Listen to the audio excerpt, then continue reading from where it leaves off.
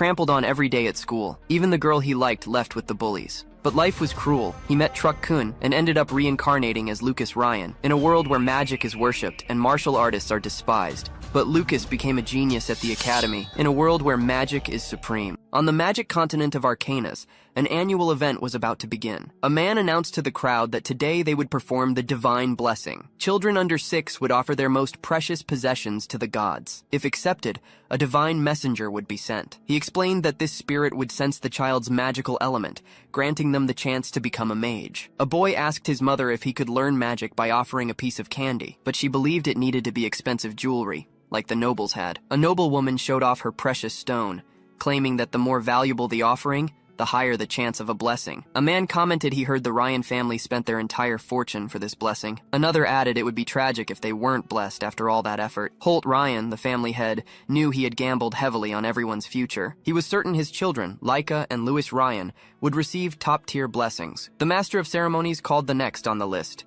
He loudly announced the name Julia Ryan. The young girl approached and placed a small crown on the altar. A formation appeared on the ground, and the MC wondered what it could be. He questioned if this was the blessing of Kahai, the thunder god. It was level 7. 12 years had passed since they had seen such a high level. Her father celebrated his daughter's incredible talent, claiming their family had been chosen. The girl regained consciousness, not understanding what had happened. Her mother remarked that the offering didn't seem valuable enough to cost the family fortune. One guest reminded another that one child was still left, and he would offer the legendary treasure. Holt knelt before Lucas, telling him he was next, and the boy agreed. An older man handed him a sword to be accepted. In the crowd, people reacted to the energy radiating from the blade. A figure manifested behind the boy, identified as Vulcanus, the fire god. His little sister wished her big brother good luck. The MC realized that by offering something so valuable, the Ryan family head was betting everything on the boy. Lucas walked toward the altar to make his offering. Outside, the sky changed color, and people wondered what was happening. The boy's father had never seen anything like it,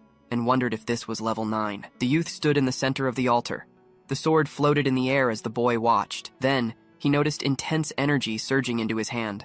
Light spread up his arm, engulfing it completely. Another figure was now holding the sword. Outside, someone commented that the sky had returned to normal. Holt questioned if the blessing was over, and where the divine spirit was. His youngest daughter looked toward the altar. Lucas was repelled from the altar, falling to the ground where he remained motionless. The MC and his family called out to him. His parents rushed over, begging him to wake up. The MC stated that the god had rejected him. He declared that Lucas Ryan had been abandoned by the progenitor of magic. As the family supported him, light descended from the ceiling towards someone else. In the realm of the fire god, a voice echoed with discontent. The entity was annoyed that the Ryan family had offered an ancient power. He observed the blade and swore he would never forgive them. His servants praised his decision to only reject the child's offering. One spirit noticed an otherworldly presence had entered the boy's body and asked if it should be removed too. The fire god replied there was no need to waste time on a being from another world. He turned to the other offering, calling it a fine piece. A soul found itself wrapped in energy. Within it, an eye opened. In the celestial source realm of the martial god, a man emerged. He focused on his goal. With a single movement, he overcame a barrier. He advanced through space. A cosmic creature addressed him as the power source governing this world. The man simply asked if the creature sought to block his path to a higher dimension. A cosmic creature attacked with a blast, trying to contain him, but the man pressed forward and unleashed his energy directly. The impact easily overwhelmed the creature. He turned as the being dissipated into a large vortex. He now faced a newly formed portal. The martial god stated that power source was nothing special. A small creature flew toward him, calling him Lord Martial God. He grabbed it, asking why his attendant spirit was obstructing him. Then he sensed that his old partner, Reku, was no longer present. The spirit showed an image, and he wondered what was happening on the Arcanus continent. He remembered that 1,000 years ago martial arts were stronger, but now the fire god Vulcanus was worshipped. The spirit commented on the current situation. Even so, he claimed that spreading martial arts was a heavy burden. He had no interest in developing them, yet he acknowledged the duty to pass them on. A small being like him had to dedicate himself constantly to training. His presence then dissolved into a point of light. A new consciousness awoke, confused about its situation. Opening his eyes, he questioned what that was. He saw himself surrounded by several identical figures. The boy remained lying in bed. The creatures introduced themselves as Mars, the martial god, and announced they would grant him a blessing. They continued to float around the youth's bed.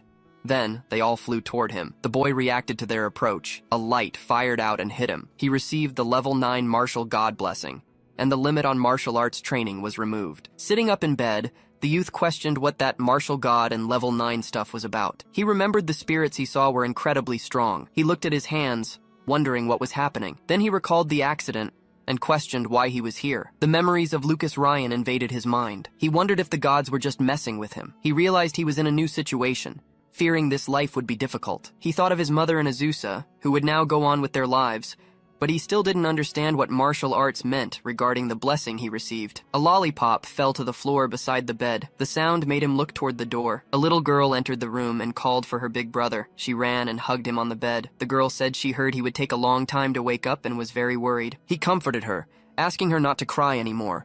Recognizing her as Julia, Lucas's sister, he remembered Azusa, who must have been shaken by what happened. He then decided he would protect the people precious to him in this life, counting on the martial god's help. An angelic statue stands prominent on an altar in the center of a grand hall. Suddenly, a dark liquid begins to weep from the statue's eyes. The stone figure cries the dark substance, offering up its stained hands. A woman remarks that the detestable man's presence has vanished. She wonders if he died or simply left this world. Clutching a symbol on her chest, she laments having so little power left. The woman then rises amidst a dark substance. She declares that with him out of the way, this world will soon be theirs. 9 years later, peace reigns at the Ryan family estate. Lucas notices the weather has cleared and assumes Julia's training must be over. He decides to go meet her, but a massive thorn bush blocks his path. Suddenly, the thorns wrap around him, hoisting him into the air. Lucas wonders who would pull a prank like this again. He turns and identifies the culprit as Jeremy. Jeremy Ryan greets him as Lucas, the child abandoned by the gods. Behind him, a maid expresses surprise that Lucas hasn't been kicked out yet. Jeremy reminds Lucas that this backyard is reserved for the family's mages. He suggests that maybe Lucas will learn his lesson if he suffers some consequences, but Lucas warns him that his sister is finishing her magic training and will return any second. He advises Jeremy to let him go, unless he wants to get blasted by her lightning. Jeremy calls him a coward for hiding behind his sister, stammering that he's not afraid of a little lightning. At that exact moment, a bolt strikes him square in the chest. The maid screams for her master, who is now lying on the ground, smoking. Lucas turns to see Julia approaching the gate. Young Julia warns Jeremy that she won't go easy on him if he bullies her brother again. She puffs out her cheeks in a huff. Then she turns to her brother and says she'll get those thorns off him right away. Once down, he pats his sister's head, and she smiles up at him. Lucas keeps his hand on her head and asks Jeremy if he's learned his lesson. Jeremy just stares, unable to respond. Without a second thought, he turns and flees with the maid. Lucas comments on how fast Jeremy is running and notes that she went easy on him with that last shock. Julia asks why he didn't fight back since he could defeat him. He reminds her that his true strength is a secret between them. He pats her head again, saying she's there to protect him, and she readily agrees. As they walk toward the mansion, he reflects on the 9 years that have passed since he reincarnated into Lucas's body. He recalls the day he woke up. Lucas's father, Holt, visited him, making him believe he'd be expelled for failing to meet expectations. Instead, Holt embraced him, saying he was just happy Lucas had woken up safely. Even though he leads an order of knights and is rarely home, Holt is a good father who genuinely cares about his children. When Holt discovered Lucas had started training in martial arts, he immediately sent a letter with useful information. The letter informed him that the family archives held ancient martial arts books that could help. Lucas descends a dark corridor, lighting the way with a candle. Thanks to that letter, he was able to put a certain audacious plan into action. Back in the present, a maid calls for young Master Lucas outside the mansion. One maid wonders where he went, but the other says not to worry. He'll be expelled soon anyway. Suddenly, the two maids are startled by something they see. One asks if the other has felt the ground shaking. Her companion suggests it might just be someone practicing earth magic. Meanwhile, deep in an underground cave, a fist smashes through a stone wall. Lucas steps back from the rubble, wiping sweat from his face. He looks at the passage he's dug. It should be enough to reach the archives. He spent 6 months digging to build this secret training ground, divided into a study area, a training zone, and storage. He had to improvise a cheap tub for a bathroom since he spent all his money equipping the other sections. He's trained here secretly every day since finishing it. Currently, he's relaxing in a medicinal bath, claiming it's the most efficient way to train martial arts. It's been 3 years since he started training with the chaotic tempering technique he found in the archives. He rises from the tub, revealing that now, magic attacks of level 5 or lower don't even scratch him. With his defense finally taking shape, he turns to focus on offense. He approaches a training dummy, sword in hand, and executes a rapid series of strikes with the broadsword. He also trains with a long spear. Finally, he steps back from the training dummy, which is now completely destroyed. Having reached level 4 in his spear technique, he decides to practice his fist techniques a bit more today. His skills have steadily improved over the last 9 years, But one thing still bothers him. According to the books, martial artists hit a limit that can only be broken by achieving enlightenment. But this enlightenment is so difficult to attain that most give up. That's why so few train in martial arts. He turns to a large training barrel and declares that he is different. He delivers a powerful punch straight into the barrel, causing it to completely explode on impact. He has reached level 5 in his fist technique. His levels just keep rising with no apparent limit. He realizes this must be what they call a divine blessing. Back in his room, he remembers Holt is returning home tonight for a family dinner. He walks down the hall toward the large dining room doors. Upon opening them, he finds his entire family already seated at the table. Holt greets him, mentioning it's been 6 months since they last saw each other, and invites him to sit. Holt informs Lucas that the Allen Magic Academy is opening a special martial arts department, and that he has already enrolled him. He acknowledges that martial arts are difficult, but knows Lucas can succeed.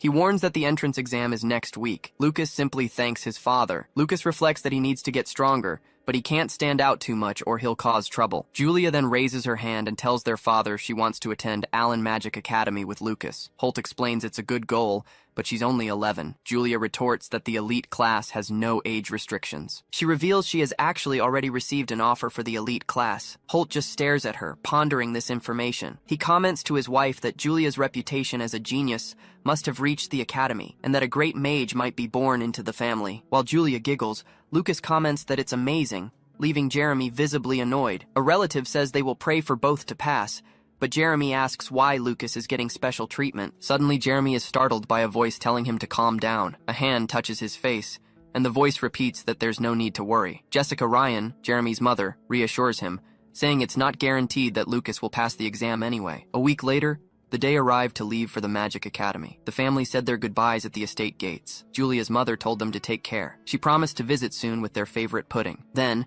she reminded them not to forget the lucky coin their father had given them. The coin was from the Buon dynasty, 10,000 years ago. Their father had won it after subjugating a magical beast. Holt showed them the coin. He explained that the engraved face was Mars, the first emperor. Lucas recognized him instantly. He told them to always keep it with them as a lucky charm. Lucas held the coin tight. He felt lucky to have a good family in both of his lives. With a final wave, Julia said goodbye, and they finally set off. A few hours later, the coachman announced the sunset. He said they should camp in the clearing ahead. Around the campfire, a man named Forden explained their schedule. They would arrive at Allen Academy by nightfall the next day. Julia asked Mr. Forden if there was anything interesting in Daku City. He nodded, mentioning the annual Magic Dodgeball tournament. Mr. Forden added that the city was also famous for being a gastronomic hub. Lucas noticed his sister Julia was already drooling. Suddenly, he sensed movement from the darkness of the forest. He detected 12 horses and 13 people approaching fast, just 2 kilometers away. He asked Forden if there were bandits in the area. The man replied that the chances were low. His chaotic tempering technique had given him sharpened senses. He was certain he wasn't imagining things. With only 5 of them and a child in the group, he knew they needed to be careful. He stood up and warned them. A mysterious group was coming quickly, and they needed to get into formation. Forden couldn't hear anything, and wondered what young Master Lucas was talking about, but he quickly changed his mind. He ordered the guards to ready their weapons immediately. He didn't know where Lucas got the information, but decided it was better to be safe than sorry. Just then, a group of bandits on horseback charged through the forest. The guards spotted the riders, confirming their presence. The bandit leader saw them. He celebrated that the boss was right about the place being full of nobles. One of them commented that the little girl and the boy next to her would yield a good ransom. Forden confronted them. He asked if they had any idea what happens to those who mess with nobles. The bandit leader simply ordered his men to attack everyone except the 2 children. The bandits advanced.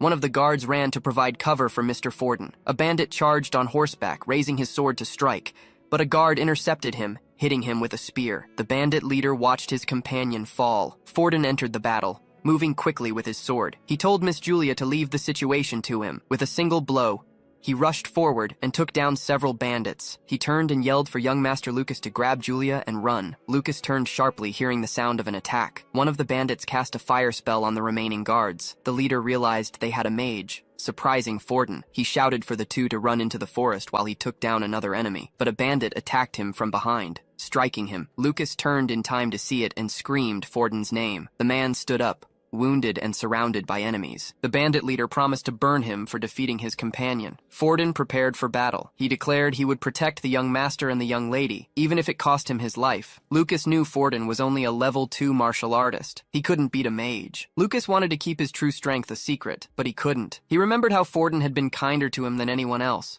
becoming practically family. He couldn't stand by and watch his family be attacked. He told Julia to hide. He knelt down and told her he was going to help Forden. His sister agreed and asked him to be careful. Lucas ran toward the combat. Meanwhile, Forden exchanged blows with the bandit. He fell to his knees, struggling to stay upright. The bandit leader raised his sword to deliver the final blow. Suddenly, the attackers fell. Forden looked back, surprised by what had just happened. The other bandits wondered what that was. 2 fast projectiles hit 2 bandits. Then, a barrage of projectiles took down several other men at once. A small flame formed in Lucas's hand. He commented that his Gale Strike had reached level 4. Defeating level 1 bandits was a piece of cake. One of the bandits despaired, asking who the hell did that to his companions. The leader realized they had all been defeated in an instant. He prepared one last attack, screaming that he was taking the old man with him. A large fireball was launched directly at Forden. With no strength to dodge, Forden thanked whoever had helped, knowing the children would live. He closed his eyes and thanked the heavens. But Lucas jumped in front of him to intercept the imminent attack. The youth advanced directly against the fireball. Forden watched him, unable to believe his eyes. After the smoke cleared, Lucas was standing there. Forden called out to him as young master. The bandit leader was surprised to see his fireball completely negated. He tried to counterattack with another spell. Lucas simply stated that he was already finished. With a single punch, Lucas charged and hit the bandit leader squarely.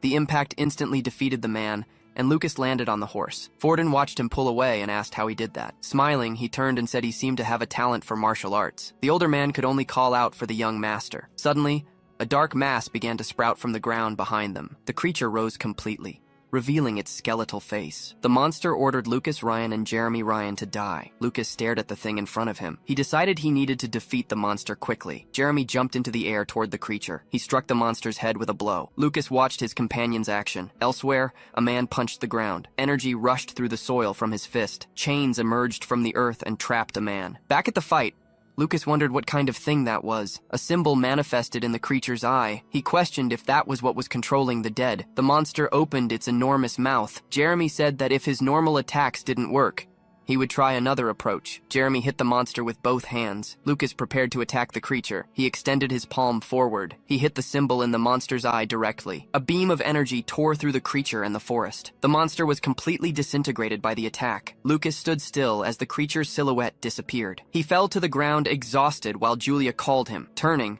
he saw her running toward him. Julia hugged him and asked if he had defeated all the villains. Jeremy watched the scene, wondering what had just happened. Lucas heard a noise and looked to the side. A horse neighed in the forest. Someone was mounted on the horse. Maya Rasta was tied atop the animal. In a cave, several men were imprisoned. The cult hostess questioned who managed to eliminate number 44. Then, she stated that restoring her own power was the main priority. Back in the forest, Julia confirmed the girl's name was Maya Rasta. Lucas commented that he felt he had heard the name Rasta somewhere before. Sitting next to Maya, Julia said she had the same feeling. Lucas explained that the Rasta and Ryan families were noble houses living near Daku City. Julia finally remembered. She asked Maya how she ended up being attacked by those bandits. Maya began to recount that a few hours earlier, bandits had suddenly attacked her carriage. In her memory, one of the bandits was laughing. She continued, saying her guards were defeated one after another, and her lady-in-waiting was attacked while trying to protect her. Maya explained that it didn't matter how many times she said she was a noble. One of the men just stared at her. She concluded by saying their goal was just to kidnap the children of nobles. Lucas told them everything was fine now, as they were all defeated. He remained silent for a moment. Forden approached and informed the young master that Miss Maya and Miss Julia had gone to rest. Lucas called him over and asked for his opinion on what Maya had said earlier. Forden asked if he meant the fact that those bandits were professionals. He stated they had likely been targeting noble children for some time. Lucas added that they were bandits who could use magic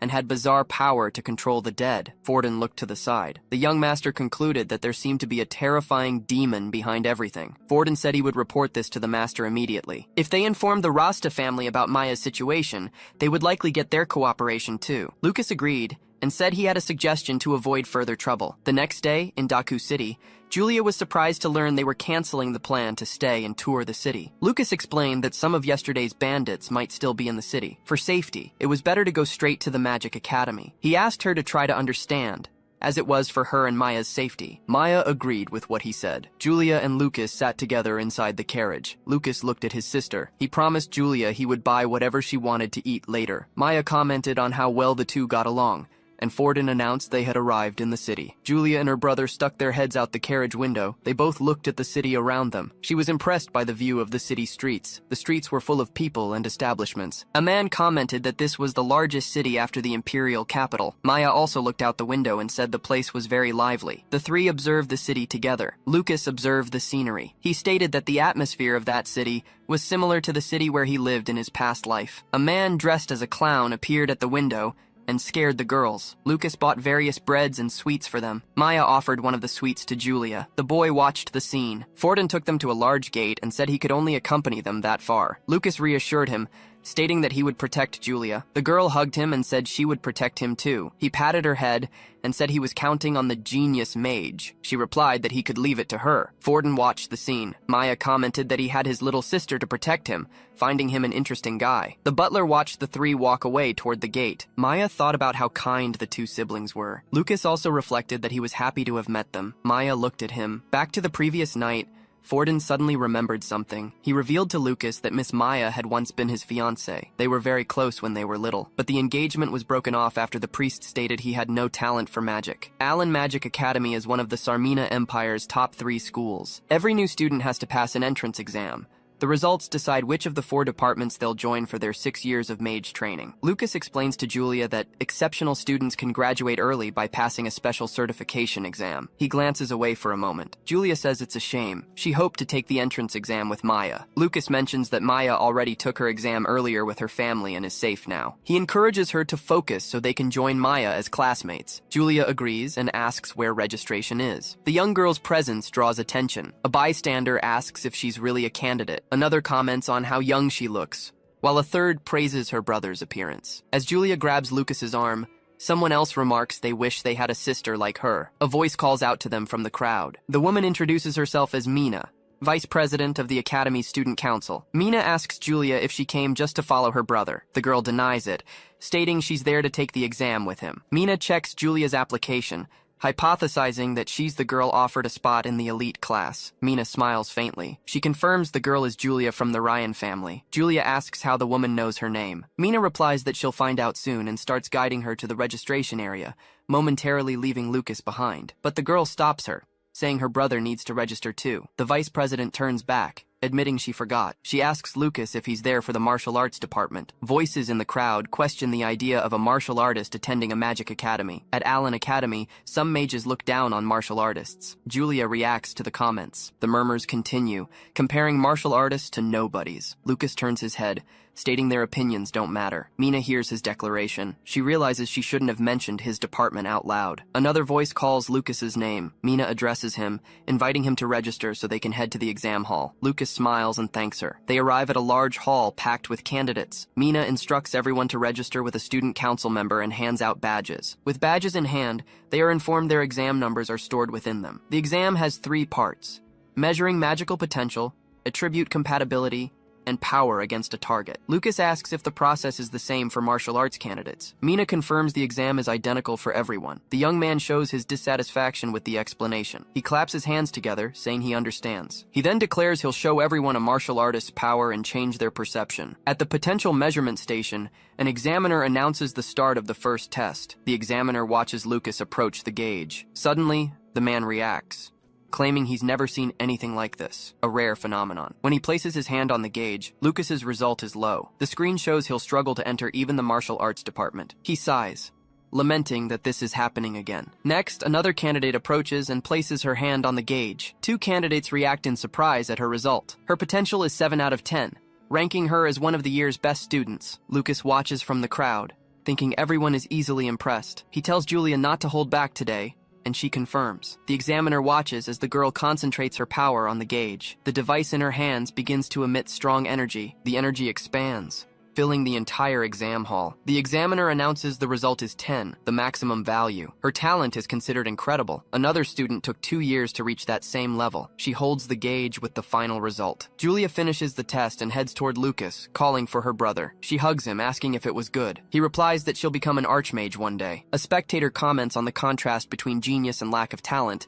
but is interrupted by a colleague. The young man advises him not to start trouble with a genius over someone with no ability. Julia shifts her stance, warning that she won't accept anyone mistreating her brother. For the last 3 years, all of Lucas's hard work had a purpose. Candidates gathered in a circular hall for the compatibility test. Elemental spirits of various natures suddenly appeared throughout the room. A surprised candidate pointed, drawing everyone's attention. Julia stood in the center of the hall. Spirits of every element were beginning to gather around her. She smiled as they swirled about her. One candidate whined about not attracting any spirits.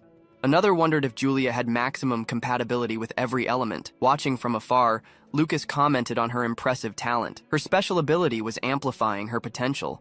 It was more than enough to pass the entrance exam. An examiner announced that Julia Ryan had the highest compatibility score of all candidates and congratulated her. Immediately, a group approached her, praising her performance and asking to be friends. Julia ran and hugged Lucas from behind, calling out to her brother. He turned and asked what happened. Hiding behind him, she asked why those people were staring at her like that. Lucas patted her head. He explained it was because she was a genius, and she'd be getting a lot of looks like that from now on. He advised her to get used to it gradually. Julia declared she needed to become stronger to protect him. Lucas encouraged that attitude. He also planned to strengthen her mentality to handle the attention. He then noticed 2 men talking in the distance. One commented that Julia's talent could be royalty level, but her useless brother made him dismiss the idea. The other recalled the guy's compatibility score was likely 0, just like in the previous test. Besides, all the spirits had recoiled from him in repulsion the moment he entered the hall. The man continued, mentioning something strange happened at the end of the second test, too. He recounted that the moment Lucas left, part of a fire spirit just fell apart. His friend doubted the story, but Lucas and Julia walked past them at that exact moment. Lucas overheard the conversation and gave a slight smile. He then remembered what really happened during that test. As he walked through the hall, the fire spirits avoided him. Their attitude was particularly hostile, taunting him. When the test ended and he was leaving, one flew right at him. The spirit spat fire directly at him. So, he picked up a small stone and threw it, dissipating the fire spirit's form in the process. He stated that a mere servant of the fire god had no right to act arrogantly around him. Lucas then held Julia's hand and called her to head to the final test. He asked if she could get first place in the next one. The girl replied, yes, as long as he didn't go too hard. With a smile, the young man said he wouldn't get serious, since he planned for her to protect him. They arrived at the Magic Destruction Power Test site. In the center of the arena, a large metal mannequin awaited the candidates. One candidate complained that the genius girl got first place again. Another doubted she could break the mannequin. He stated there was no chance she could do it. The mannequins were made of special metal with defensive enchantments. They could resist any attack below curse rank. Lucas observed the targets, commenting they looked tough. He clenched his fist. It was a good chance to test his level 6 skills. He concluded that getting to use expensive equipment made coming to this school worth it. Suddenly, someone shoved him in the crowd, telling him to stop pushing. A girl pointed at him and ordered him to get in line. She then turned to another candidate. She said useless people should get out of the way.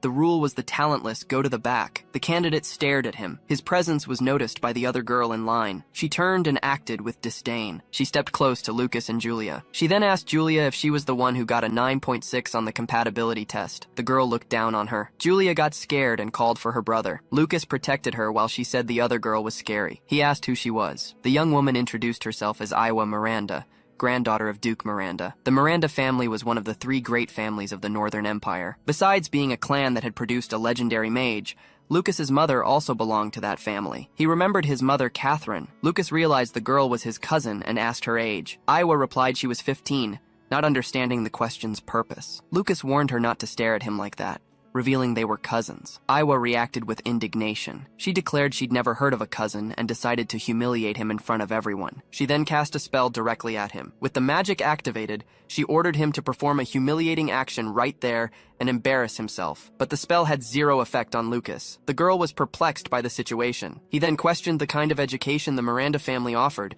using mental magic on a relative she just met. Iowa couldn't believe her best magic failed. He asked if she really thought she could control a martial artist with that. An examiner called for the next one, Lucas Ryan, and he announced he had to go. Another examiner called for Julia. Iowa pointed at the girl.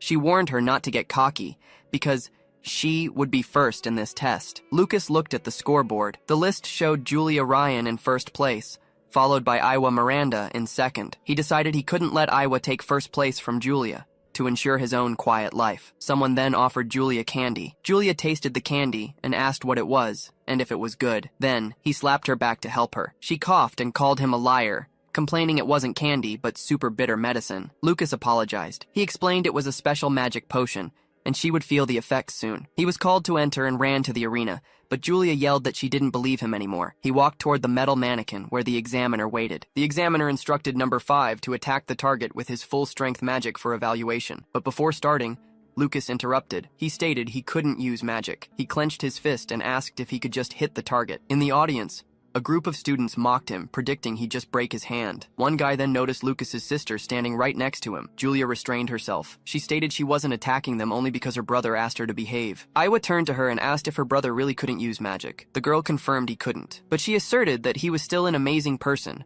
and no one had the right to mock him. Her cousin observed her, believing there was a limit to a martial artist's strength, and that Julia was just being deceived. Suddenly, a powerful impact echoed through the arena. Dust rose in front of the crowd. Iwa reacted to what just happened. She wondered what that was. 2 minutes earlier, Lucas had asked the examiner if just one hit would be enough.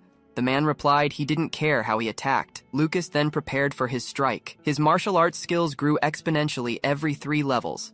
His strongest technique received a major boost at level 3. Now that the skill reached level 6, its power was on another level. He advanced with a high-speed punch. The target was the mannequin's head. The impact of the blow launched the metal mannequin backward. A cloud of dust spread through the arena. The mannequin fell to the ground with a hole in its chest. Lucas stared at the mannequin on the floor. Iwa watched him. She recognized his speed was comparable to high-level wind magic, and his attack had the power of a curse rank. The other students reacted with surprise. She realized she was the only one who noticed his true strength. She analyzed him on the screen, concluding he was hiding his real power. The examiner congratulated him with a perfect score. Lucas offered to help clean up the broken mannequin. His name appeared on the scoreboard, and he signaled to Julia. The girl celebrated his result. She was happy he managed to hide his strength and avoid a 0. As the exams continued, fewer students paid attention to Lucas's destructive power, but everyone was impressed by Julia's rare talent. She then gathered a large amount of power, surprising the candidates around her. She concentrated the power into her staff. Next, a spell circle formed at her feet. She then announced the descent of lightning. A massive lightning bolt was conjured and descended from the skies. The attack hit the mannequin. Spectators commented that type of magic was ideal for attacking. The crowd reacted, impressed by the honor student's power, while one of them pointed to the arena. Julia was sitting on the ground. Other candidates wondered if the lightning hit her so hard she couldn't get up. She remained on the floor, not understanding what happened. The examiner announced Julia Ryan's score as 9.5 and called the next candidate. Back with Lucas, she explained she used the spell and a lightning bolt fell out of nowhere, which completely scared her. The girl continued, saying that even at full strength, the lightning seemed more active than usual. He just watched her silently for a moment. The effect was caused by the potion he gave her, but Lucas decided not to tell her. In this world, both mages and martial artists had their own techniques for creating potions. Mages dedicated themselves to brewing potions, while martial artists refined elixirs. Magic potions required a medium, but elixirs made through refinement could be absorbed directly by the body. In the past, various elixirs were created, but with the decline of martial arts, refining elixirs became extremely difficult. Very few martial artists in the modern era could create the mage essence elixir that boosted Julia's power. This was because creating that elixir required the refinement ability to be at level 6. Currently, the only other person capable of such a feat was the level 9 martial artist, Duke Reti Suzanne. Lucas decided to keep his level 6 ability an absolute secret to avoid trouble. Time passed outside the academy. While waiting on a bench, Julia asked if it wasn't over yet. Lucas replied they just needed to wait for the class assignments. A voice then called for Julia and Lucas. Mina approached them, waving near a bulletin board. Lucas stood up and asked what she was doing there. She explained she came to post the class assignments and congratulated them for getting first place. Julia celebrated the news that she was first in the elite class. Lucas congratulated her, and she celebrated with him for passing into the elite class too. Then Mina asked Julia if there was any department she wanted to join next year, leaving her confused by the question. Mina explained that the academy had 5 departments. All students were assigned to one after the first year. The girl then deduced that, based on her attribute, she would probably go to the wind department. Mina then grabbed her and said she would wait for her in the wind department. Julia agreed to the proposal. Lucas noted that Mina was already recruiting people, while she offered to take Julia to the female dormitory. Julia said goodbye to her brother, saying she'd see him later. Lucas waved goodbye, asking Mina to take care of his sister before heading to the martial arts department. The students announced that the class assignments were published. Julia Ryan got first place as expected. One student commented that the other freshmen were just extras to make the genius stand out. The final scoreboard showed Julia Ryan in first place in the elite class. Iowa swore that one day she would take first place from Lucas and Julia. Lucas already knew the martial arts department wasn't a priority, but he wondered if anyone could actually live in a building that looked ready to collapse. At least a place like that would be quiet enough for the peaceful school life he wanted. A guy approached him, asking if he was Lucas, the department's top-ranked student. He introduced himself as Kai Taroy, from the same department, and greeted him. Lucas ignored him and headed to the registration desk. As he signed the papers, Kai praised him for launching the dummy into the air, but Lucas just said it was luck. An older man handed over a key, saying his room was on the second floor. Seeing the key was for room 205, Kai cheered that they'd be rooming together. The two walked down a rundown hallway looking for the room. Kai and Lucas were surprised to find someone else already inside. The guy introduced himself as Sharp. Along with his friend Collins, he said they'd all be roommates from now on. Kai reacted to the news. Their room was in terrible condition. Kai questioned what kind of room this was. He reacted with disgust, claiming the place was worse than a pigsty. Then, startled by a spider, he asked Lucas if he really intended to stay in such a filthy room. Lucas just watched his reaction. The boy showed a coin. He held it up, offering it as a reward to whoever cleaned the room. As Sharp and Collins cleaned, Lucas watched the scene. Kai approached and tried to reassure him, saying living conditions should improve. An older man knocked on the door, announcing he was there to deliver uniforms. He informed them the entrance ceremony was about to start in the hall, so they needed to change and head over. Kai reacted indignantly to the uniforms, complaining he'd look like a beggar if he wore them. The man explained the school had a request system to improve student treatment. He suggested a request could even result in changing the uniform. With this new information, Kai hurried to the hall. They arrived at the academy's main hall. Lucas walked across the floor. Wearing the new uniform, he entered the grand hall. He observed the structure of the place. His roommates were also impressed, but Kai claimed it was nothing compared to his house. He searched for Julia in the crowd. Kai pointed out that the elite class sat in the front. The girl was sitting in the first row, and the elite class uniform was next level. Kai warned him that their department's seats were the furthest away, in the back. Lucas decided not to go, saying the uniform looked better on Julia. A student complained the seats were too far, questioning if there was discrimination against the martial arts department. Lucas sat in his seat while a girl next to him watched him. Then, candles on stage lit up with a great flame. A flower of fire materialized in someone's hand. Floating on stage with his level 6 ability, he said the new students should feel honored. He continued his speech, introducing himself as the student council president. Back on the ground, Theodore Palomel announced he would present the school's point system. Female students in the audience reacted to his presence, calling him a genius. Lucas watched him silently from his seat in the back of the hall. Theodore explained that at Allen Magic Academy, the point system was the basis for almost everything. He detailed that magical abilities,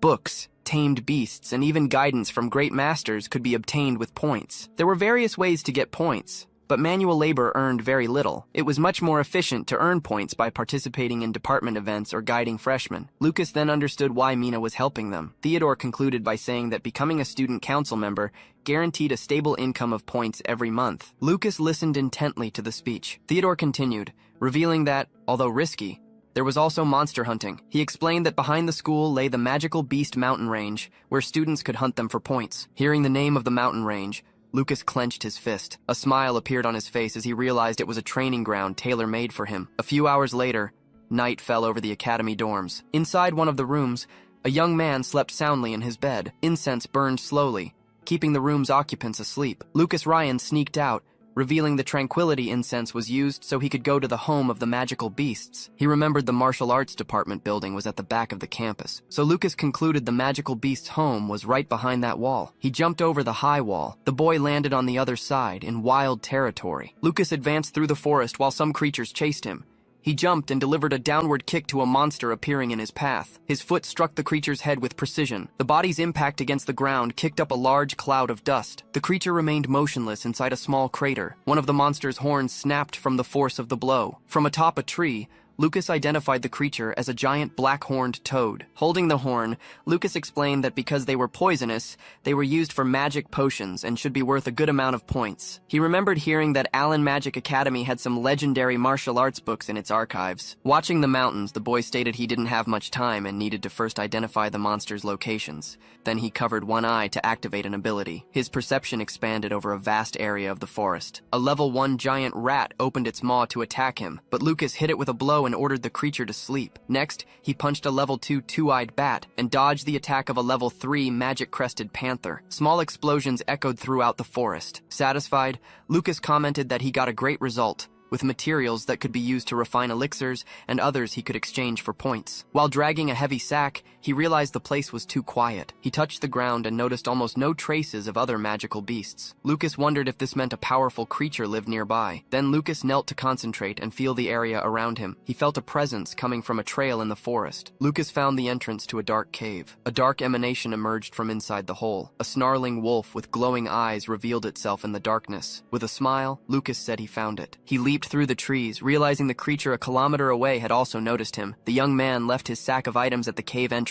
Then he stepped forward, entering the creature's lair. A huge level 6 fire and ice wolf emerged, snarling at him. The creature stared at the boy with intimidating eyes. Lucas understood that being a wolf, it made sense for it to be so territorial. The beast charged with its mouth open to attack, fist clenched. He invited it to confront him. Lucas then landed a punch on the wolf's paw, and the creature retaliated with a powerful blast of ice. Lucas blocked the attack, covering his fist with ice. The wolf retreated at the unexpected defense. He then shattered the ice and landed a direct punch to the creature's face. With the wolf stunned, Lucas leaped back, holding a piece of ice. The beast staggered and hit the cave wall. Standing over the fallen creature, he lamented that if he had trained more, he would have caused much more damage. Lucas provoked it to get up, saying the fight wasn't over yet. The wolf rose again and concentrated a sphere of fire in its mouth. Then it fired an immense blast of flames.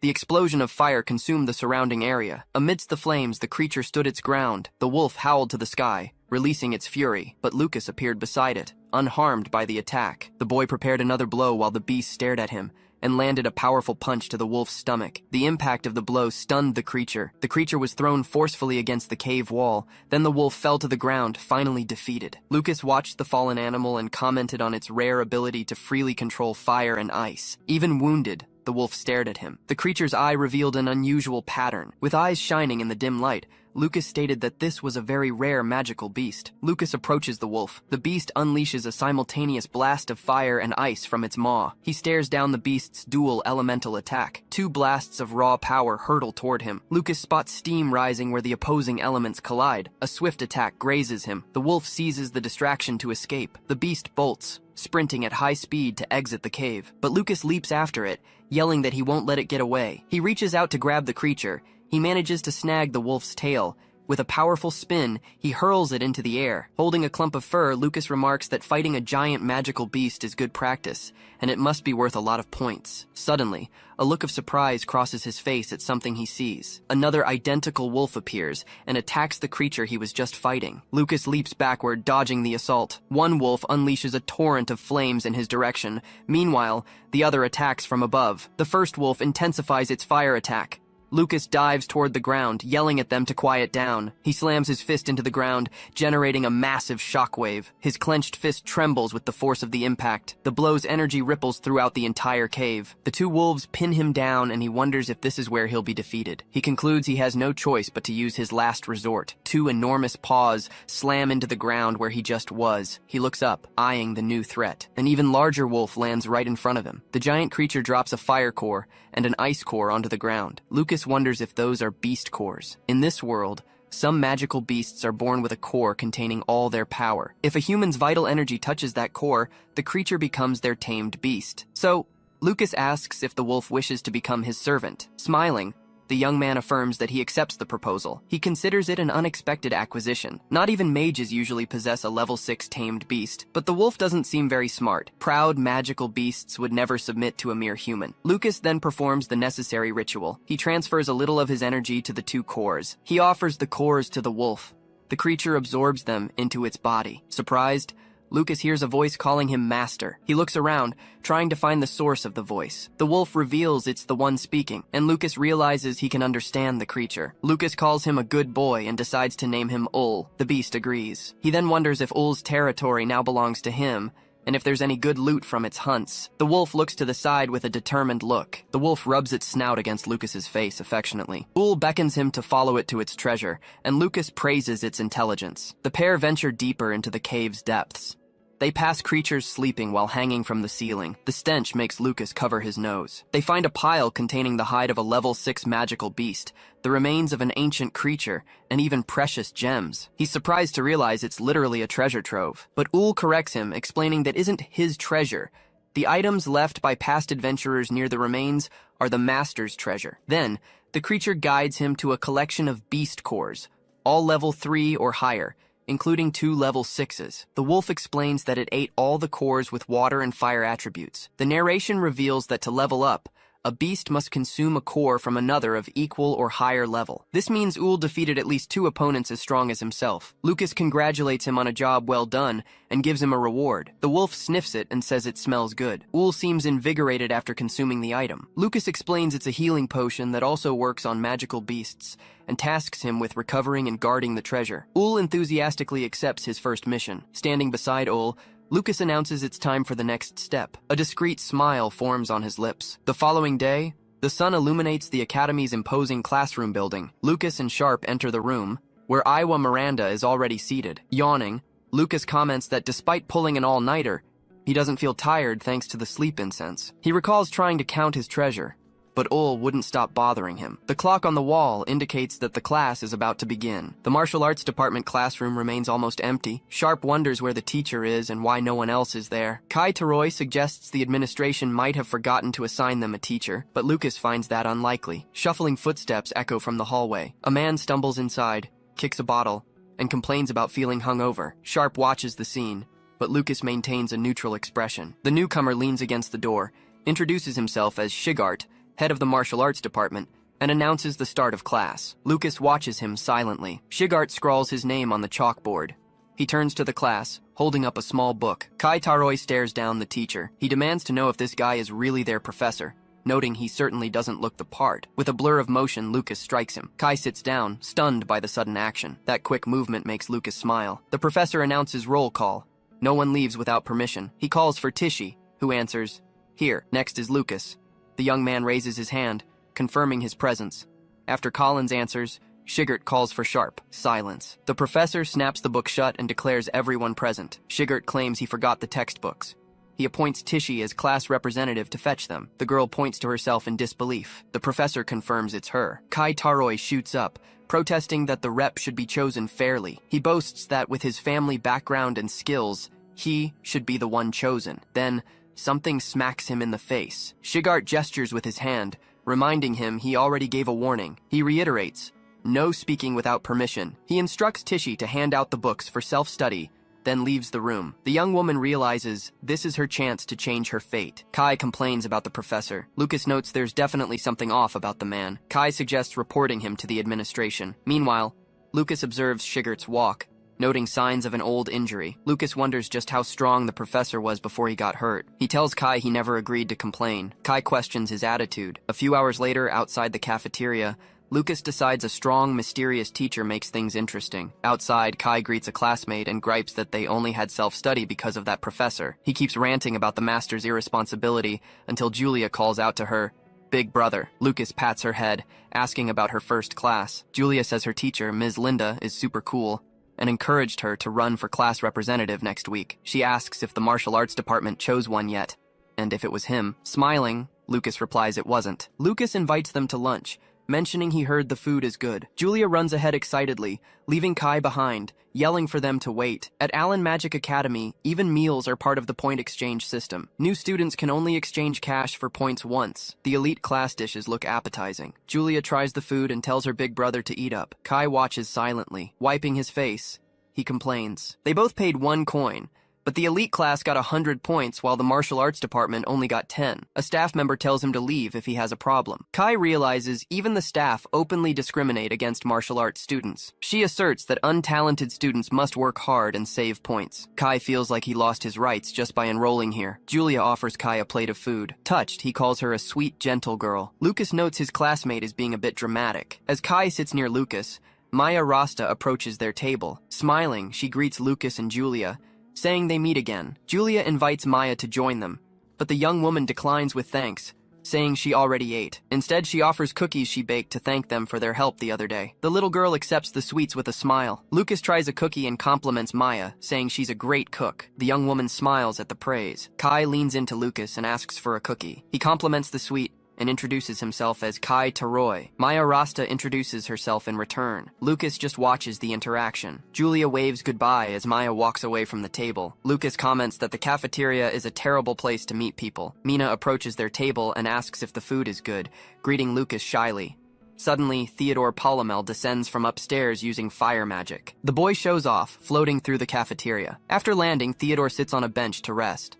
Lucas eats a cookie, remembering the entrance ceremony. He looks to the side, noticing something. He watches Professor Shigart walking away, drinking from a bottle. The man takes another swig. Then he leaves the cafeteria and walks across the academy grounds. Shortly after, Shigart opens a door. Inside the room, two men comment that he's the last to arrive again. One says he thought taking over the martial arts department would straighten him out. The other replies, "You can't blame him after what happened." Now seated at the meeting table, Shigart stretches. A blonde woman stares at him from across the room. She watches him with a serious expression. Someone taps their fingers on the table to get attention. With everyone gathered, the meeting finally begins. An older man announces the agenda: the Magical Beast Taming Tournament. It's an annual tradition in the Carmina Empire for all Allen Magic Academy freshmen to participate. An instructor reports they have already prepared over 2,000 level 1 magical beasts for the event. It will be held in 6 days, just like every year. One professor suggests the martial arts students should just sit it out.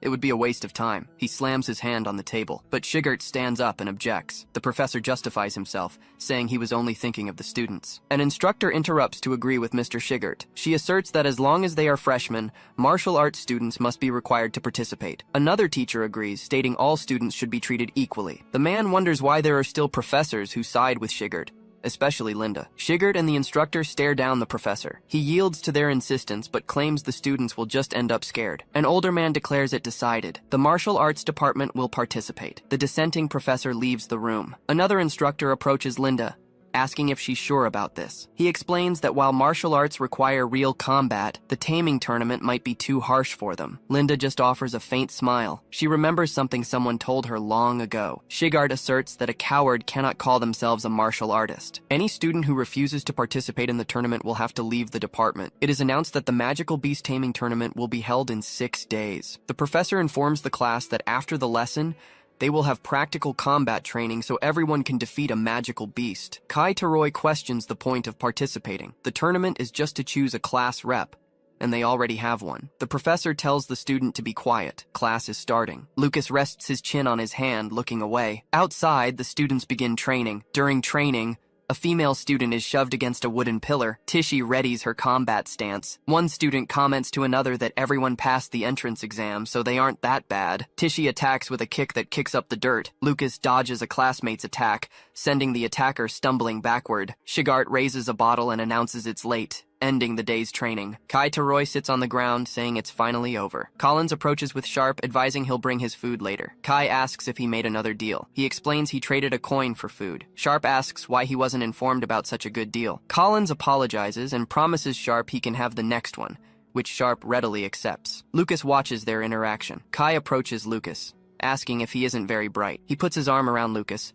offering to teach him for free. Lucas smiles and thanks him for the offer, but declines. Kai then remembers Lucas has a sister in the elite class and doesn't need to worry about points. Later that night, Lucas reflects that Kai got it all wrong. He asserts that even without Julia, he doesn't worry about food. Lucas wipes his mouth. Nature's bounty is right here. He prepares to cook a large piece of meat. The meat roasts slowly over a campfire. Sitting by the fire, he thinks he could use dinner time for training if he didn't have to take Julia home. He remembers how the vice president, Mina, tried to get close to Julia today. He can't let his guard down. He decides that if she has the slightest bad intention, he will stop her. Ul's tail wags behind him, making him turn. Ul appears and watches the roasting meat. Lucas offers the meat to Ul, telling him to eat up. Ul proceeds to devour the meal. Lucas then warns that after eating, Ul will help him train. He promises it will be a safe workout. Their training takes place in the forest. Meanwhile, at the Ryan family estate, a woman sits alone on a balcony at night. Holt approaches from behind. He asks if she is thinking about the children again, and she confirms it. He comments that their classes have probably started by now. Holt suggests she should go visit them if she misses them so much. He offers to take her,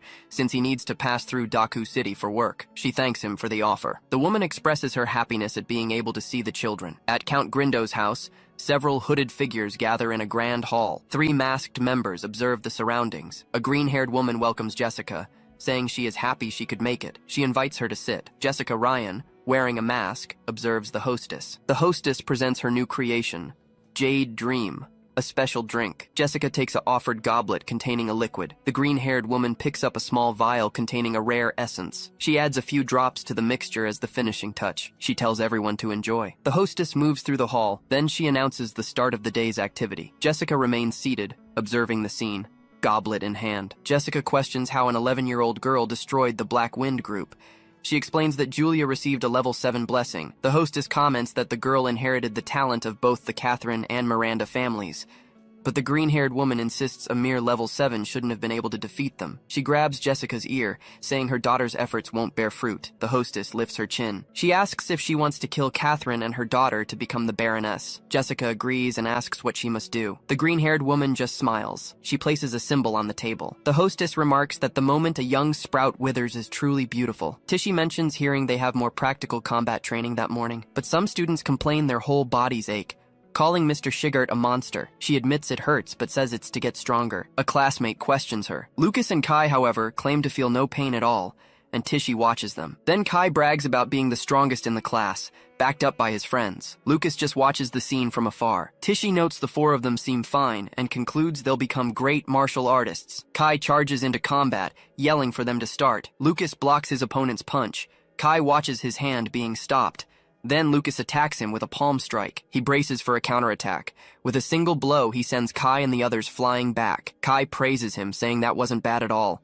Lucas replies that he wasn't either. Lucas watches the other students training from a distance. He then turns, feeling like he's being watched. An elderly man is meditating under a large tree. Kai approaches and asks if it's that old guy. Seizing the distraction, Kai attacks him, yelling that he left an opening. But the attack fails, and he's thrown to the ground. He gets up and tells Lucas not to look away, because they'll fight until there's a winner. Lucas simply agrees and prepares to continue. The old man gets up and leaves. A young woman asks Director Otani if he's returning to the library, but he refuses the company. The director calls him a fascinating young man. He realizes the boy is hiding his true strength. He decides he'll remember the name Lucas, since even he can't assess his abilities, while Kai celebrates the victory. Several hours later, class finally ends. He recalls that in the afternoon, Mr. Shigart taught massage techniques, saying it was important for everyone to learn. A classmate of Lucas massages Sharp, who says that's exactly the right spot. Lucas reflects that the effect was incredible, and now it's time to progress in the new training field. He decides to first go buy the materials he needs for it. The Allen Magic Academy Magic Supply Store has a large selection of rare products. He enters the place and compares it to a mall. A high-quality mannequin costs 30 points, and like everywhere else, he has to pay with points. He realizes the selection is great, but everything is very expensive. It looks like he'll spend 1,000 points a month. He remembers that Julia earns a lot of points, but he can't keep depending on her. He'd feel bad if she lost her lunch money. For today, he decides to buy just the magic potion to mix into his bath. Next time, he'll trade materials from the cave for points. The shop clerk is dozing at her desk. She lifts her head and wakes up. Lucas approaches the counter and asks for the item he wants.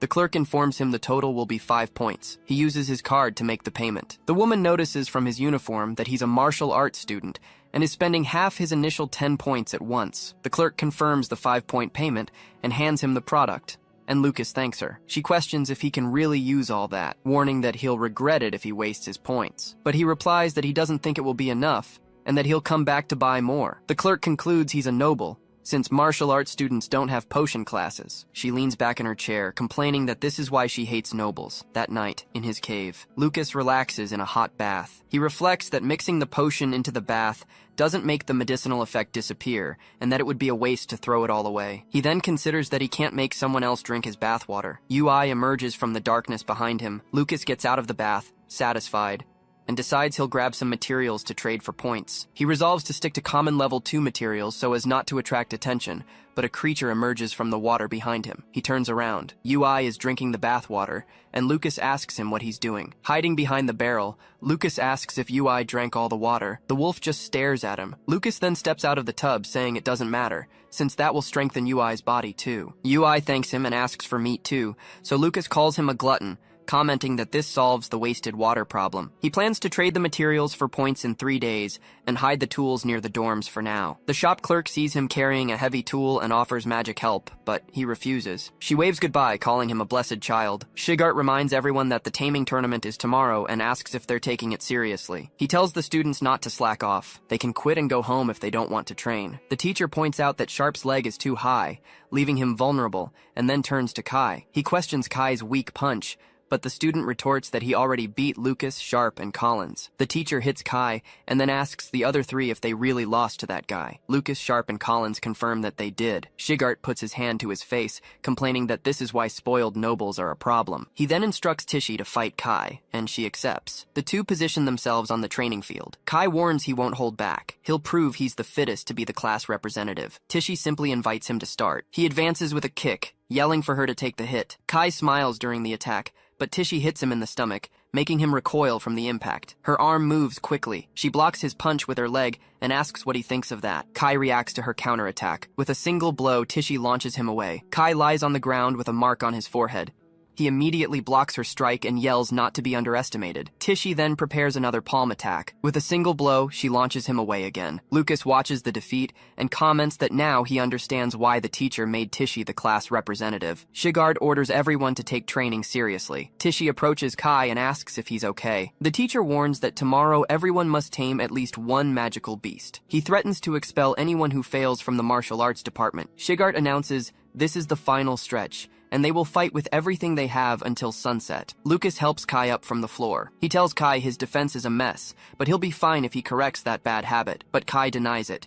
He declares he thinks he's in love with Tishy. He explains it was the first time he was defeated by a girl, and he's already thought of names for their children. The next day, the students are instructed to enter the gate in an orderly fashion. Kai comments that the place is huge. He wonders how many magical beasts are there, starting to get scared. 2 students from another department mock the martial arts students, saying they'll be destroyed immediately. Shigart tells his students to use the time to memorize the tournament rules instead of worrying about useless thoughts. Lucas sits next to his teacher in the bleachers. The boy looks to the side. Kai admits he's getting nervous, but Lucas advises him to pretend the magical beasts are Mr. Shigart. Lucas explains that they're weak. He tells Kai to just picture himself taking down Mr. Shigart. The idea gets him pumped, but Shigart warns them. He can hear every word they're saying. Lucas reminds him that a low-level magic beast can't break his defense. Kai promises not to make that mistake again. Shigart watches Lucas give sound advice. Meanwhile, an announcer appears on a screen. Julia announces the start of the tournament. She asks for the first group of competitors to enter. The announcer explains the rules. Taming 10 magic beasts earns a perfect score. The time limit is 10 minutes. Julia enters what appears to be a barrier space. She wonders how so many magic beasts could fit inside such a small hut. 2 large beasts with razor-sharp teeth appear right in front of her. She assumes everyone else is at the back of the hut and readies her attack. Casting a spell, she declares that she's caught the cute little magic beast.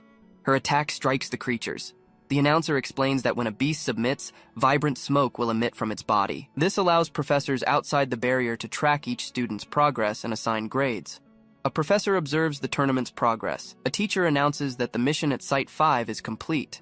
She calls for the next competitors to prepare. An instructor praises the girl for finishing in just 3 minutes. She thanks him. Then, she asks for the location of the martial arts department's competition so she can watch her brother. The man informs her it will be at Site 10, the very last one. She decides to grab a snack while she waits. The girl walks off down the hallway. Iowa Miranda watches. She wonders if Lucas Ryan will achieve the same results he did during the entrance ceremony. 2 hours later, a student worries about only getting 1 point. His classmate reassures him. He explains that except for the elite class, all the mages only managed 1 point. Kai wonders if they'll be able to stay in the martial arts department. Lucas tells him not to worry. In terms of raw power, they aren't any weaker than the mage classes. Shigart clasps his hands together and agrees. He tells the students not to sell themselves short. No one was injured because a level 1 magic beast can't hurt a human. The professor asserts that they are stronger than low-level mages in close combat. He urges them to have more confidence. The students comment on how weird it is that Mr. Shigart is actually encouraging them. Tishy walks up, She confirms that she went to check, and no one was injured. Tichy explains that most students are just exhausted from draining their mana. She also reveals an important piece of information she discovered. She reveals they're using barriers to restrict beast movements, which stops students from getting surrounded. She advises that if a student can't win, they should just run. Find a weaker beast to get a good score. The students thank her for the intel. Shigart reflects that choosing Tichy as representative was the right move. A professor remarks that he heard a vile student spying on their class. He turns to Shigart. He says that when you lack talent, the only option is relying on cowardly tricks to survive. Shigart asks what he wants. Greg replies that he came to warn them. The martial arts department is up next. He adds that the students had better try their hardest, or the entire department might get shut down. The professor just remains silent. Greg asserts it wouldn't be a problem if the department disappeared. It never should have been created in the first place. The man turns and walks away laughing. Lucas watches him go. He remembers how that guy is exactly like the bullies from his past life. Lucas stands up. He asks if he's going first, since he ranked first in the entrance ceremony. Shigart confirms this. However, he offers Lucas the option to let someone else go if he's nervous. Lucas refuses the offer. He states he's going first, just as he planned. Lucas asserts that he will definitely get a good score to show up everyone who despises the martial arts department. His classmates cheer him on, shouting that they'll show everyone what they're made of and put on a show. Professor Shigart notices their attitude shift, noting they were all trembling just a second ago. A student reminds them not to forget what Tichy said. Lucas replies that he doesn't think using honorifics is right. 10 minutes later at Site 10, Lucas finds himself in a dark and foggy arena. He clenches his fist, ready for action. Perception magic circles form in the sky. He realizes he needs to avoid them. He runs along the barrier so no one will know what really happens inside. An explanation reveals that when a magic beast recognizes a master, their souls connect. This allows for communication and temporary use of their abilities. Meanwhile, a white wolf gnaws on a bone. He lifts his head, questioning his master. Why use his power when the master is already stronger? Back in the arena, a wolf's paw materializes and attacks. With the wolf spirit beside him, Lucas states that subjugating low-level magic beasts is easy, but a massive owl flies straight at him. He identifies it as a high-level magic beast and orders a retreat. The owl advances, attacking with its talons. Then, the creature flies off into the large circular arena, but Lucas intercepts it mid-air with a spectral wolf's paw. He strikes it, stating that to make taming easier for other students, it's best to break their will to fight first. The beast crashes to the ground. He approaches, saying Lil's power is useful. The presence of a high-level beast should be enough to intimidate the lower-level ones. Its eyes spinning, the creature falls into a trance. Lucas thanks it for submitting so easily. He declares he can't let the potion smoke leak until he's tamed every beast in the area. The owl remains on the ground, now subjugated. He announces he's off to find more beasts. He says goodbye and leaves. The owl states it never wants to see him again. Outside the arena, the scoreboard shows Lucas Ryan still has 0 points. Kai despairs, seeing that half the time has passed. Julia insists that since she got a perfect score, she knows her brother can too. Holt Ryan watches the students from afar. Greg comments that having 0 points means he can't even beat the lowest level magic beast. He adds, "That's the difference between a martial artist and a mage." Shigart remains silent as he watches Greg. Julia yells at them not to mock her brother. She asserts he's amazing even without using magic. Holt Ryan grumbles that defending a martial artist makes her just as blind as Professor Linda. Greg tells her to say whatever she wants, but the results speak for themselves. Suddenly, a notification announces that Lucas Ryan has acquired 1 point. Kai and Tichy celebrate. At least he'll get to stay in the martial arts department now. A professor approaches, questioning why they're so happy with a single point when his class's highest score is 5. But then the points keep ticking up to 2, 3, and 4. The score hits 5, leaving Greg stunned. He can't believe the useless martial arts department matched his best student's score. Back in the arena, Lucas steps on a giant serpent. He notes that with all the beasts intimidated, his classmates can rack up points easily now. He decides he just needs to grab his perfect score and get out of there. Then, a lion-like beast appears before him. Lucas quickly defeats a series of magic beasts, reaching his 9th victory. The little owl realizes he actually came back. He strikes it mid-air, hitting the 10-point mark. Greg remains silent and starts to sweat. A notification announces that Lucas Ryan has achieved a perfect score of 10 points. Julia celebrates, exclaiming that that's her big brother. Lucas walks out of the arena. A voice over the loudspeaker questions if the martial arts department really just scored a perfect 10. He pats Julia on the head. She beams, saying she knew her big brother could do it. Greg starts shouting. He insists it's impossible for a martial arts freshman to tame 10 magic beasts. He spins toward Lucas, accusing him of using a ringer. Lucas just stands there, unmoved, while Julia shrinks behind him. Shigart steps in, grabbing Greg's hand. He states firmly that the boy did nothing wrong. A proctor walks up. He asks if Greg is implying that he accepted a bribe to allow cheating. Greg realizes he forgot about the proctors. Antagonizing them would be a huge problem. He backs down, explaining he just found it suspicious that the student got a perfect score when the training dummy broke earlier. The proctor decides to investigate the barrier space anyway. Kai complains that they're making a mockery of the judging. Lucas calms him down, telling him to just let them do whatever they want. The young man asserts he has nothing to hide. 10 minutes later, inside the barrier, a massive beast opens its eye. The barrier lowers. The beasts realize they can see outside, and that the strong human is gone. Deciding to escape, they fly straight out of the arena. Suddenly, chains snare the owl. A proctor notes the beasts seem very agitated, but they aren't weakened enough to need relocation. He asks his colleague if he genuinely believes the student earned a perfect score legitimately. The other proctor replies that he found nothing, but something must have happened to the magic beasts. He agrees to send the 10 beasts for a detailed inspection and resume the tournament. An announcement goes out. No issues were found during the inspection. The next competitors need to prepare. Lucas notes that even though they found nothing, they still don't believe in his abilities. But he adds to himself, the real surprise is just beginning. Tishy chats with Professor Shigert, then she runs into the arena. Determined, Tishy declares she can't lose to Lucas either. A wolf charges her inside the ring. She attacks the beast with a flurry of strikes. If she can't make it submit in 30 seconds, she decides she'll switch tactics and head for the gate. Tishy kicks the wolf away. The beast recognizes her aura as similar to that monster's and wonders if he is still nearby. Tishy clenches her fist with determination. She strikes the wolf again. It cowers on the ground before her. The girl wonders how a level 3 black wolf submitted so easily. She looks at her hand, questioning if it was just a coincidence. Tishy smiles, considering that maybe the martial arts department isn't so weak after all. Next, she leaps at another creature. Her score starts climbing rapidly as she defeats beast after beast. Outside, Kai shouts encouragement while Professor Shigart looks on. She keeps fighting, racking up even more points. Then, the young woman faces a massive saber-toothed tiger. With a single blow, she defeats her final opponent. A notification announces that Tishi Himeru has achieved a perfect score of 10. Kai celebrates, surprised she was faster than Lucas, and wonders what is going on. Leaving the arena, she reflects that the beasts weren't that scary. Being a martial artist doesn't make them weaker than mages. In the third match, a student attacks a bat-like creature. The creature is slammed into the ground. Collins gets a perfect 10, defeating his opponent with a dagger. Next, in the fourth match, Sharp kicks a large ape-like beast.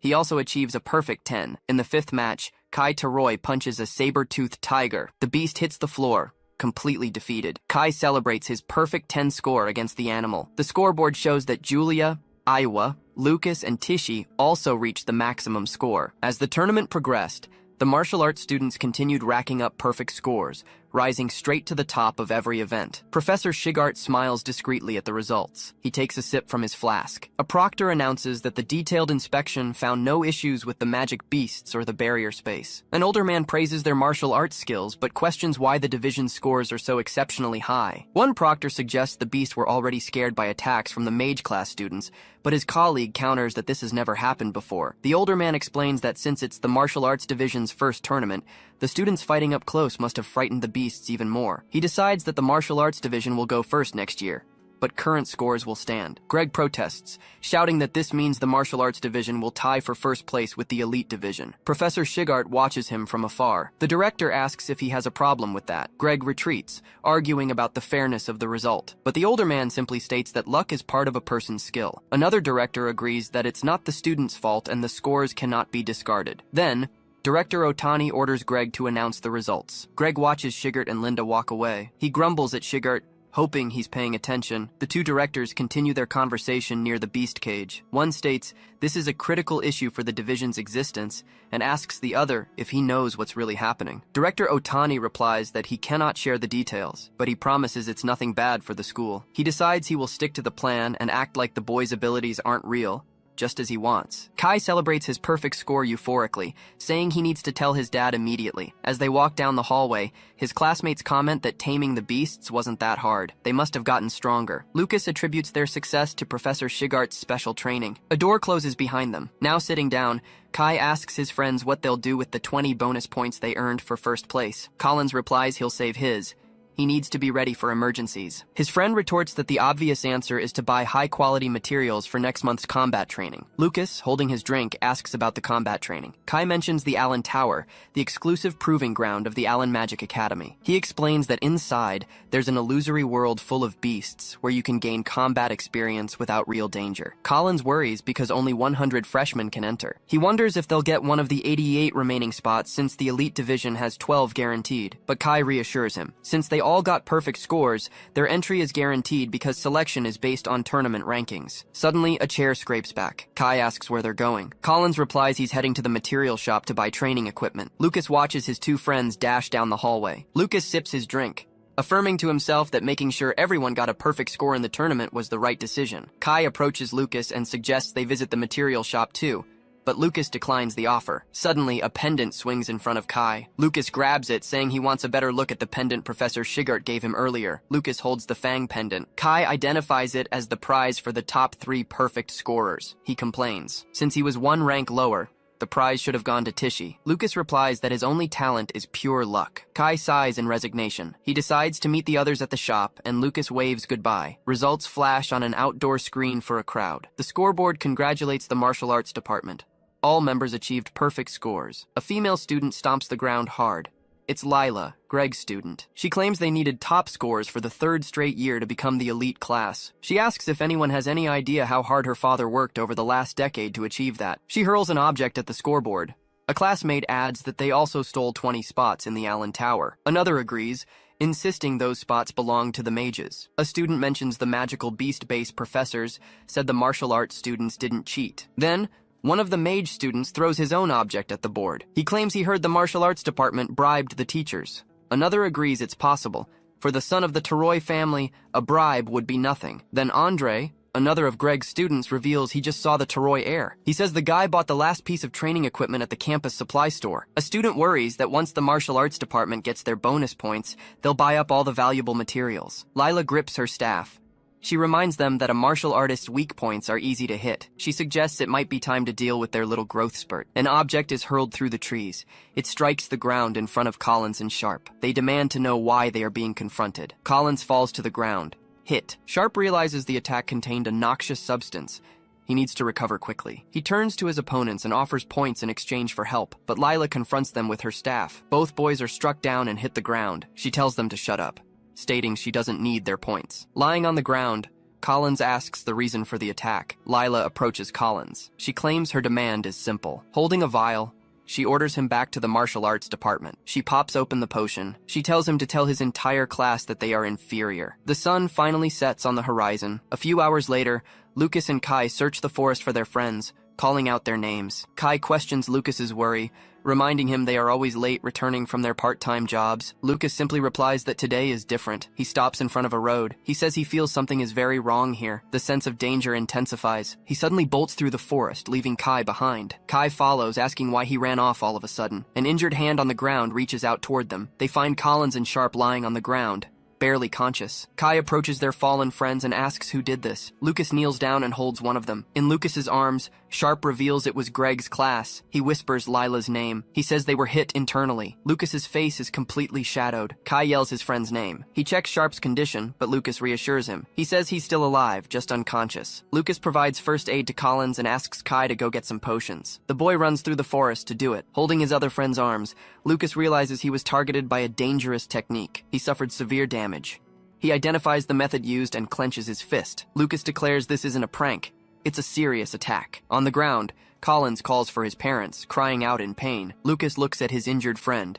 He comforts him, promising he will seek justice. Tishy and Kai arrive running, shouting Lucas's name. The girl asks if their friends were attacked. Kai explains he found her on the way back. Lucas says their lives aren't in danger, but they will need to rest for a few days. Kai thanks Lucas for the help, hands him a bag, and swears he will never forgive those responsible. Tishy announces she will go to the student council tomorrow. Kai questions if they will listen, since the teachers are already ignoring the case. Lucas asserts that it doesn't matter. Tishy observes the expression on his face. She realizes he seems like a different person, not the calm and gentle Lucas she knew. He declares that he will definitely solve this. Shortly after, they arrive at the student council room. Theodore Polymel listens to their report. He asks if they want to have a duel with the students from Professor Greg's class. Lucas confirms. He demands an apology from their opponents if they win, offering up his S-rank bonus if they lose. Theodore questions the lack of proof. He asks if the S-rank bonus refers to the pendant he's holding. The pendant swings in his hand. Lucas and Kai watch the object. He lets the pendant drop to the floor and apologizes, saying his hand slipped. Theodore suggests that betting something so cheap seems a bit dull for such an important duel. Kai remains silent. He expresses his anger as Lucas holds him back. Lucas asks what would be considered an appropriate bet. Theodore leans back in his chair, considering the proposal. He comments that it should be something exclusive to this school. Having an idea, Theodore leans forward. He suggests they bet their entrance qualifications for the Allen Tower. The proposal is that the losing side permanently forfeits the right to enter the tower. Lucas accepts the terms of the challenge. The duel was set for 2 days later. The dissatisfied freshmen cheered for Greg's class. Their professor publicly praised the 3 students who confronted Aldo's group. Shigart, on the other hand, said nothing. He just intensified his students' combat training. On the scheduled day, a large crowd gathers in the arena to watch. The 2 groups take their positions. The crowd shouts that those 3 are fighting for the martial arts department. Lila says that if they give up now, she might consider it. Lucas replies that they'll only know the result when the duel is over. A voice announces for both sides to prepare for the duel. Kai Taroi says it's time to end this quickly. Andre adjusts his glasses, holds his staff, and prepares for the clash. Then, the duel begins. Kai advances while Andre casts his spell. He moves rapidly, dodging the projectiles coming his way. Andre can't believe his opponent dodged every single attack. Kai asks if that's all he has to show. Kai Taroi dodges the incoming projectiles. Grinning, he asks if that's all his opponent has. Andre simply adjusts his glasses. He claims Kai hasn't even realized he's fallen into a trap. Suddenly, Kai notices something. His feet are freezing to the ground. The ice rapidly climbs his legs, immobilizing him. Andre warns there is no escape now. He bids his opponent farewell. Kai Taroi grips the hilt of his dagger.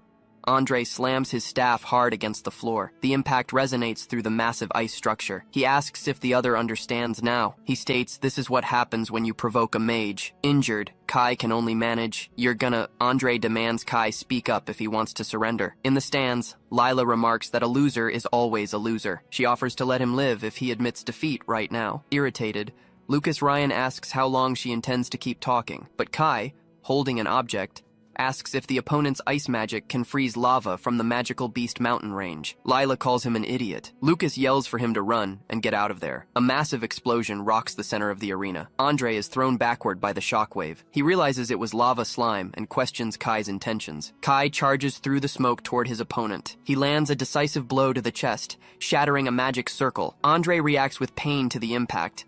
In the audience, someone shouts that a martial artist injured a mage. Another spectator points out Kai's leg is severely injured from the explosion. Someone comments that Kai sacrificed his own mobility just to escape and has a lot of guts. Grinning, Kai states that the moment he broke the spell, his opponent left himself completely vulnerable. Andre wonders how he could be injured by a mere martial artist. Then he shouts that with injured legs, Kai can't dodge and tells him to give up. From the stands, Lucas Ryan throws another object toward the arena. The flask explodes mid-air, creating a distraction. Kai continues charging through the smoke. He leaps toward Andre, who calls him a lunatic. His hands begin to freeze. Kai complains that ice users are always sloppy with the finishing blow. Andre retreats, yelling for him to stay back. With a headbutt, Kai shatters the opponent's ice shield. The blow connects directly with Andre's face. He is hurled backward by the force of the impact. Down on the ground, Andre can't believe he lost to a martial artist. Kai Taroi raises his dagger and announces that the first match goes to the martial arts department. He asks Lucas Ryan if he saw how amazing that was, but Lucas reveals he put a strengthening potion in his breakfast. Kai then asks if Tishy will be okay in the next fight against that girl. As Tishy enters the arena, Lucas affirms she will be fine. A spectator comments that Andre must have gone easy on him because he's from the Taroi family. Tishy then questions why they can't just accept that they won fairly. Suddenly, she dodges a high-speed attack. Several projectiles hit the wall behind her, releasing a dark substance. Lila taunts her about the surprise attack and the moral principles of martial artists. She asserts that for mages, results are what matter. Tishy charges through the tentacles and attacks her opponent. She lands a straight punch right to Lila's face. The mage wonders how Tishy can be so fast, being only level 1. Lila's eyes widen. Tishy grabs her arm and says she's going to teach her something. She explains that her moral principles include the one that says life should be valued. Lila screams, realizing it's plant magic. Tishy then strikes her opponent's mana paths with perfect precision. Lucas Ryan clenches his fist in determination. He comments that the fight is decided, praising Tishy's keen perception. Tishy warns her opponent not to trample on a martial artist's pride so quickly. As she walks away from Lila, the second match is declared a victory for the martial arts department. Needles fall from the defeated mage's hand. In an observation room, a young man questions Mina about having permitted the use of poison needles. Theodore Polymel simply tells him not to be dramatic, since nothing bad happened. In the stands, Greg celebrates, saying Shigart knew what he was doing when he named Tishy as representative. One of the elite students complains that instead of being humiliated, the plan was to crush the martial arts department's spirit. Lucas believes there is still a chance if he uses that technique one more time. He enters the arena for the next confrontation. On the other side, his opponent also prepares. A barrier rises around the arena, and the third match begins. A swift attack moves along the ground toward Lucas. He watches the strike approach. The opponent advances at high speed, leaving a trail of afterimages behind. He explains that some mages also learn hand-to-hand combat, and that his clones will leave Lucas defenseless. Tishy questions what Lucas's plan is, since he's just keeping his distance and defending. Lucas decides he doesn't need to show his true strength yet. He stomps hard on the ground. He advances to at least test the enemy with a punch. The mage can't believe what he sees. Lucas hits him with a powerful blow. The opponent questions the strength of that punch. He counterattacks with his blade, asking if he was just imagining things. He notices the aura Lucas released for a second. The mage then declares it's his bad luck. Lucas watches the final attack approach. The blade strikes his shoulder deeply. He stares at the wound in silence. The mage attacks, claiming no one can resist his combat art. He promises to defeat Lucas completely. The opponent advances with the blow, but he realizes his technique isn't working, and warns that Lucas won't leave unscathed. In the stands, Kai yells that Lucas is in trouble and asks what was done to him. The mage mocks, saying the move Lucas was hiding was just a bluff. Lucas then grabs the blade, and his opponent declares this is the end. Lucas holds the weapon tightly, stating that should already be enough. Lucas then says now it's his turn. With a single stomp, Lucas cracks the arena floor with a shockwave. The mage is amazed that a level 1 martial artist could create such a wave with just one leg. Lucas holds the blade and says now they don't need to worry about anyone seeing them, so he asks if he's ready. The opponent yells that it is a magic sword. Lucas then throws him to the ground with force. The magic sword slams into his hand in the process. The mage screams and admits his defeat. Lucas remains silent for a moment. From the stands, Greg questions why he's giving up when he could win easily. Shigart observes that Greg can't even perceive how injured his own student is. He then states that this could still become a problem. The students from the martial arts department celebrate the victory in all matches. They get excited about the possibility of actually being able to beat mages in duels. Suddenly, Tishy yells for Lucas to watch out as the defeated opponent advances to attack him. From her room, Iwa watches the scene and simply cannot believe it. Julia asks what's wrong, and Iwa Miranda explains that the move looked like the advanced technique Meridian Burn. She states that there hasn't been a martial artist capable of using that technique in the Empire in the last 100 years. While Kai Taroi celebrates with Lucas Ryan, Iwa wonders who he really is. One of the students yells that the three were amazing, and that mages are just cowards. Tishy then declares that from now on, she will challenge any mage who looks down on them to a duel. But she corrects herself,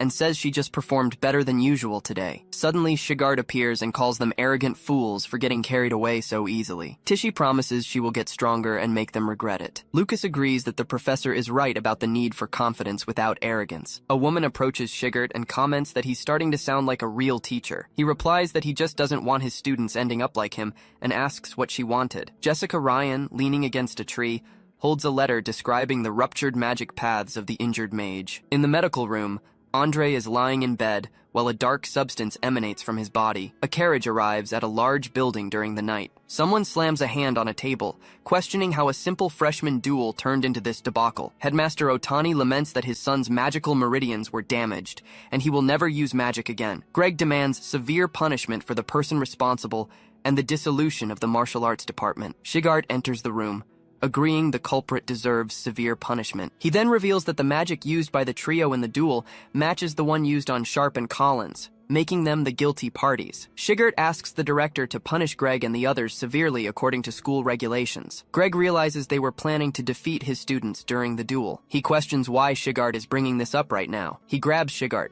telling him not to change the subject as they discuss who is responsible for the forbidden technique. Shigart states it hasn't been confirmed as that technique yet, and a novice couldn't use it anyway. Greg agrees.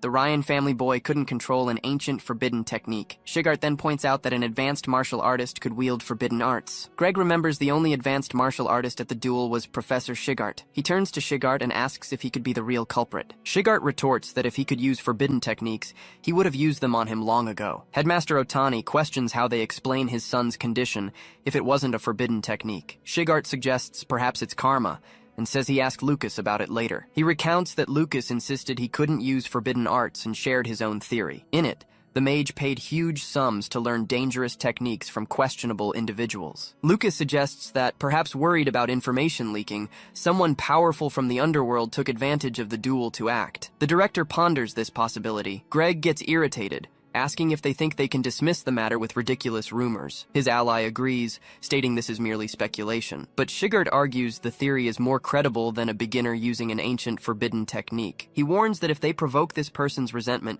things will get serious. The Meridian Destroyer technique can instantly neutralize even the most talented mage. Later, Headmaster Otani walks alone through a library. He finds the book he was looking for. Opening it, he realizes the dust has been wiped off, proof that someone handled it recently. In the book, Headmaster Otani analyzes the hand shape of a specific technique. He confirms it was exactly as he thought. Alone, he remains in the immense library. The scene changes to the hot springs in the Magic Beast mountain range. Lucas holds a potion, announcing the final treatment for Sharp and Collins will begin. Inside the water, the two sit back to back. Suddenly, the water around them begins to churn intensely. Sharp reacts physically in response to the treatment. Collins also reacts intensely to the process. Lucas asks them to hang on just a little longer. He asserts that martial artists can use healing techniques just like mages. Several days later, a carriage arrives in the city of Dak. Catherine Ryan comments to her husband Holt that they will see the children soon. It's been a while. She notes that nothing has changed since long ago. Holt calls her name, noticing her expression, but Catherine smiles and tells him not to worry. She just remembered something from the past. Suddenly, she spots someone in the distance. A man approaches leading a horse. Catherine calls him Saiyan, and her younger brother greets her back. A memory from 10 years ago begins when Beastmen tribes launched a massive attack. The creatures advanced on the territory. The people united to resist, and after 3 days and nights of fighting, both sides suffered heavy damage. In that war, a young mage fought against the beasts. It was there that young Knight Commander Holt Ryan and the mage Catherine Miranda met. Holt faced enemies on the battlefield. Catherine watched him during combat. Having faced danger together, the two promised to spend their lives as one, but her father fiercely opposed the marriage, so Catherine cut all ties with the Miranda family. Saiyan then reflects on how their children met first at the Allen Magic School. He comments that time flies. He says he heard her children are excellent and that their father commented Julia looks like her, leaving Catherine surprised. He then invites her to come back home, saying their father has always wanted to see her, but Saiyan clarifies the invitation is for her alone. She understands this means Holt is not included. Holt tells her to go ahead. He needs to go to the front lines anyway. Catherine is visibly shaken by the situation, but he reassures her, saying he is happy they are letting her return home and that he will pick her up when the campaign ends. Holt then says goodbye and departs for his mission. Saiyan reveals that Holt asked for his help with reconciliation, but his father still hasn't forgiven a noble mage for marrying a martial artist. He wishes that someday someone will appear to dispel society's prejudice against martial artists. Elsewhere, Lucas Ryan suddenly sneezes. Lucas wonders if he caught a cold despite training so hard, while Julia comments that it's rare for Kai to buy food for others. Kai tells them to leave him alone, grumbling that he'll make the others pay the bill when they're totally healed. Lucas simply replies that he thinks that's fair. Nearby, some students call him King of Luck, spreading rumors that he only won because a third party attacked his opponent. Andre questions whose gossip that is. Kai says he will deliver lunch to the dorm and asks Lucas to go ahead with Julia to the cafeteria. The girl eats her dessert happily. Lucas asks her if her hairpin is new, and Julia confirms it was a gift from Iowa of the Miranda family. He concludes that because she is a genius mage, it's no surprise they want to get close and become family. Then Lucas asks his sister to get along with Iowa for their mother's sake. Julia gets excited, saying she needs to write a letter to mom about becoming class rep. Mina approaches the table and congratulates the young girl on her achievement. She then states that Julia will certainly become a pillar of the school in the future, and that she will always support her. A group of students passes by them, bumping into Mina's shoulder. She just watches them walk away in silence. A bit earlier, Jessica Ryan explains to Iwa Miranda that even though she has skills comparable to Julia's in mental magic, the other girl surpasses her in every other aspect. Because of this, she considers Julia more suitable to be the class representative. She then asks Iwa to please understand. Iwa clenches her fist and states that she will prove with her ability that the teacher is just favoring Julia. Back in the present, Julia watches Iwa leave the cafeteria. She comments that her roommate left and doesn't seem to be eating right. So, Julia decides to buy lunch and take it to her. Mina approaches and asks if she's close to Iwa. Julia replies yes and praises her incredible mental magic, and Lucas agrees it's something rare. Mina then starts to say but and activates a magic circle around their table. Lucas identifies the spell as a silence magic circle to prevent sound from leaking. With a finger on her lips, Mina comments that very intelligent people are hard to deal with. She then offers her food, saying her wind magic is also interesting. Lucas takes a piece from her plate and asks directly what the real reason for her visit is. Mina adjusts her glasses, considering that the interference of Julia's brother won't be a problem. She praises Lucas's perception and decides to be direct. Then she asks if they know the Magical Beast mountain range, where an ecological anomaly was detected. Mina explains that low-level magical beasts decreased drastically, and even magic-crested leopard cubs disappeared. A memory shows how common these creatures used to be in the region, and she reveals that 3 days ago, the Empire's investigation team discovered a high-level magical beast's lair. Julia immediately asks if it is an Uru's lair. Lucas remains silent, absorbing the information. He then questions if she wants them to perform a field mission and what the difficulty level is. Mina raises a finger and informs them the difficulty is 100 points. Lucas and Julia are surprised by the mission's level. Lucas believes that, even so, he and Julia can handle the task easily. The scene changes to the Miranda family estate. There, Duke Soa Miranda, head of the family, is enjoying a meal. Other family members are seated at the long dining table. Cyan observes that his stubborn father made his sister stay in the guest room, even with her old room already clean. He then notes that the environment has a funeral atmosphere, as his sister hasn't touched the food. Soa Miranda then calls Catherine by name, tapping his fork on the table, and he declares that he is willing to recognize her as his granddaughter, since Julia has the qualities to become a sacred archmage. Catherine thanks him, but when she mentions that Lucas is also an excellent martial artist, her father states that it's meaningless.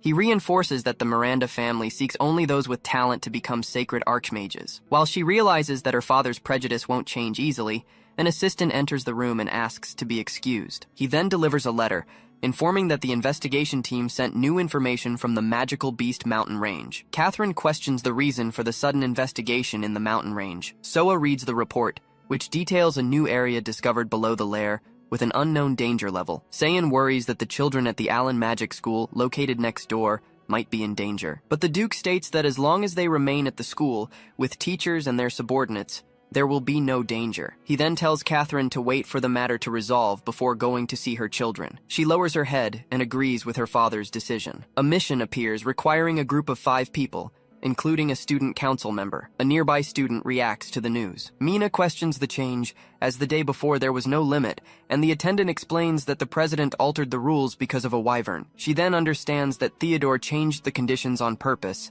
doubting she could gather the group. Lucas observes the situation and ponders if the vice president is so lonely she can't recruit anyone, remembering her approach to Julia. Mina turns and apologizes, suggesting they'll have to give up the mission. Then Lucas offers to handle the recruitment, and Julia excitedly states that they will help. Thanking the two, Mina thinks she feels bad for using them as pawns. She remains silent for an instant. Suddenly, a voice calls for the senior. Kai Taroy arrives saying he'll lend a hand, since his best friend Lucas is going on a field mission. Maya Rasta also presents herself, explaining she is a specialist in water-based healing magic and can be useful. Mina withdraws her thanks, stating that those freshmen will just be a burden. Julia asks why Lucas called Maya instead of Iwa, and he simply says Iwa wouldn't listen to him. The vice president decides it doesn't matter, as they are there to complete the number, and she and Julia will handle the mission. Mina announces that they will depart immediately, explaining that the trip will take half a day even with acceleration magic. Several hours later, the group travels at high speed through the forest. Upon arriving,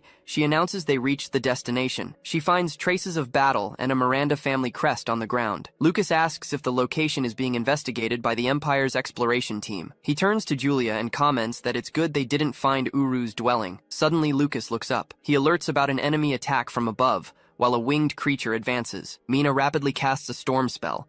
The enchantment hits the creature squarely. The threat is neutralized and falls to the ground. Then another monster appears to attack Mina. She turns to face the new threat, but Kai positions himself in front of her and blocks the blow with his magic shield. He then warns them to leave the close combat to them. Kai defends against the creature's attack with his shield. Then Lucas enters the action and faces another monster, leading Kai to shout his name. Lucas warns him not to steal the scene and challenges him to keep up with his speed. Meanwhile, Maya creates a water spirit barrier and states she'll handle the support. More winged creatures approach and surround the group. Mina observes the situation and comments that it's been a while since she felt this team coordination. She turns to Julia and explains that the magical beast dislikes wind and lightning magic, indicating it's her turn. Julia starts chanting an enchantment with her staff, concentrating for the spell. She invokes a barrier magic. A large barrier forms, trapping the flying creatures inside. The imprisoned monsters are hit by the enchantment's power. Near where a creature was defeated, Lucas comments that Julia's lightning magic still has incredible power. Kai approaches and calls for Mina, who remains silent. Julia then turns to the senior and asks if she had said something. Mina replies that it was nothing, but she had underestimated the capabilities of those pawns. Maya heals Kai's hand. He calls her a goddess, but she brushes off the compliment. She thinks goddess is exaggerating, yet she wishes Lucas would say it. Lucas watches her, confused, as she questions her own thoughts. Then, the group enters an enormous cave. A staff illuminates the path ahead. Julia marvels at the sheer size of the place. Mina points out an even larger, deeper area further in. Kai also notes that a small army could march through here. Lucas deduces the cave was excavated. The underground must be crawling with magic beasts, making the path dangerous. He warns everyone to stay alert. Suddenly, a group of goblins charges them. Julia casts a spell at the creatures. The goblins are hit square on by the attack. Mina explains that since their vision is poor, she neutralized their hearing with thunder. The group is safe. Kai prepares to fight another monster, but she warns him they can't defeat every beast that attacks. Kai announces he has a good plan. A little later, the group gets into position. He runs toward the monsters, yelling for them to chase him. Then, Julia and Mina prepare their spells. Kai looks back for an instant. The two girls launch their combined attacks. The magic strikes the group of creatures dead on. A massive explosion occurs. Lucas comments on the plan's efficiency. He wonders if Kai is also a reincarnated person, comparing the tactic to area of effect attacks in games. Kai explains his idea was to lure the enemies in, so Mina and Julia could wipe them out at once. He turns to Lucas and says the technique is only possible thanks to his equipment. Lucas replies that he shouldn't think everyone is just looking for attention. Thanks to Kai's suggestion, the group steadily defeated the magic beasts. Maya uses her magic to heal him. They gradually approach the center of the lair. Lucas observes his teammates. Lucas asks them to wait and give the others a rest, but Maya comments that Kai is pretending not to hear. Kai runs back, yelling that he brought the enemies and the rest is up to them. He then looks back and realizes everyone is gone, asking where they went. Lucas says that although it's his fault, they'll have to sacrifice their teammate since he's running out of magic power. Julia wishes Kai happiness in the afterlife. Maya claims she will save him if he's still breathing, but Mina advises her not to take it seriously. Suddenly, a loud sound echoes through the cave, making Maya look up. She asks if the noise was Kai. Lucas replies it came from the center of the lair, where the exploration team likely found the boss. Mina suggests they should go check the situation. Lucas advances a little and remarks that the smell in the air is very heavy. Then, Mina offers Julia a recovery potion she brought from home. She says they probably won't need to intervene, but they should check just in case. The group moves forward and comes across a scene of intense battle. Mina realizes the entire exploration team has been defeated and orders an immediate retreat. Lucas turns sharply. A giant creature emerges from the rubble right in front of them. Mina turns sharply to the side. Then, a giant creature charges at her with an axe. The creature draws closer. Mina wonders why a minotaur, a calamity-class monster, would be here. Lucas realizes something is wrong. Such a strong monster shouldn't appear on a school mission. Still, he recognizes that presence. He shouts for Mina to watch out and pushes her out of danger. The Minotaur's axe comes down hard. Lucas creates a magic protection.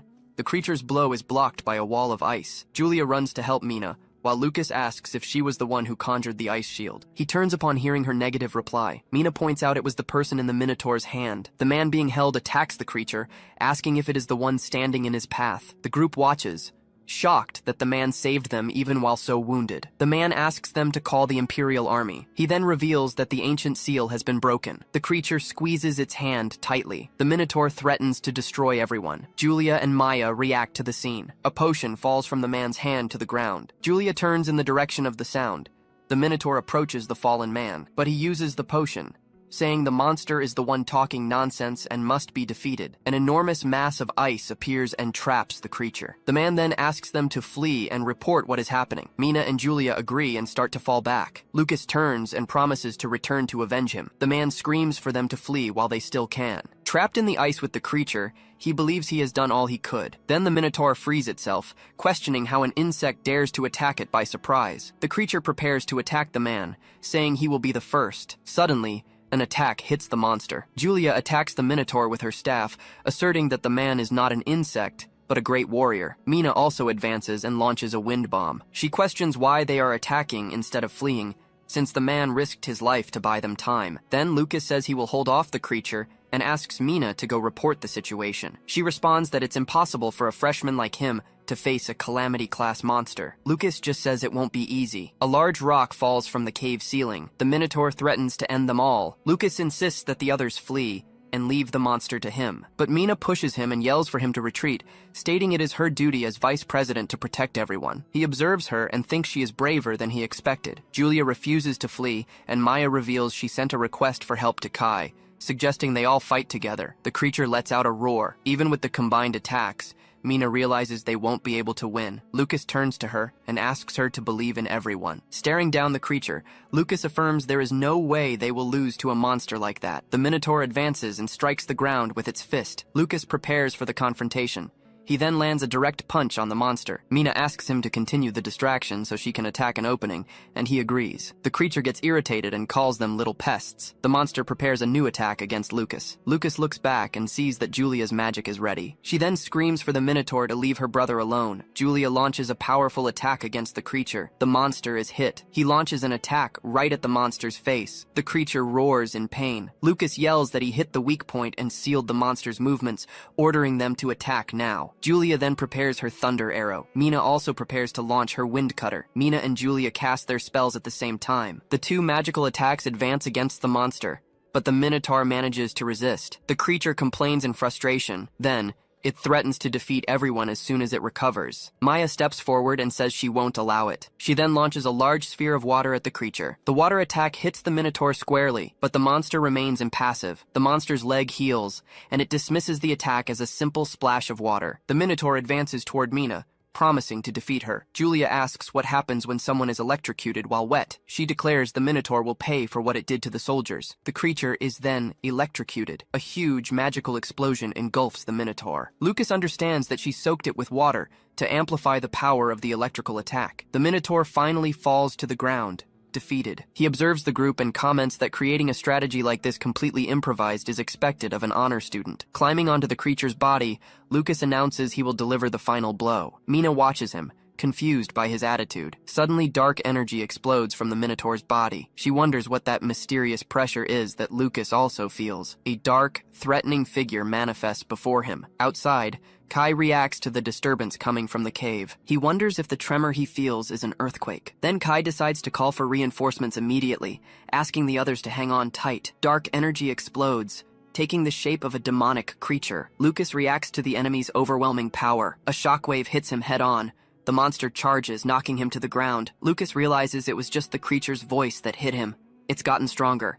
He turns and asks if everyone is okay. Mina casts a magic circle of silence for protection, but the effort drains her energy. Along with Maya's and Julia's, they fall unconscious. Lucas looks at his fallen companions. A new energy begins to radiate from his body. The demonic creature roars. Lucas charges and punches the monster. He declares he will defeat it. Lucas lands a powerful punch.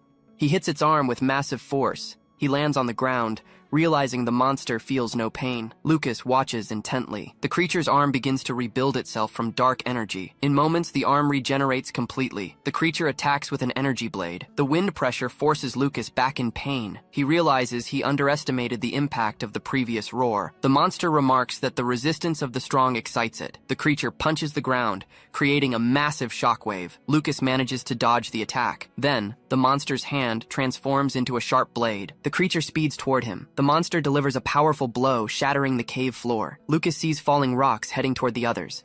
He throws himself in front of the debris to protect them. Lucas manages to deflect the falling debris. He stops a large rock about to hit Julia. Then he turns to the monster even though he's injured. The creature prepares for a new attack. The monster fires an energy beam from its mouth. Next, it creates shockwaves with its hands. Lucas realizes the roar's power is amplified by the rock wall. He positions himself in front of his fallen companions. The force of the attack hits him full blast. Then, the creature moves in to deliver the final blow. The creature wonders what he could possibly do, making Lucas reflect on why he is there. The monster continues speaking menacingly, but Lucas dares it to say that after he's beaten it. He declares that as long as he's alive, he'll never let the monster touch Julia and the others. He charges forward and stops the creature's blow with his bare hands.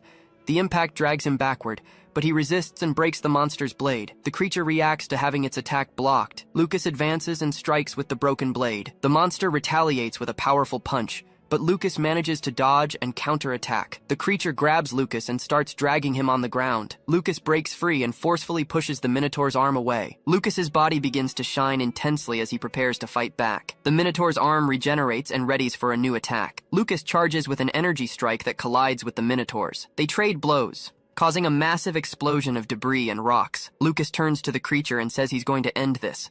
He faces it with determination. Then, he delivers a blow to the Minotaur. The creature reacts with surprise. Lucas continues the attack, striking the Minotaur's chest with immense power. On the ground, Julia begins to wake up. She sits up and asks if they are still alive and where her brother is. Her eyes widen at the scene before her. In front of her, Lucas stands over the defeated creature. Seeing her brother's silhouette in the distance, the girl freezes in the middle of the destruction. She can only whisper his name, her face covered in worry and soot. Suddenly, the ground trembles as he stomps down, unleashing strange energy around him. This same energy begins to twist and take on a much denser, more frightening form. Racked by transformation, his body is completely consumed by this dark force, and he screams. In the middle of the process, a strange symbol appears on his chest, revealing the source of the power. The scene then shifts to a burning hall. Several people are trapped in chains. Among them, a chained figure stands out amidst all the fire and suffering, but his body begins to react in an unexpected way. From within his chest, a manifestation of fire begins to take over everything. Exploding into flames, the fire reveals the silhouette of a winged creature rising from the ashes. Soon after, a monstrous claw emerges from the flames,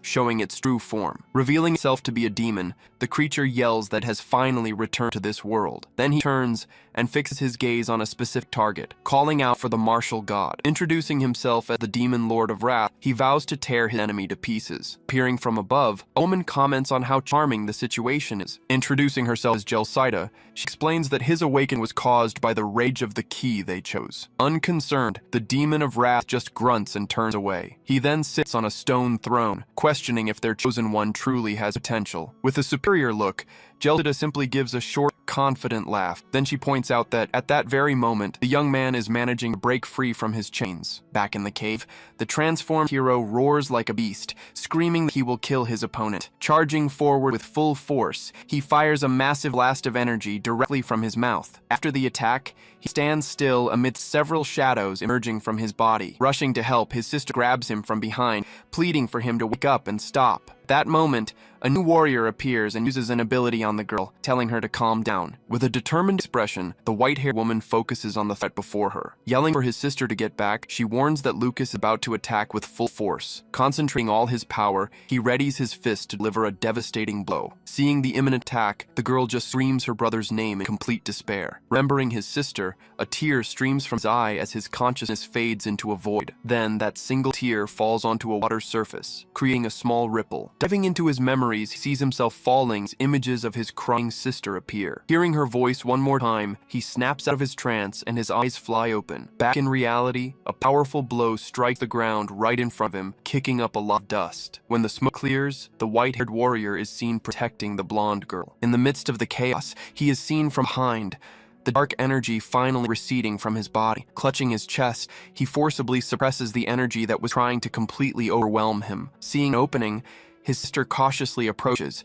trying to see if he's okay. He then turns his head, apologizes for losing control, and tells her to step back a little. Immediately, a new golden energy begins to flow and take over his body. Soon after, this same energy erupts with force, creating sharp-pointed shapes on his back. Channeling all the power, he concentrates it until he creates a spear of pure energy. Then he hurls the spear with all his might into the ground, which shatters on impact. After the dust settles, a new glowing symbol is seen marked on his chest. Seeing he's calm, the two girls call out to him, asking if he's okay. He tells them he is. He then hugs his sister with a smile, apologizing for scaring her like that. Returning to the burning hall, a message about reinforcements for Lucas's group arrives, surprising the demons. But the serpent demoness stops him, saying there's no hurry, and that the key still needs to face more trials. With a cruel smile, she then suggests that one of these tests could be something like him losing his family. At that moment, her serpent lunges towards an image of his sister, revealing her true intentions. At that moment, he has a vision of his family gathered together,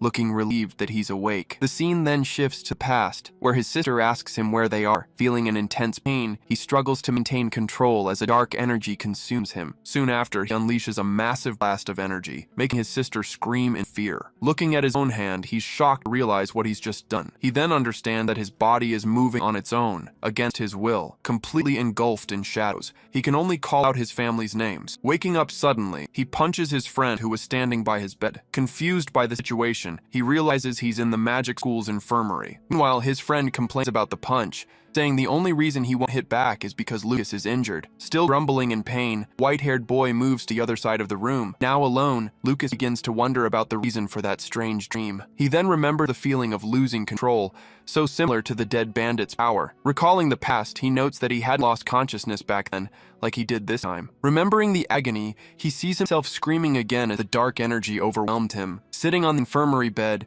he starts to think deeply about the origin of that power. Suddenly it clicks, and he realizes his mind might have been corrupted by rage. He then questions if it's really possible for someone to control their own rage in the middle of a fight. Considering a solution, he thinks that maybe he should keep someone nearby just to stop him. However, he closes his eyes and ponders this idea, trying to find the right person. Blushing, he lowers his head as he realizes it won't be an easy task at all. Soon after, the stress of the situation makes him break out in a cold sweat, unsure of what to do. In a panic, he concludes that it's far too dangerous to ask this of the other students. Sighing in resignation, he seems to understand that he can't put anyone's life at risk. With a determined look, he decides that if no one can stop him, he'll have to do it himself. The scene changes, and a man is walking down the infirmary hallway, passing two nuns who are chatting. Observing the man walk by, one of them comments that the patients are no longer in danger, but she's shocked by their injuries. Walking down the hall, the man simply ignores the conversation and drinks from a bottle. Then, the other nun replies that she heard they got so badly hurt because they were protecting the freshmen. Adding to the gossip, the first nun says they were carrying 2 dead weights from the martial arts department. At that instant, the drinking man unleashes a powerful energy that spreads throughout the hallway. Turning around in surprise, he recognizes the energy as that of an advanced martial artist and is stunned. Meanwhile, the nuns are swept away by a strong gust of wind, not understanding where it could be coming from. When the gust subsides, the man has simply vanished from the hallway, leaving only his bottle on the floor. Back in the infirmary room, Lucas is testing a new technique, creating a golden flame in his hand. With a smile on his face, he seems pleased that his initial experiment was a success. Soon after, he celebrates the success of his cloning technique, creating 2 copies of himself. Beginning to analyze the situation, he ponders how strong each of his clones might be. Recalling what he read in the books, he calculates that each clone will only have 1/6 of his total power. Coming to a conclusion, he realizes the clones are far too weak to stop him if he loses control. Still, he decides the technique should at least serve to buy some time and help him escape. Suddenly, his ear twitches as he hears a noise coming from his room's door. Looking in that direction, he sees his teacher, Seagalt, standing in the doorway, observing the whole scene. Approaching his student, the teacher comments that strange things always seem to happen wherever he goes. Getting straight to the point, the teacher says he'll be brief and begins to release his energy. He then intimidatingly asks what Lucas's true identity is and why he came to the school. Without an answer, the boy just lowers his head in silence, visibly shaken by the question. In the silence, they stared at each other in the middle of the room for a moment. Trying to play it cool, Lucas says he has no idea what he's talking about and that he came to the school to get stronger. But suddenly, a powerful energy shoots towards him, cutting him off. In a swift move, the professor lunges forward and grabs his face, giving him no chance to react. Questioning his desire to get stronger, he demands that the boy reveal his true ability. Not understanding the question, the young man is confused, unsure of what the professor means. Watching him, he realizes Professor Skult is incredibly sharp, and that school life will be safe. Just then, a woman appears at the bedroom door and asks who they are and what's going on. Remembering something, the professor clicks his tongue, seeming to have forgotten it was a day off. Seeing the scene, the woman, who turns out to be Luke's mother, tells the professor to get away from her son. To calm his mother down, he explains that this is Professor Seagult, and that he was visiting to give him some tips. The professor then grumbles that Lucas is using him as an excuse, but says he already knew she was coming. Understanding the situation, his mother smiles and comments that since it's a day off, he should be resting. Then she turns to the professor and asks if he should do the same, basically telling him to leave. Catching the hint, the professor says the boy hasn't caused any trouble and that he'll make sure he doesn't. Announcing his departure, the professor turns to leave and Lucas says goodbye to him. While closing an ornate box, his mother advises him not to annoy the professor with selfish requests. She then explains that because of the incident at the cave, she had to stay at the Miranda estate until things settled down. Hearing this, his sister starts to cry, upset that she couldn't see their mother sooner. Seeing her daughter clinging to her legs, the mother asks Lucas to do something, but he just stands there, unsure of what to do. He then looks around and asks why the father didn't come with her. With a gentle smile, his mother explains that the situation on front lines isn't good, so he headed there. Realizing the Miranda family still rejects him, Lucas just grumbles about how stubborn they are. Changing the subject, she says his father asked her to deliver a gift for him, placing first in the exam. With his eyes shining with curiosity, he stands on his tiptoes to see what's inside the box. Opening the gift, she reveals an old family sword, explaining that it's damaged and no longer practical. She then hands the weapon to Lucas, saying their father is placing all his hopes in him. With a look full of determination, he stares at the blade that represents his father's trust. Wielding the sword firmly, he promises to do his best not to betray his father's expectations. Watching the scene, his sister just pouts, grumbling that she's jealous of her brother. His mother notices the jealousy right away and gives Lucas a curious look. With a mischievous smile, she puts a finger to her lips, as if keeping a secret. Then the two of them start laughing at the situation, leaving the girl confused, not understanding what's so funny. With a smile, he pats her head and remarks that their mother spoils her more than anyone. Then she reveals she also brought a gift for her, a set of special pills. Her eyes sparkling with happiness, the girl gets excited seeing the sweets she received. Jumping for joy, she shouts that she loves her mom, while the older woman watches her fondly. Without wasting a moment, she starts eating the sweets, getting messy with a smile on her face. Remembering something, the mother asks her daughter to deliver an item to Jeremy later. She then explains that their father also prepared pills for him, but she had to bring them instead of Jessica. With her mouth full, the girl mumbles that she doesn't like Jeremy, but agrees to deliver the gift. Praising her attitude, the mother says she's a good girl, making the little girl beam with pride. The scene cuts to the boys' dormitory, where someone shouts that Jeremy has a visitor. By the fountain, a young man comments that it's Julia, the girl who ranked first in the elite force. Surprised, his friends remark how incredible it is that Jeremy's sister is that genius. Excited by the idea, one of the guys suggests they invite Julia on the next mission they take. Suddenly, the two guys reveal sharp claws, taking a combat stance. Using his powers, Jeremy summons vines that shoot forward and trap his classmate, leaving him terrified. Not understanding the situation, the boy watches his friend walk away, unfazed by what he just did. Alone in the courtyard, Jeremy is enveloped in a green energy as he complains that his parents never visited him. Clutching the box of pills tightly, he seethes that Lucas got the family sword. With a look full of hatred, he swears he will take everything from Lucas that should have been his. Waving from a distance, their mother says goodbye with a smile before finally leaving. Watching the carriage pull away,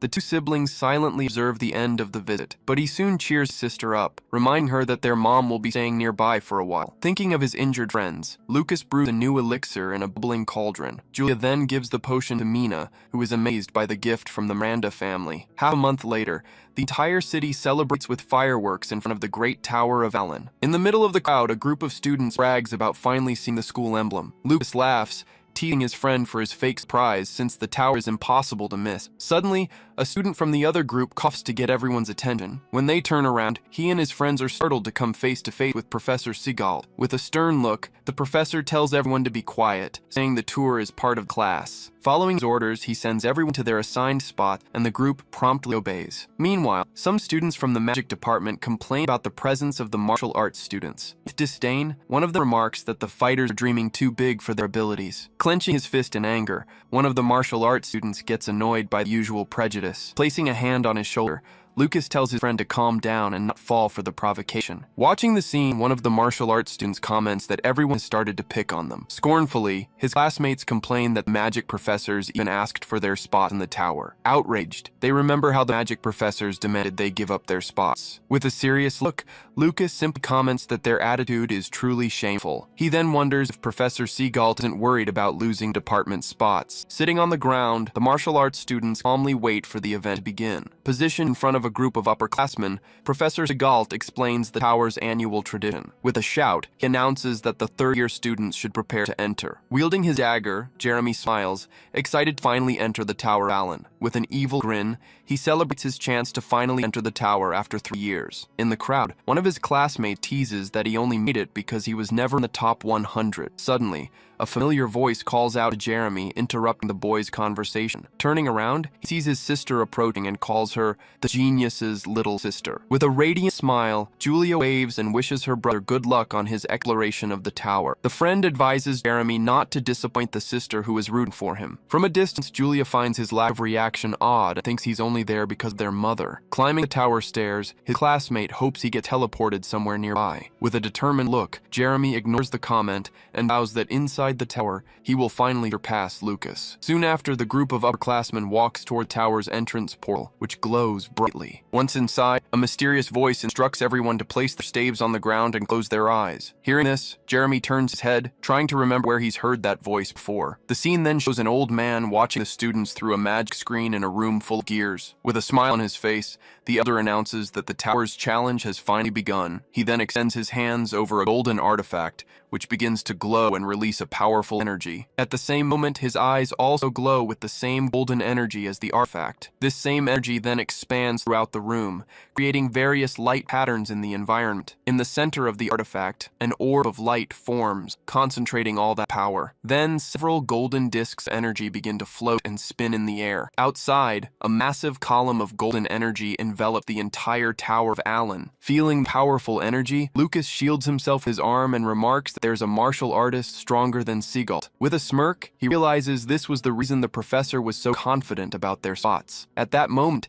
it's revealed that the elder who activated the tower is actually the strongest martial artist in the school. Going back in time, two men are talking peacefully in a gazebo near a lake. As he drinks his tea, the elder comments on the requests to revoke the martial arts spots. Taking a sip, he tries to change the subject and go back to talking about the anomaly. But the other man slams his cup on the table, stating that no harm was done to the school. With a serious look, the elder tells him to keep things as they are, and then the tower will be opened. Understanding the message, the man realizes that without the martial artists, no one can enter the tower. Taking another sip of his tea, the school's headmaster laments the trouble Otani caused him. The scene then shifts to inside the tower, revealing a vast landscape of mountains and forests. In the middle of the woods, a green energy begins to materialize in a swirl. This gives birth to Jeremy, who appears in the new setting, fully formed and ready for action. Analyzing the situation, he realizes only his consciousness was transported, but everything feels real. At that moment, his friends appear and tell him to stop talking and meet up with the team. Ignoring the comment, he continues on his path through the forest toward the distant tower. But suddenly, the scenery around him changes completely, turning dark and somber. The tower's image reflects in a mysterious eye watching everything from afar. With a smile,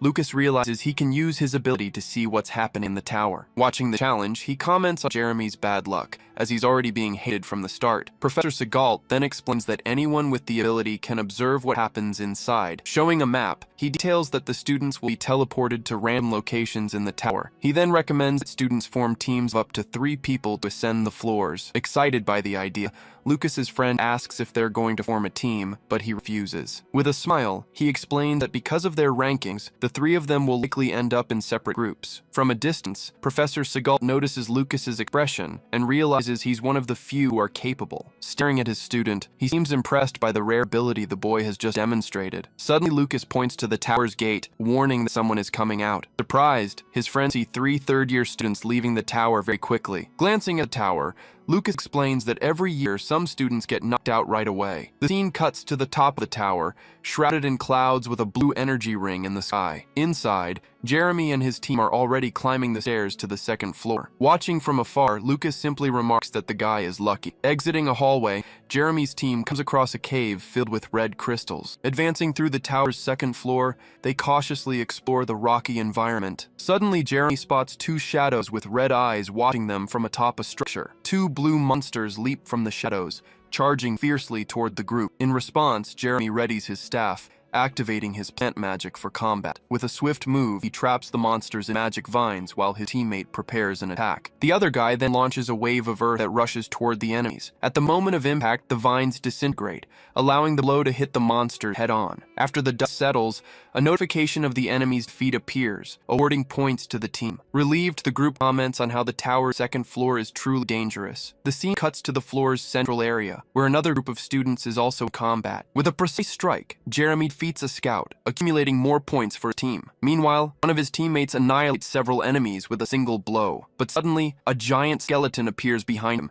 wielding a huge weapon. With a surprise attack, a martial arts student appears and destroys the monster with one strike. After defeating the last monster in the area, the team finally manages to reach the third floor. Soon after, a portal of light appears in the middle of the hall, indicating that one of the teams has been eliminated from the test. Noticing his strange behavior, one of his teammates comments on how quiet Jeremy has been the whole time. A few hours later, Alan's tower continues to glow golden under the school sky. Opening his eyes, Lucas finally stops observing what's happening inside the tower. He then remarks to himself that he managed to understand the situation up to third floor. Thinking about the challenge, he analyzes that the tower's enemies get stronger with each floor. With a serious look, he wonders if the monsters are based on real beings. At that moment, he realizes that Professor Segault must have already noticed his true abilities. Feeling everyone's attention on him, Lucas wonders if their interest is a sign of goodwill. Suddenly, a voice announces that the last group should gather at the tower's entrance. Climbing the stairs, a group of girls finally arrives to begin their participation in the challenge. With firm steps, Mina and her team advance, with Lucas believing they will catch up to the leading group. From a distance, Julia waves and wishes her friend good luck, who watches her fondly. With a smile, Mina turns and thanks Julia for her support before continuing on her way. Meanwhile, one of the professors asks if her injury has healed, and she confirms that has. Elsewhere, two students comment on Mina's popularity and her friendship with the genius freshman. Overhearing the conversation, Mina vows to herself that this time she will defeat Theodore and reach the 6th floor. Entering the 3rd floor, Mina's group finds themselves in a dangerous volcanic landscape. Without warning, a monster with a club charges at them, ready to attack. With a swift move, Mina dodges the blow and slips past the enemy, giving it no chance to react. Leading the group, she orders everyone to avoid fights and use acceleration magic to move forward. Following her orders, the entire team uses their abilities to fly quickly through the flaming scenery. Observing their progress, Lucas notes that strongest third-year team reached the 4th floor in 30 minutes. Upon reaching the next floor, Mina and her team walk through a hallway with a floor full of energy. Suddenly, they are surrounded by a group of huge, well-armed monsters. Startled by the enemy size, one of the girls remarks that she now understands why so many give up. Without wasting time, Mina unleashes a powerful gust of wind that completely envelops one of the monsters. The attack instantly defeats the enemy, earning the team 80 points. Impressed with her speed, Mina realizes her skills have truly improved since the last mission. Adjusting her glasses, she concludes that instant takedowns are the best way to save time. She then announces she'll look for the passage to the next floor and leaves the cleanup to her teammates. In the blink of an eye, she defeats the remaining enemies, racking up more points for the team. With a series of swift attacks, they continue to defeat the scouts and accumulate points. Then, one of the girls unleashes an energy tornado that annihilates all remaining enemies. Amidst a scene of destruction, the group gazes at the imposing tower structure before them. With steady steps, Mina advances, leading her teammates toward the passage to the next floor. With a satisfied smile, she celebrates the mission's success, her teammates right behind her. Announcing their arrival, the group finally reaches the entrance portal to the 5th floor. Watching the tower's monitor, Professor Segault sees the group's icons reaching the new floor. Commenting on the result, he notes that 3 people have reached the 5th floor, a better outcome than last year's. Nervously, Lucas' friend wonders when he'll be able to get that far in the tower. Trying to calm him down, the professor says there's no need to rush and that the 3rd floor is already enough. With an experienced gaze, he advises the student to improve his skills so he won't fear the 5th floor enemies. Listen to the conversation. Lucas realizes that Professor Segault must have also explored the tower in the past. With a look of admiration, he seems to understand a little more about his professor's mysterious past. Meanwhile, 3 students exit the tower portal, indicating they have finished their participation. From a distance, a girl approaches and asks Mina how the challenge inside the tower was. Analyzing the tower's results, Lucas comments that apparently she failed to reach her goal. At that, the girl appears completely desperate desolate, a tear streaming down her face. Flashing back to a different room, her name is called out loud. Then a red-haired young man arrogantly asks if she finally understands the situation now. With a smug smile, he states that surpassing a true genius is no easy task. Meanwhile, back in the present, purple energy crackles in one of the characters' hands. During the celebration, Julia congratulates Mina on her first-place finish in the challenge, while Lucas applauds beside them. With a sheepish smile, Mina thanks her but laments that she couldn't break Theodore's record. Trying to cheer her up, Julia says that Theodore also stopped on the 5th floor, so technically they tied. With a sad look, she recalls she could barely stand when she saw the stairs to 6th floor. She then remembers how Theodore climbed the stairs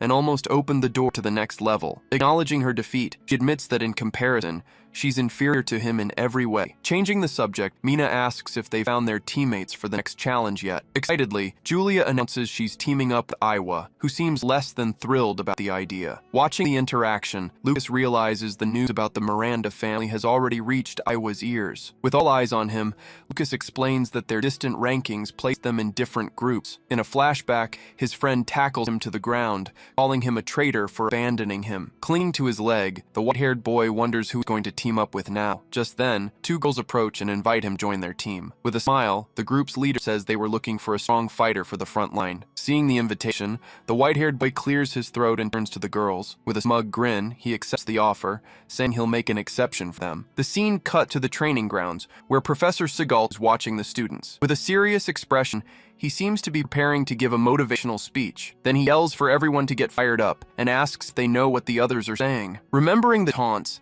the students see themselves surrounded by mocking shadows. With a sideways glance, the professor watches them, hoping his strategy will work. Inspired by the speech, the new team's leader shouts that they'll prove they deserved their spots. Right after, all the martial arts students yell together, promising they'll take first place. Watching the scene, Luke realizes the professor's genius in using their anger to motivate them. With a subtle smile, Professor Seagull seems pleased that his strategy worked perfectly. In the middle of training, Lucas and his friend face off, testing their combat skills. Then, his friend unleashes a golden energy strike, which cuts through the air with speed. To defend themselves, the students focus on group training to improve their teamwork. During breaks, the professor teaches them about the tower's enemies, detailing their strengths and weaknesses. Sometimes he'd even pose as an enemy, wearing a goblin mask to train with them. With the professor masked and wielding a club, the students were brutally tested every day. But despite the harsh training, no one complained, all focused on the goal of reaching the tower's top. Finally, the day of the freshman challenge arrives, with an announcement confirming the martial arts department's participation. With steady steps, the group of students walks toward the test site, ready for the challenge. As they walk, they pass a group of students from the magic department, who watch them with disdain. Then, a group of martial artists stops in front of the tower, ready to prove their worth. Giving his final instructions, Professor Seagal tells them to fight with all they've got if they can't run. Hearing this advice, the magic students mock them, saying even their professor doesn't trust in their strength. With disdain, a magic student comments that he can't wait to see how powerful the magical beasts really are. With a sneer, he bets the entire martial arts department will be wiped out in 3 minutes. Hearing the comments, the white-haired boy just smirks and calls them losers. Then one of the magic professors calls a group of 12 students to follow him. With a determined look, Lucas and his friends get ready to enter the tower and shut everyone up. Observing from distance, the school's director seems eager to see the freshman's performance. With his hands clasped, the director notes it's been years since so many martial artists entered the tower. He then says that the legacy left by the god of war can finally fulfill its purpose. With a serious gaze, Lucas prepares to face the first great challenge of his life. Inside the tower, a group of students runs through the forest, following the professor's instructions. With a swift move,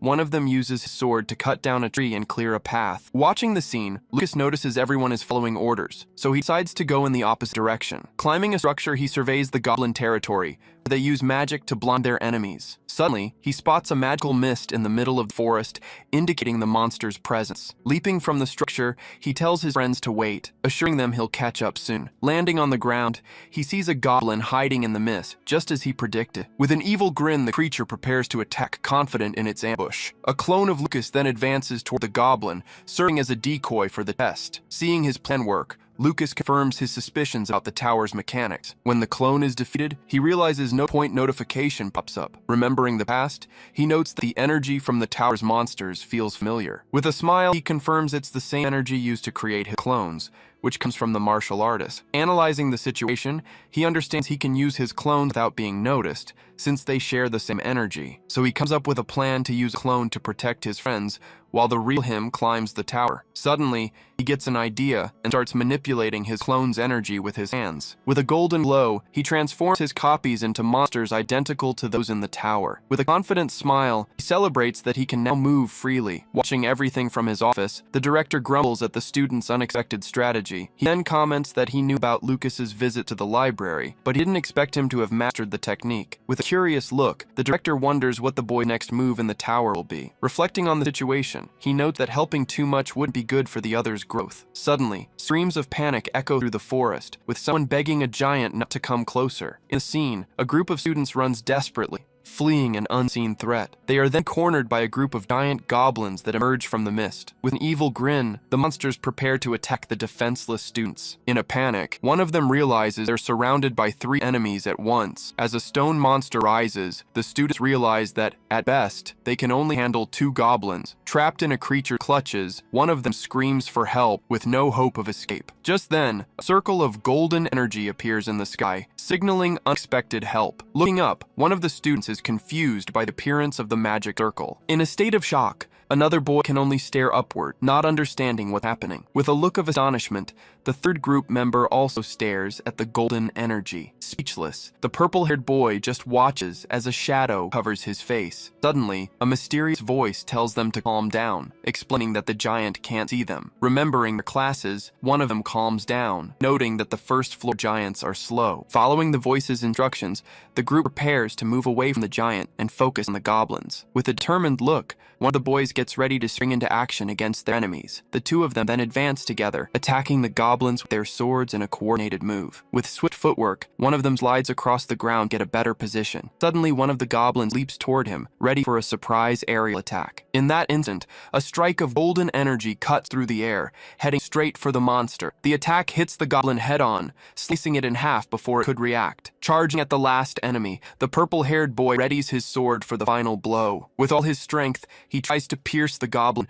but the creature catches the blade with its hand. With a leap, a goblin attacks from behind, catching one of the students by surprise. The creature then prepares a powerful blow, aiming directly at the boy's face. With no time to react, he just watches the monster's fist coming toward him. A mysterious voice warns him to dodge, giving him a chance to escape. Following the instruction, he dodges and strikes the goblin with a quick, precise blow. Meanwhile, the giant stone hand tries to crush one of the remaining goblins on the ground. Celebrating their victory, the group realizes that by working together, they can clear the first floor. With a confident smile, they prepare to claim the points from the last goblin. Watching the scene, Lucas reflects that strength alone isn't enough to win. With one of his clones beside him, he wonders if using this technique to train the others is cheating. Back outside the tower, one of the magic professors is observing the situation. With a disdainful smile, he lets out a sigh, amused by the scene. Pointing at the screen, he announces that a martial arts team is surrounded by 3 monsters. Beside him, the magic students mock the situation, doubting their rivals' abilities. With a cruel smile, the professor says they'll soon be defeated and come run back. With his arms crossed, Professor Segault just watches in silence, ignoring the taunts. With a sidelong glance,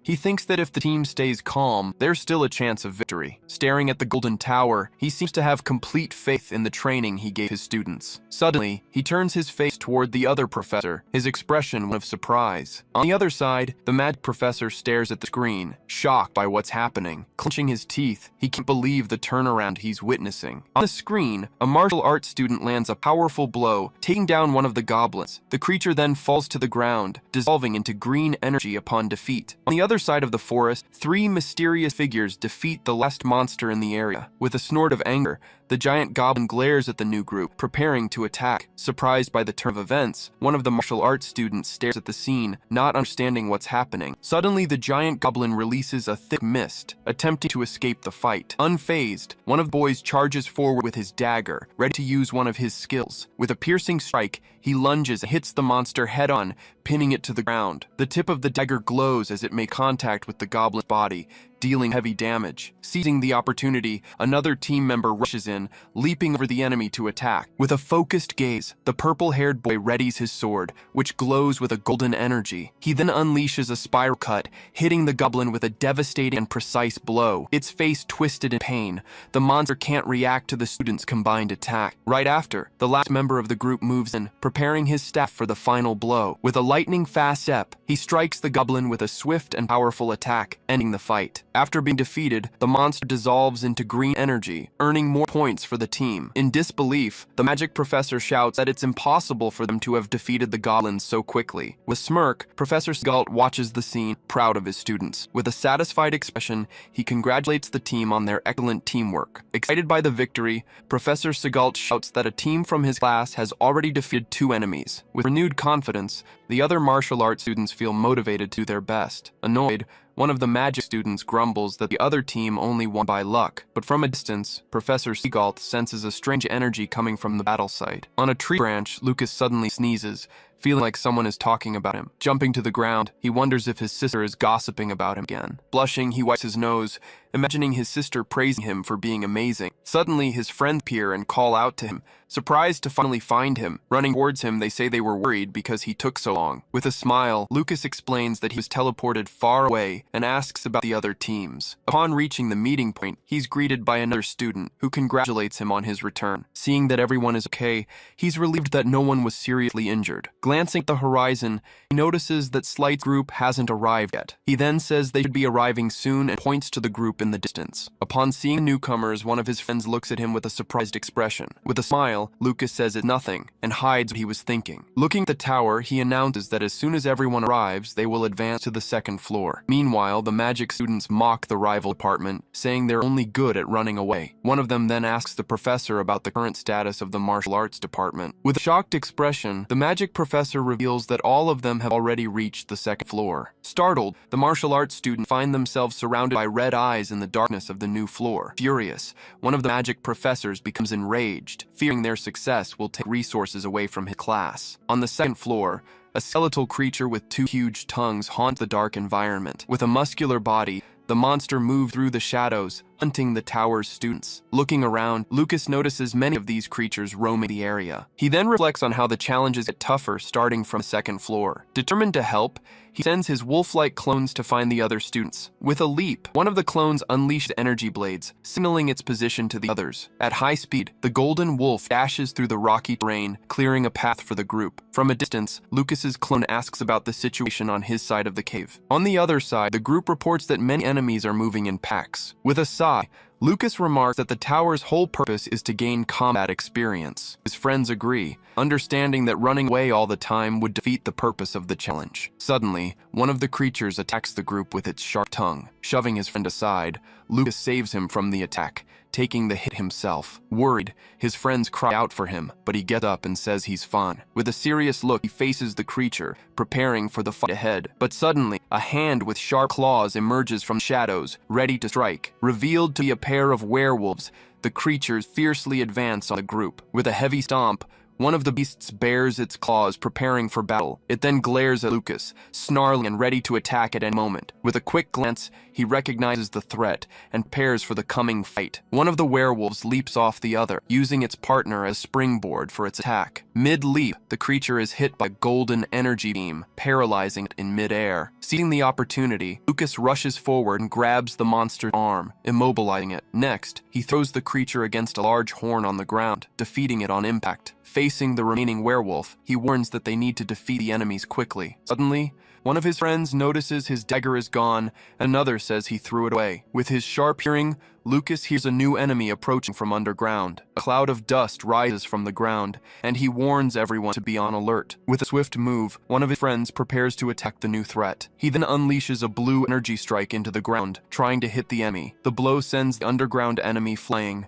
giving the group a moment to breathe. Breaking into a cold sweat, one of the students remembers the professor had warned them about the enemy's strength. He then realizes the creatures on the second floor are much stronger and smarter. Capable of stealing weapons, one of the werewolves now wielded the hammer it had taken earlier. With a smile, the boy says that even if they steal his weapon, they'll soon regret it. The werewolf then tries to use the hammer, but the weapon's handle pierces it with spikes. With its hand injured, the creature drops the hammer, creating an opening for a counterattack. Celebrating the trap's success, the boy shows off his new stone dragon gauntlet. Enraged, the werewolf charges forward, snarling and ready to attack with its claws. With his gauntlet glowing, the young man yells that no one can beat him when it comes to strength. The impact of their clash creates a shockwave that cracks the cave floor. Desperate, one of the friends screams the other name, fearing the worst. Meanwhile, the skeletal creature attacks the last group member with its sharp tongue. But with a smile, the boy says it's finally his time to shine in battle. He then charges forward and lands a powerful blow, hitting the monster head-on. Taking advantage of the distraction, the boy with the gauntlet signals his friend to attack the other monster. With a golden glow, he spins in the air and prepares a powerful strike against the werewolf. With a clenched fist, he shouts and unleashes the attack, concentrating all his strength. The stone dragon's strike hits the monster squarely, creating an energy explosion. The impact throws the werewolf to the ground, defeating it and earning points for the team. Praising their teamwork, Lucas congratulates his friends on their victory. With a smile, he says they must keep moving forward for the sake of the martial arts department. Walking through the academy's hallways,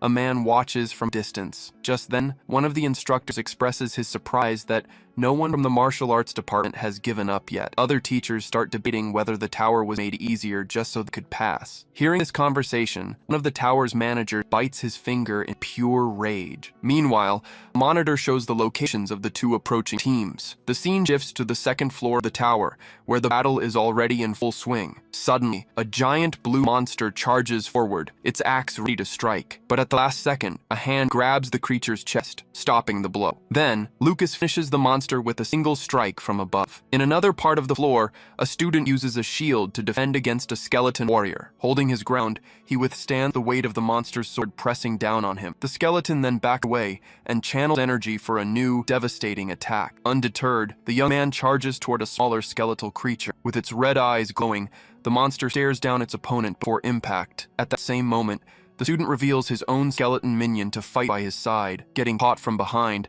the student watches as the skeleton monster breaks into pieces. Realizing what happened, he's surprised to see it was his own minion that defended him. Elsewhere, Jeremy lunges forward and lands a final blow on a fallen monster. Right after, he gets up and tells his partner he's already feeling tired. Watching the team, Theodore activates an ability, a glow appearing in his eye. Feeling the power flow, he uses his technique to strengthen his allies and continue the fight. Cutting to a map, the main group advances toward Area B of the tower, but on the way, they encounter an enemy riding a giant wolf along with its pack. The beasts then charge at Lucas and Theodore, who prepare for combat. Stand back to back, they activate a crystal that floats between them. Instantly, a giant crystal golem materializes to protect the pair. From a distance, Mina aims her bow, preparing to provide support from afar. Her attack defeats the wolves, and the team secures more points. Meanwhile, in Area C, another group of students manages to defeat a giant cyclops. In Area D, a single student finishes off 2 goblins with no trouble at all. Celebrating their victory, one of the students gets excited about the chance to reach the 3rd floor. Appearing out of nowhere, a giant golden wolf blocks their path. In the reflection of the beast's eye, Lucas and Theodore face the imminent danger. The scene cuts to the monitor, showing that all the students have reached the entrance to the 3rd floor. Seeing the results, the instructor is shocked that everyone passed the stage. At this, the other teachers question how Seagal managed to train the rookies so well. Hearing the conversation,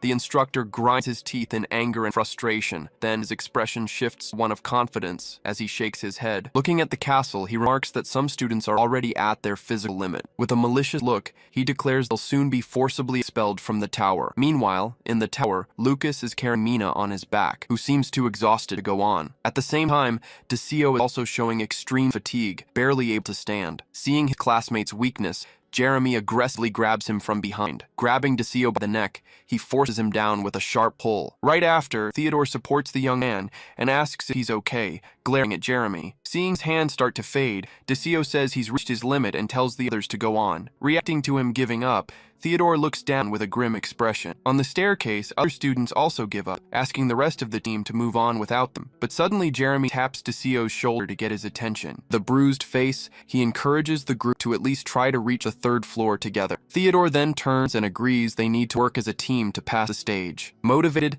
they all look up at the tower, and a notification confirms that all 12 students have reached the third floor. Stepping on the new floor, students enter a completely different scene, revealing a volcanic battlefield. The third floor proved to be the most dangerous yet. Right upon arrival, one of the students from the mage class is caught by a surprise attack. With wide eyes, he can barely react to what's happening around him. Just then, he notices several purple creatures scaling a rock wall in his direction. Then, a beast much larger than the others emerges, letting out a threatening roar. Desperate, the student tries to use a skill as the creature charges at him, but at the last second, a hand of energy appears and grabs one of the smaller monsters. Right after Lucas appears, facing 3 of those beasts all by himself. The scene cuts to outside the tower, where some students are talking about how brutal the third floor was. Among them, Theodore states that third floor is the limit for the martial arts department. Revealing his plan, he explains that he let his main body be eliminated on purpose. Using a clone, he stayed in the tower to support the second group with his skill. By doing this, he ensured that everyone on his team earned points without standing out too much. But with a smile, he corrects himself, saying that actually, the entire department will draw attention. Celebrating the achievement, the crew from the martial arts department cheers with joy. Seeing the celebration, one of the instructors comments in shock that all the martial arts students made it to the third floor. Upon hearing the news, the mage's rival professor becomes clearly worried about the outcome. With a tense expression, he insists that the mage classes cannot lose to the martial arts department. Meanwhile, in the tower, one of the mage students is fighting hard, sending monster flying with a single blow. Elsewhere in the tower, another student faces a giant flaming creature. From a mysterious location, an old man with white hair manipulates a glowing object. Watching the student's performance, he criticizes the mage class rookies for losing their composure so easily. The overall scoreboard then reveals that several mage groups were eliminated on the very first floors. Analyzing the results, the professor realizes that no low-ranking student managed to reach the third floor. Noticing his colleague's frustration, another instructor places a hand on his shoulder to try and calm him down. But in a fit of rage, he grabs the professor by the collar, shouting that this is a setup. Seeing the scene, a blonde female professor intervenes, telling him to calm down in front of the students. She then confronts him, asking if he's doubting the tower's functionality, leaving him speechless. Maintaining her firm posture, she stares at him with a serious, piercing gaze. Chatting with Igalt, the blonde professor observes him with a slight smile. Meanwhile, the rival instructor bites his lip in anger because of Sigalt and his students. With a victorious smile, she comments on how incredible it was to surpass mage classes. Responding humbly, Sigalt says the credit goes entirely to the students' efforts. She then looks toward a group of approaching students and starts talking about them. In that group, Julia and her elite colleagues prepare to enter the tower. Nearby, one student praises Lucas, while others feel defeated before even starting. Soon after, an official calls Julia's group to begin their test. Before entering, Julia listens to a piece of advice from a classmate and nods in agreement. Overhearing the conversation, the official is confused, not quite understanding the situation. But suddenly his eyes widen as he realizes what it was about. In that same instant, Julia swallows a pill that rapidly restores her magical power. Realizing she's been tricked again, she wears a frustrated expression. From a distance, Theodore smiles, thinking he only gave her the pill just in case. With everything set, the tower glows, awaiting Julia's excellent performance. Channeling her energy, Julia prepares to cast a devastating spell. At that moment, a horde of monsters is hit squarely by the blow. Pointing her staff, she directs the attack to finish off all the enemies at once. Afterward, one of the monsters is seen lying on the ground with no damage to the surrounding vegetation. Noticing the attack's precision, her teammate is completely shocked by what she sees. Then, Julia turns with a confident smile and calls her colleague over. Summoning several energy birds, Julia launches them to attack in a volcanic landscape. One of the birds quickly lunges forward and scores a direct hit on a lizard-like monster. In the reflection of a larger creature's eye, the bird is seen moments before the attack. A moment later, the lizard is struck by lightning and falls to the ground, defeated. Then, a huge purple beast appears out of nowhere, and faces Julia head-on. With an electric bird perched on her staff, she readies herself for another move. Calling out her technique, she reveals the name of her Thunderbird attack. After the strike, she turns to her companions and says the path is clear for them to advance. Relieved, Derek comments that her help was essential to defeat the fire-resistant lizard. With his arms crossed, Aiwa grumbles that in the real world, she could simply control the monster's minds. Julia then replies with a smile, praising her colleague's potential on a real battlefield. Surprised, Aiwa explains that her mental magic doesn't work on the tower's monsters because they lack consciousness. Positioning herself further back, she observes the field while the others prepare for combat. Clutching her staff tightly, she feels like dead weight to the team in this situation. But Julia notices her friend's frustration and admires how she never complains about anything. With flushed cheeks, Aiwa looks away, a bit awkwardly. Turning her back, she tells Julia she'll let her shine this time and starts walking ahead. Right behind them, Derek shouts for the two of them not to run off alone like that. Continuing on, the trio follows a narrow path surrounded by lava, but suddenly, Aiwa stops in her tracks with a very serious expression. Startled, Julia ends up crashing right into her back. Rubbing her face, she asks why her friend stopped so suddenly and if there were any enemies nearby. Replying that it was just her imagination, Aiwa continues to feel a strange presence that is neither friend nor foe. As Julia asks her to find a safe path to the 4th floor, a small creature scurries along the edge of the lava. The scene changes to outside the tower, where a notification confirms that 3 students have reached the 4th floor. From a distance, Theodore gives a wink, relieved at having almost been discovered by Aiwa's mental powers. At the same time, the instructors celebrate the incredible feat, something that hadn't happened in 30 years in the elite course. Watching everything, Theodore smiles, satisfied with Julia's excellent performance. Thinking about the strategy, he reflects that the pill only increases power. The rest depends on each person's skill. He decides that his role now is simply to watch his sister's growth as she unleashes her full potential. With a determined look, Julie faces the challenge ahead. Running towards her, Aiwa yells for her to watch out for what's coming. Just then, Julia notices 4 monster archers appearing right behind her. Drawing their bows, the creatures prepare to fire their arrows. Caught by surprise, she turns the last second before impact, but a large blast of fire intercepts the arrows mid-air. In front of her, Derek appears with his flaming staff, ready to fight. Taking the lead in the battle, he said he'll handle the enemies from here on out. With a focused gaze, he prepares to face the approaching threat. The monsters then fire, and he ends up getting hit squarely by one of the shots. Surrounded by enemies, he prepares to retaliate with everything he's got. Pointing his staff,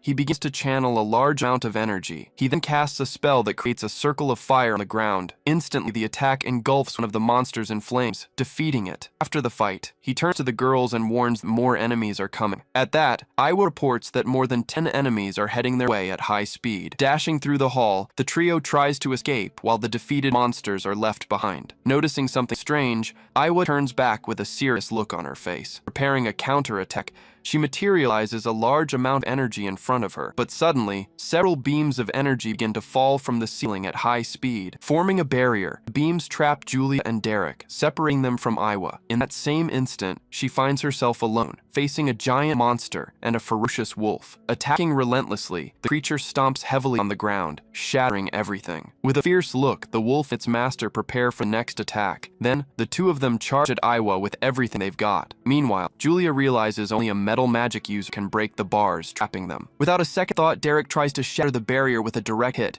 but Aiwa says there's another way, just as the wolf leaps towards her. Seeing the danger, Julia creates an energy barrier to protect her friend from the attack. The wolf is thrown back with force upon hitting the shield. Hurled far away, it hits the ground and dissipates for a moment. Regrouping with the others, Aiwa gets the idea to use high-temperature flames to melt bars. Right after, Julia tells Derek to focus on destroying the barrier while they handle the enemies. With its eyes glowing, the giant monster lets out a roar and prepares to attack. Just then, the wolf summons an energy platform right in front of it. Before her, Julia faces the silhouette of several monsters merging into one. Then, the giant creature brings its arm down with a devastating blow in her direction. With a serious expression, Julia braces for the creature's imminent attack. Suddenly, Aiwa shouts from a distance, pointing out the monster's weak spot. Hearing the instruction, Julia turns her face in surprise toward the direction her friend pointed. Then, she unleashes an energy blast that hits several points on the creature at once. Confused, Julia turns to Aiwa, not understanding how she knew that information. With no time to explain, Aiwa points her staff upward and concentrates. With a symbol glowing on her forehead, she shouts out the coordinates of each monster. With a smirk, Julia understands the plan and gets ready to attack. Just then, a precise strike hits the giant monster's head, knocking it off balance. Taking the damage, the creature starts to fall backward, completely stunned. Seizing the opening, Iwa uses her ability once more, the symbol on her forehead glowing intensely. The monster is then hit by several beams of energy that strike its weak points. Stunned by the attack,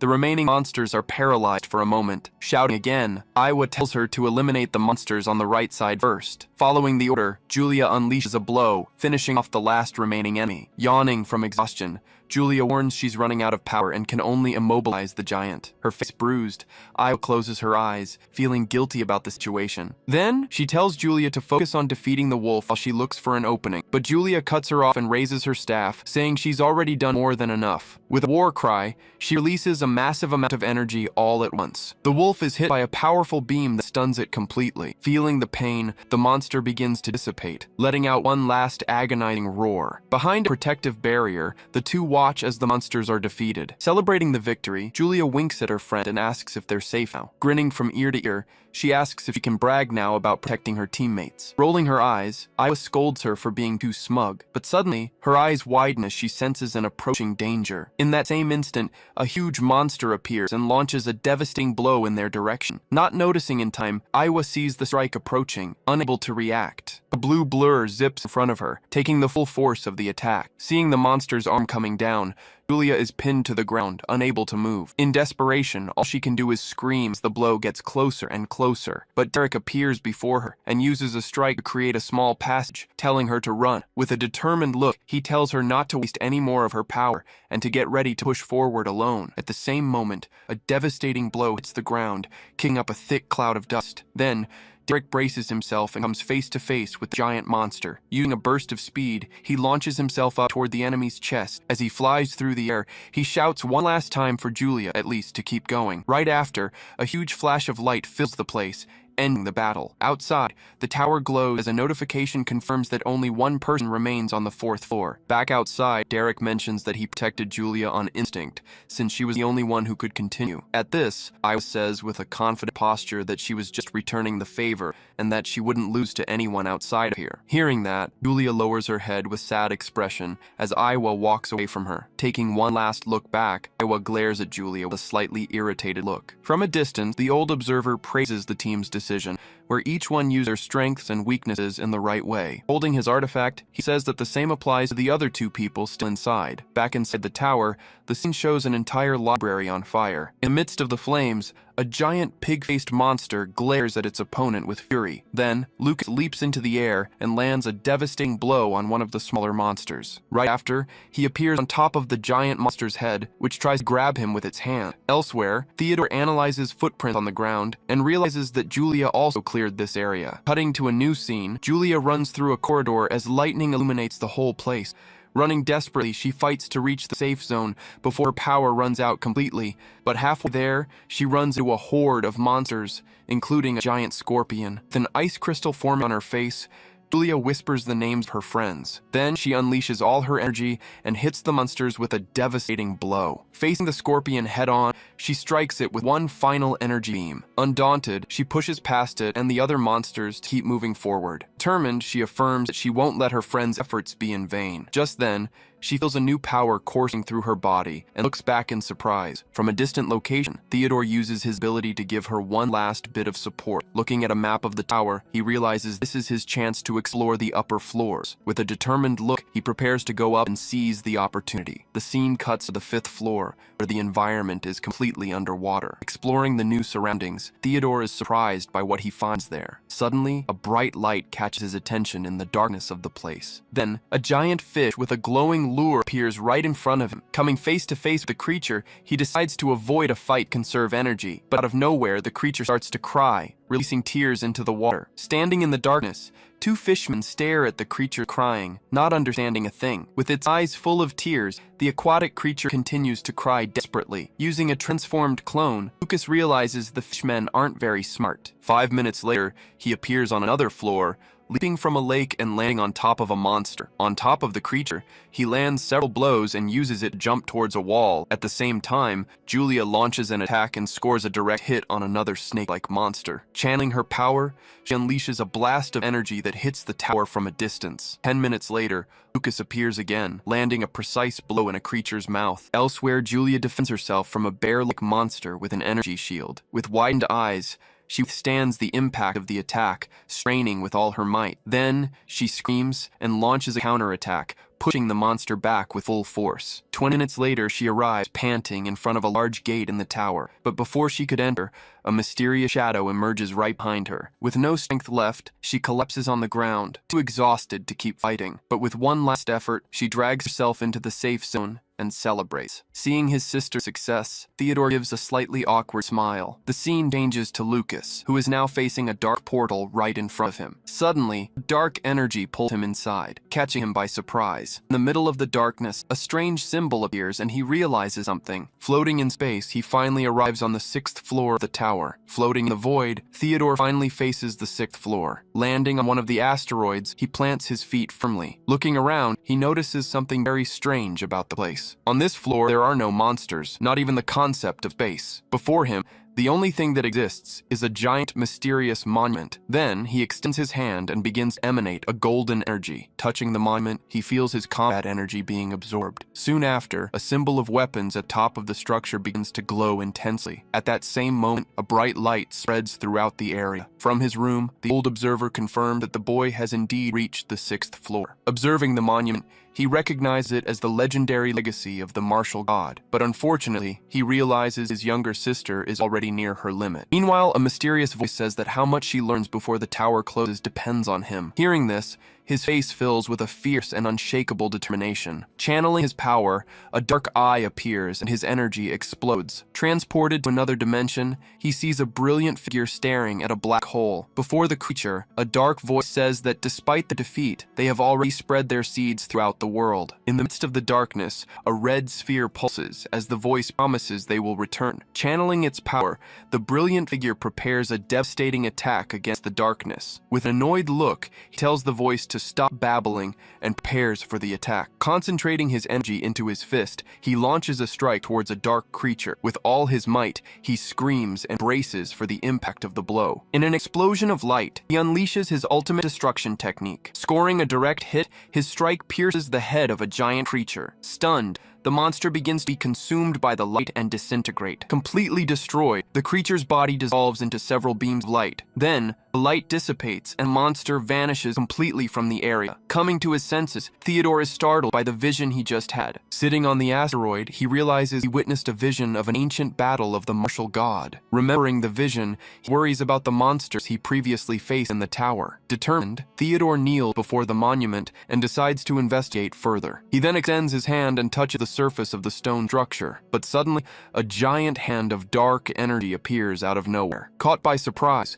he is thrown far back by the impact of the attack. But before he falls, he realizes the attack wasn't aimed at him. Then, the giant hand advances toward the monument, ready to grab it. Passing right by him, the dark hand gets closer and closer to its target. The scene cuts outside the tower, showing that the hand's target was the tower itself. Back on the ground, Theodore wonders if Julia was eliminated even though he dodged. In that same instant, he returns to his original body, which was meditating. Beside him, Lucas is confused, not understanding what's happening. Sensing an internal shift, Theodore realizes something has changed after the vision he had. Meanwhile, the old observer sees the tower's gears grind to a halt. Looking at a monitor, he tells the young man to keep training and getting stronger. Outside, the blonde teacher announces the end of a test and asks for a round of applause for the students. Seeing that it's all over, the students are surprised, while Theodore just smiles. Soon after, the tower gates open, and a female student finally steps out. Celebrating enthusiastically, Julia raises her staff for being the first rookie to reach the 5th floor. Changing scenes to a library, the old observer walks alone through the hall. Arriving in his room, he finds another white-haired man waiting for him with a drink. With a serious look, the academy's director faces the newcomer. Then the observer says he must already know the reason for his visit. Looking out the window, the director asks what exactly happened during the tower test. He then picks up his cup to drink the beverage he was served. The observer then replies that he doesn't believe anything unusual happened,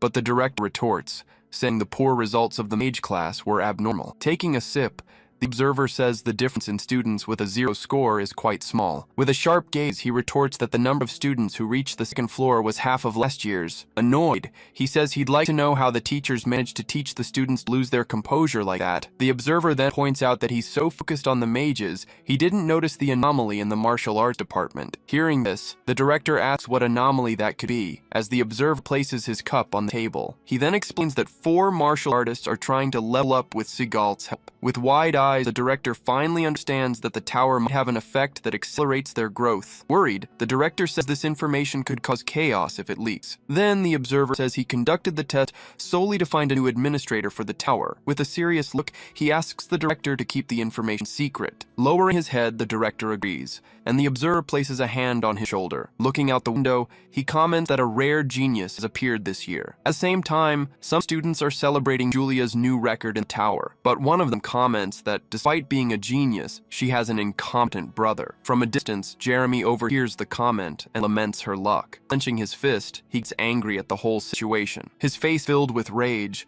he wonders why Lucas gets all the attention. His eyes then fill with hatred because Lucas is Julia's real brother. The scene cuts to an empty cafeteria, with all the tables neatly arranged. Sitting alone, Desio is eating peacefully, but gets interrupted by something. Suddenly, Derek makes a grand entrance, surrounded by an energy of hearts. With a wink, he acknowledges the familiar applause he's receiving. Meanwhile, Derek brags about still being the school's idol, even with his record broken. Surrounded by fans, Julia takes the opportunity to eat a sweet, while everyone praises her. Just then, Derek appears saying that 500 points are nothing to her, since he earned 1,000 just for the record. With an envious look, he can't accept her success. At the same time, Lucas approaches and tells her to eat as much as she wants. Suddenly, Theodore appears in front of Lucas, emanating a powerful energy. Surprised by the speed, Lucas can barely react to the sudden approach. Theodore then introduces himself as the student council president and faces Lucas. Turning his head, he says that Julia might be excellent, but she shouldn't get arrogant. With a wave of his hand, he advises her not to get cocky just for reaching the 5th floor. Confused, Julia stops eating, not understanding what he meant by that. With his hand on his forehead, he gets frustrated by her lack of reaction. Then, he unleashes his energy, preparing to show his power. Noticing her energy rising, he is shocked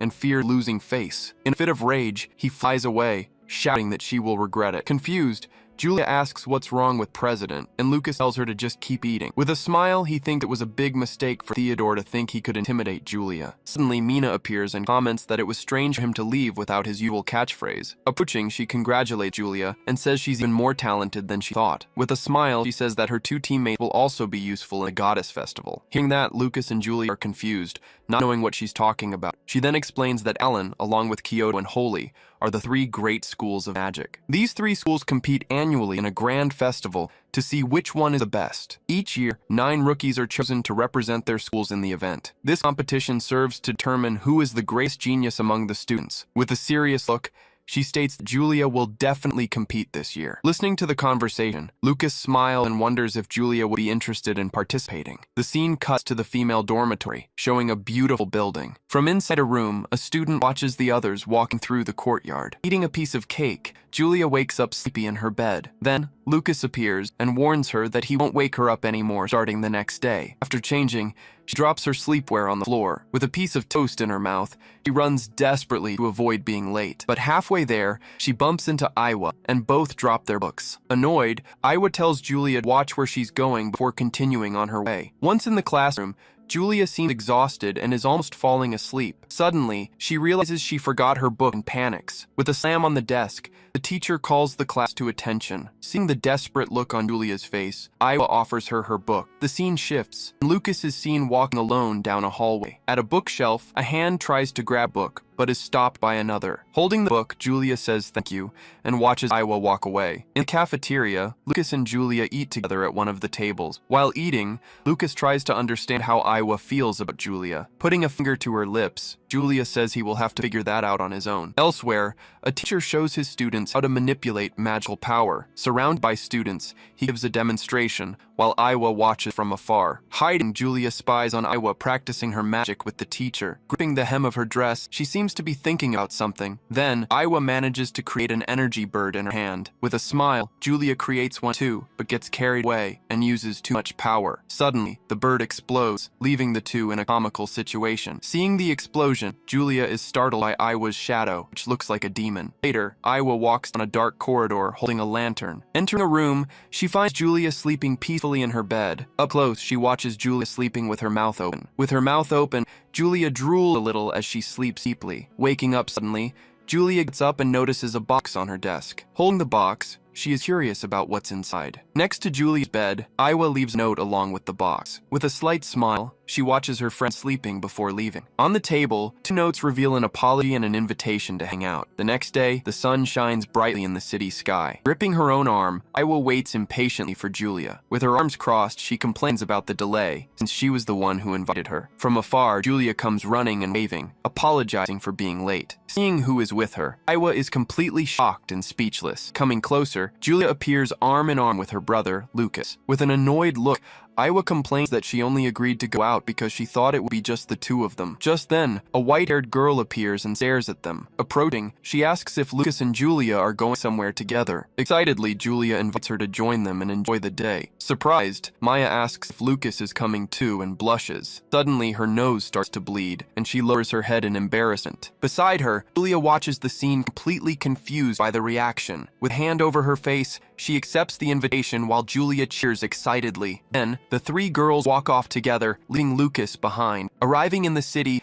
Julia jumps excitedly, ready to eat and have fun. Arm in arm, the group walks together, but Lucas worries about how much he is going to spend. Moreover, he feels uncomfortable being next to Iwa, his ex-fiancée. With an annoyed expression, Iwa laments her plan to go out with just Julia went wrong. But Maya, with a flushed face, celebrates the chance to finally talk to Lucas outside school. Then, Julia points to a store and gets the girls' attention. With a smile, she points out the school's super popular candy store. In the window, Iwa sees a waving white cat and is a little surprised, but she plays it off, saying she had no interest in such a childish store. At the store's door, a sign announces that there are only 2 spots left to enter. Seeing the sign, Julia is shocked and despairs. Crouching on the ground, she is devastated that she can't go to the place she wanted most. Seeing her sadness, Maya says her doctor advised her to avoid sweets, so she suggests that Julia and Iwa go into the store while she waits outside. With a smile, Julia asks if she's sure, and Iwa accepts the offer. Excited, Julia pulls Iwa into the store without wasting time. Outside, Lucas offers Maya a drink and thanks her for the help. Sitting on a bench, he apologizes for Julia's childish behavior. With a smile, Maya says she is happy they're having fun. Taking a sip, Lucas is surprised to hear her mention their childhood. Then, she reminds him of when they went to see an exotic beast exhibition. The scene cuts to a flashback, showing the 2 as children holding hands in the rain. In the flashback, a young Lucas promises to protect Maya from a caged wolf. Back in the present, he doesn't know how to react to Body's former owner's memories. Scratching his nose, he pretends to vaguely remember what happened that day. Hearing his answer, Maya stares at him with a serious and slightly sad expression. Squeezing the cup in her hands, she gets nervous, not knowing what to say. Then, Lucas asks if she still holds grudge against him for ending their engagement. Pouring her heart out, she says she felt he was avoiding her all along. With tears in her eyes, she apologizes, saying she didn't know what to say. Trying to explain herself, she says he is not incompetent, is the best martial artist she knows. Then, she lowers her head and asks if they can at least be friends. With an awkward smile, Lucas says he never held a grudge against her. Reaching out his hand, he said he would be happy to be her friend. With tears in her eyes, Maya shakes his hand, moved by his answer. With a radiant smile, she finally feels relieved and happy. At that moment, the 2 shake hands, sealing their new friendship. Meanwhile, Julia and Iwa are having fun in the candy store. With some cotton candy, Julia leans in to share with Iwa. With matching lollipops, the 2 seem to be getting along really well. Back at the bench, Julia arrives smiling and says they are back. But upon arriving, she sees Lucas and Maya holding hands and is surprised. Desperate, Maya tries to explain that it's not what it looks like, completely embarrassed. With a disgusted expression, Iwa calls the scene indecent. Feeling awkward, Lucas stands up and invites everyone to Gourmet Street. Walking through the commercial district, the group explores the city. With a smile on her face, Julia happily enjoys her lollipop. Beside her, Iwa tries the candy and says it tastes okay. Suddenly, Julia's lollipop begins to glow and point in a direction. Grabbing Iwa's arm, she gets excited to follow the signal. The candy's energy trail passes by Maya and Lucas, who look surprised. Then, the group arrives in front of a large old building. Reading the sign, Lucas discovers the place is the Hall of the Five Saints. Excited, Julia explains that whoever passes the 5 tests win the magic item. Hearing this, Maya and Iwa are interested in the chance to get a treasure. With multiple versions of herself, Julia begs Lucas to let them in. Unable to refuse, he gives in and agrees to enter the dojo. But as they reach the door, a man yells and tells them to wait. Standing at the entrance, Lucas faces 2 guards blocking the way. Wearing sunglasses and a serious posture, they say this is no place to kill time. Then, Lucas holds out his hand and releases a powerful golden energy. With a smile, he walks up and places a hand on one of the guard's shoulders. Feeling the pressure, the guard grips his hand tightly to push back. Startled, he realizes the boy's strength and is shocked by his power. With a smirk, Lucas asks if they can come in now. Changing his tune, the guard opens the door and says, "Sealed people are welcome." As they enter, Julia celebrates that they got through without any trouble. A voice then welcomes them and announces the first challenge, the test of the beast. The scene cuts to an arena where a man with a whip awaits them. With a crack of his whip, he unleashes a fire lion from a cage. With sharp fangs, the beast faces the group, ready to attack. From a distance, the group watches the lion, and Maya tells them to be careful. Then, the man climbs onto the lion and frees it from its chains. When the lion's collar hits the ground, it's completely free. In the reflection of their eyes, Lucas and Julia stare down the fire beast. Then, the lion lunges at them, its claws ready to strike. Protecting Julia, Lucas pulls her back and prepares for battle. Face to face, he stares into the lion's open mouth right in front of him. Surprised, the tamer sees the lion stopped its attack at the last second. Confused, he yells at the beast and orders it to attack again. Afraid, the lion looks at Lucas, its eyes filled with terror. In front of it, a giant shadowy creature stares down the beast, paralyzing it. With glowing red eyes, Lucas unleashes a dark and intimidating energy. Annoyed, the tamer shouts at the lion and approaches with his whip. He then whips the beast, ordering it to attack no matter what. Suddenly, he notices something strange and his eyes widen in fear. In the blink of an eye, the lion turns and throws him away with one swipe. Lying on the ground, he suffers a heavy impact. Knocked out, the tamer lies on the ground, completely defeated. With an awkward smile, Lucas asks if that counts as passing the stage. Impressed, Julia and Maya celebrate Lucas's unexpected victory. With her arms crossed, Iwa can't believe he won without even lifting a finger. Climbing the stairs, they comment that the lion seemed terrified of him. Hand on her chin, Julia wonders if Uru's presence is still with him. With a finger to his lips, Lucas tells her to be quiet and says it was just luck. Arriving in a new room, a voice greets them and announces the next challenge. In a hallway full of floating rings, they face the corridor of wind. An old man with a mustache appears and explains that the rules are simple. The goal is to shoot an arrow through all the rings and pop the balloon at the end. As the group watches the rings move, Iwa realizes the test is quite difficult. With a smile, the old man says he'll make things more interesting during the challenge. Then, he faces the group and asks who will be the first to try. Stepping forward, Julia volunteers to be the first. Excited, she gets into position and prepares for the corridor challenge. With a smile, the old man praises her energy and gets ready to start. Then, he launches the magic arrow, officially starting the test. With a lollipop in her mouth, Julia focuses and tells everyone to watch her. Unleashing her energy, she controls and guides the arrow with her magic. As it approaches the first ring, the arrow passes through it without any problem. But suddenly, the rings change position, forcing her to recalculate the route. With a swift movement, she changes the arrow's trajectory to the side. Continuing on its path, the arrow flies through several rings at once. Impressed, Maya compliments the smooth curves the arrow is making. From his platform, the old man is also impressed by the girl's skill, but with a mischievous smile, he decides the warm-up is over. Pressing a button, he activates a mechanism that changes the challenge. Seeing the change, Julia is shocked and braces for the worst. With the button pressed, several cubes begin to shoot beams at the arrow. Maneuvering, Julia struggles to keep the arrow steady. Meanwhile, cubes keep moving and shooting non-stop. With a smile, she braces herself and says the challenge just got interesting. Then she sends the arrow flying, passing several cubes at high speed. Confident, she says she's going to get through all the rings in one go. But the old man challenges her, asking if she thinks it will be that easy. In that instant, a giant wave of water appears in the middle of the corridor. Fighting the current, Julia struggles to keep the arrow on course. With an evil laugh, the old man summons circles of fire and wind to make it even harder. Suddenly, the arrow is hit by several fire and wind attacks at the same time. Meanwhile, cubes continue shooting non-stop, creating total chaos. From a distance, Lucas analyzes the situation, noticing the various physical and magical obstacles. With difficulty, Julia tries her best to maintain control of the arrow. With wide eyes, she faces the challenge with all her determination. Remembering a piece of advice from Lucas, she recalls an old conversation they had. With a smile, he tells her to simply destroy the source of the interference. With her eyes shining, she bites her lollipop and says she'll never give up. Then, she unleashes all her power in a single devastating blow. Seeing the explosion, the old man is shocked and speechless at what happened. From a distance, Maya and Iwa comment that it looks more like a fight than a test. With a triumphant smile, Julia holds the arrow in her teeth, victorious. With no other choice, the old man congratulates her on passing the second challenge. As the group praises her, she lets out a small laugh, happy with the result. With a serious look, the old man warns them to pay attention to the next challenge. In a new room, he warns that not all tests can be won with brute force. In an alchemy workshop, a woman challenges them to create a legendary magic potion. Showing them the recipe,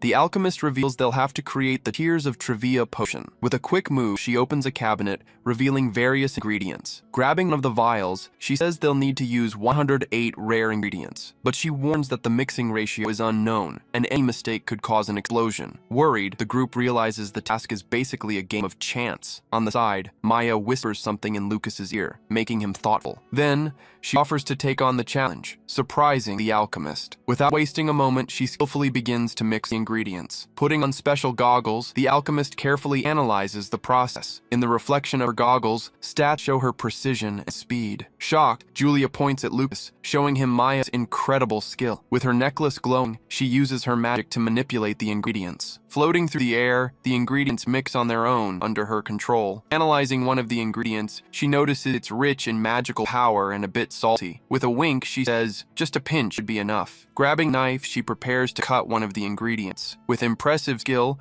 she cuts everything into perfectly even slices. Then, she tosses the slices into a cauldron and let them slowly melt. Sniffing one of the ingredients, she realizes the bitter smell doesn't fit. Shaking a vial, she mixes in a new ingredient to balance the flavor. With a whipping motion, she adds the mixture, smoothing out the edges. From a distance, Iwa and Julia comment on how she makes it all look so easy. With a focused gaze, she holds 2 volatile ingredients in her hands. The alchemist then warns that those are the most dangerous and could explode. The swift motion, she mixes everything at once, creating a swirl of energy. Inside the cauldron, the potion glows with an intense, colorful light. With a victorious smile, she announces that the potion is ready. Handing over the vial, the alchemist is shocked by the result. Analyzing the potion, she can't believe the purity of what she's seeing. With potion glowing, she confirms it's the true and legendary Tears of Trivia. Shocked, the alchemist grabs Maya and asks if she's the apprentice of some master. With a smile, she reveals it's her first time making the potion. Hearing this, everyone in the room is completely stunned by the revelation. She then explains that she focused on smells and proportions, as if she were cooking. Comparing the potion to a medicinal soup, she says the process was very similar. Outraged, the alchemist can't believe she compared a legendary potion to a soup. Julia then praises her sweets, saying the cookies she made almost brought her to tears. With a smile, Iwa says that having such sharp instincts for cooking is a great talent. Chatting, she praises Maya, saying whoever marries her will be very lucky. Embarrassed, Maya says cooking is just a hobby, looking sheepish. With a blushing face, she wonders what Lucas is thinking of her right now. Meanwhile, Lucas thinks that having someone who cooks well on the team would be great for morale. With her arms crossed, Iwa calls him dense, while Julia looks confused. Laughing awkwardly, Maya celebrates that they passed the challenge. In the background, the alchemist laments losing to a girl's cooking skills. With a smile, the alchemist says that being defeated like that is refreshing and hands her the potion. Holding vial, Maya says she can't accept something so valuable. With a smile, Lucas tells her to take it as the potion is proof of her skill. Blushing, she thanks him and accepts the prize, happy with the recognition. Excited, the group prepares for the 4th challenge, ready to give it their all. In a dark room, several sharp blades glow with a sinister energy. With an evil smile, a hooded woman says the group challengers is quite amusing. Entering a room with a starlit ceiling, the group faces the new challenge. The hood woman welcomes them and explains that the 4th test is one of mental strength. Pointing to a table, she says they will play the most popular card game among the elite. Holding a fan of cards, she reveals the game's name is The King's Lie. With the rules on the table, she explains that each player draws a card and the highest number wins. But she reveals the lowest card, the assassin, can defeat the highest, king. Additionally, players can use magic to change their cards' numbers. However, if the bluff is called, the card's real value is used to decide the winner. With a smile, she shows a card and prepares to start the game. Playing a card on the table, she explains one last rule. With a card in his hand, Lucas understands that a forged card loses if its number matches the opponent's real card. Holding the assassin card, the woman explains that the test is about deceiving and reading your opponent. Worried, Lucas and the others feel uneasy about such a tense game. But Iwa steps forward, saying it looks fun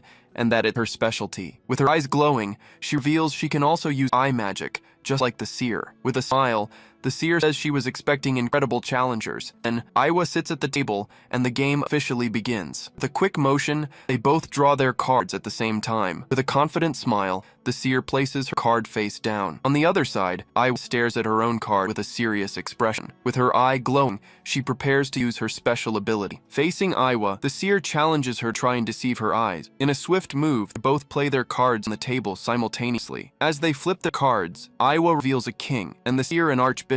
But Aiwa notices that her opponent's magic flow is strange, so she activates her ability, and a magical symbol appears in her eye. With her special vision, she discovers the seer's card is a fake. Flipping her own card, she reveals its true identity. With a shout, she activates her card and reveals the truth behind the bluff. Surprised, Seer can't believe she uncovered the fake card so quickly. With the fake card shattered, the true assassin card is revealed. From afar, the group worries, thinking she didn't need to expose the card. With a laugh, the Seer praises Aiwa for seeing through her disguise. But with an evil smile, she says that, unfortunately, Aiwa will still lose. With a finger to her lips, Aiwa says she was expecting that. With a confident look, she says it was impressive that the Seer used a second layer of disguise. Hearing this, the Seer is startled and can't believe she uncovered her second bluff. With wide eyes, she's shocked that her plan was discovered. Then, Aiwa reveals she can also erase the traces of her magic. She smiles, revealing she was watching the Seer's hands from the start. Flipping her card, she shows that her real card was also an assassin. From a distance, the group watched the turnaround with smiles on their faces. Annoyed,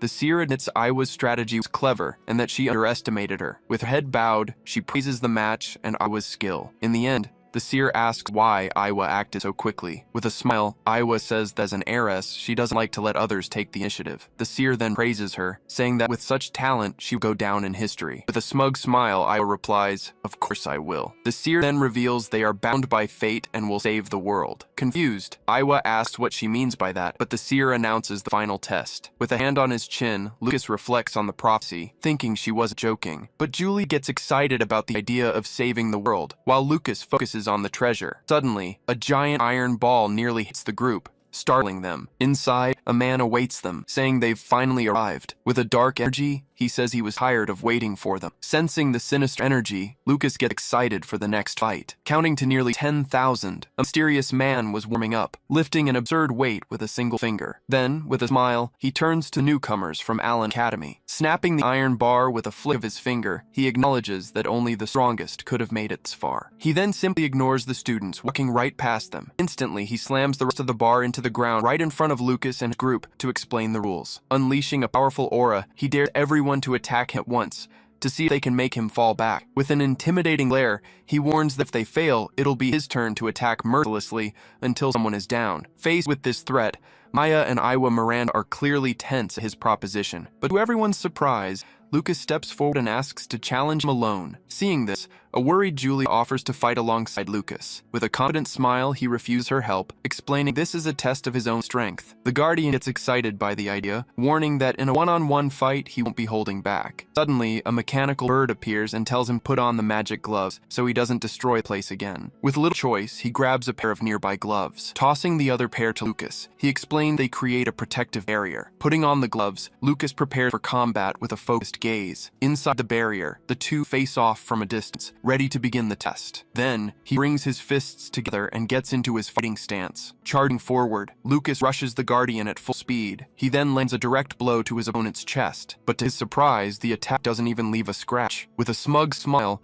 the Guardian announces that now it's his turn. Realizing the trouble he's in, Lucas braces for the worst. Without wasting a second, the man lands a powerful blow that sends everything flying. Instantly, Lucas is thrown hard against the barrier, shattering the ground on impact. Down and struggling to breathe, he tries to recover as Maya watches from a distance. Then, the Guardian emerges from the dust, saying it too late to give up. Glancing to the side, Lucas spots the hilt of a sword among the rubble. Seizing the opportunity, he grabs the weapon and gets back on his feet, refusing to lose. Channeling his energy into the blade, he prepares for one last desperate attack. Seeing the boy prepare, the Guardian takes a deep breath and focuses his energy. Then, with an explosive roar, he unleashes all of his power at once. Charging forward, Lucas's attack is completely repelled by the Guardian's power. From the shockwave, the ceiling begins to collapse as Maya's familiar appears. Lying on the ground, Lucas stares up at his opponent, who's still standing without a scratch. Noticing a small cut on his chest, he acknowledges the boy's effort, but says it wasn't enough. But refusing to give up, Lucas rises again, unleashing a new power. Instantly, he stomps his foot and transforms his cape into a weapon. Ignoring the Guardian, he runs toward his true objective, the treasure. With his eyes completely focused, he prepares for his next move. Using his new weapon, he launches a swift attack that manages to bind the Guardian. Caught by surprise, the Guardian is immobilized by chains of energy. Pulling him closer, Lucas prepares a final blow with his free hand. But with a smirk, the Guardian simply calls him naive. He then shatters the chains with sheer force and lands a solid hit on Lucas. Thrown hard to the ground, Lucas crashes down, kicking up a cloud of dust. Standing over the fallen boy, the Guardian praises his courage but says that tricks are useless against true power.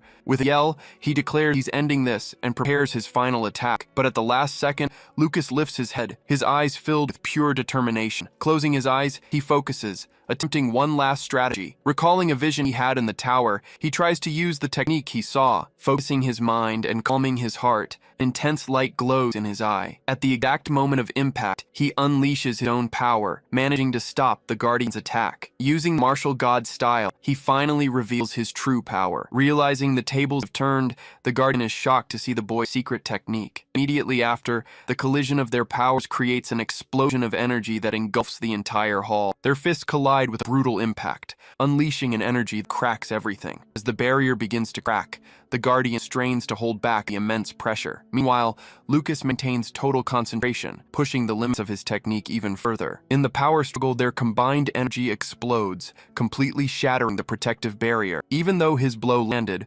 Lucas's arm begins to disintegrate from the energy overload. Watching from a distance, Julia screams her brother's name, absolutely terrified. With an impressed smile, the Guardian asks if he happens to be a disciple of someone named Otani. Lucas denies it, and the Guardian asks why he didn't go all out with his final attack.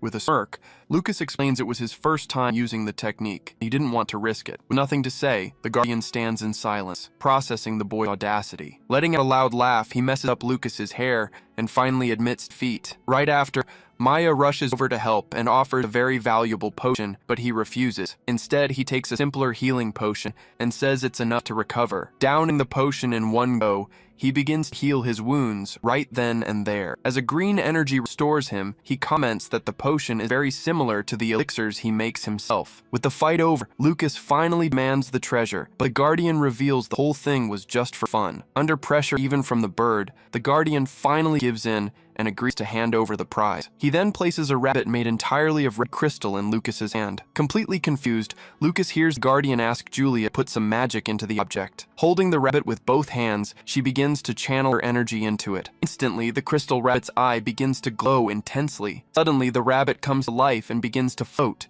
making Julia super excited. But Lucas is furious for having gone through all that just to get a magical toy. Pulling him by the shoulder, the Guardian tells him it's not just a toy, and that will be useful in the future. With a serious look, he also advises Lucas not to use the martial god's technique recklessly. Hearing the warning, Lucas gets the message and nods in agreement. As he's leaving, he asks about Director Otani and finds out the two of them fought together in the past. In front of the gate, Julia asks if she can really keep the crystal rabbit. Handing her the gift, Lucas ponders the reason for the Guardian's warning. Suddenly, Julia points ahead and shouts that there's a fight going on. Curious about the fight, Julia drags everyone over to sneak a peek at what's going down in the black market. Hiding behind Lucas, she peeks at the commotion and seems to recognize someone in the middle of the mess. That's when they see the fight is with Jeremy, who's furiously demanding his money back for a fake book. Right after, the vendor simply grabs Jeremy's arm forcefully to shut him up. With a mocking tone, the vendor says the book is real and the problem is Jeremy's lack of talent to learn from it. Not taking the taunt, Jeremy breaks free and declares he'll prove the book is a fake. Furious, he casts a spell to show everyone that the enchantments don't work. But the spell fails and hits the back of one of the vendor's thugs. Retaliating, the vendor launches a blast of dark energy that sends Jeremy flying. Then, revealing his true strength, he brandishes a forbidden spell and sends his henchmen after the boy. Instantly, the two brutes surround Jeremy, ready to finish him off. But out of nowhere, a bolt of purple energy strikes from the sky, stopping the thug's attack. When he turns around, Jeremy is shocked to see that it was Lucas and Julia who saved him. Ready to fight, Julia steps in front of him protectively, which makes him feel embarrassed. Seeing more people arrive, the vendor gets annoyed and calls the patrol, who show up immediately. Arriving in the middle of the commotion, the patrol chief asks what happened, and the vendor points at the students, playing the victim. Then, the vendor places the supposed proof of the crime in the guard chief's hand, accusing the boys of being thieves. Convinced by the scene, the guard complains that students from Allen are nothing but trouble and orders everyone to be arrested. But Miranda steps forward to use her family's name, only for the guard to ignore her, declaring that he is the law. Faced with the situation, Lucas realizes they'll have to solve this problem themselves. However, a shout cuts through the chaos, telling everyone to stop, and the crowd immediately parts. Turning in surprise, the guard chief stares at the two approaching figures. With an imposing presence, Iwa's parents arrive and question the guard's audacity for trying to arrest their children. Storming in, Iwa's father accuses the vendor of scamming students and orders everyone arrested, even the patrol. Trying to explain, the vendor begs for mercy, claiming he was just following the rules, but Iwa's father isn't hearing any of it. Just then, Iwa approaches and pulls father aside to talk. Confused by the situation, she asks why he doesn't just shut down the black market for good. He places a hand on her shoulder, gesturing for her to be calm. He then explains that it's more complicated than that, and fighting the market is an endless battle. Soon after, her mother arrives to calm things down, assuring them that as long as she's around, no one will lay a hand on them. Seeing the family reunited, Julia breaks into a huge ear-to-ear grin. Running to hug her mother, she gets praised for the incredible spell she used earlier. Overjoyed by the affection, she doesn't even notice Jeremy looking downcast in the background, but her mother notices the boy's condition, and her expression changes instantly. Worried, she walks over and asks if he got hurt during the commotion. Clutching his arm, he tries to hide the pain and says he's fine. Suddenly, Iwa's voice cuts through the mood, mocking his condition. With her arms crossed, she says his head doesn't look so good, and he snaps back that it was a sneak attack. Iwa's father starts scolding Jeremy, humiliating him for losing to such weak people. Pointing at Julia,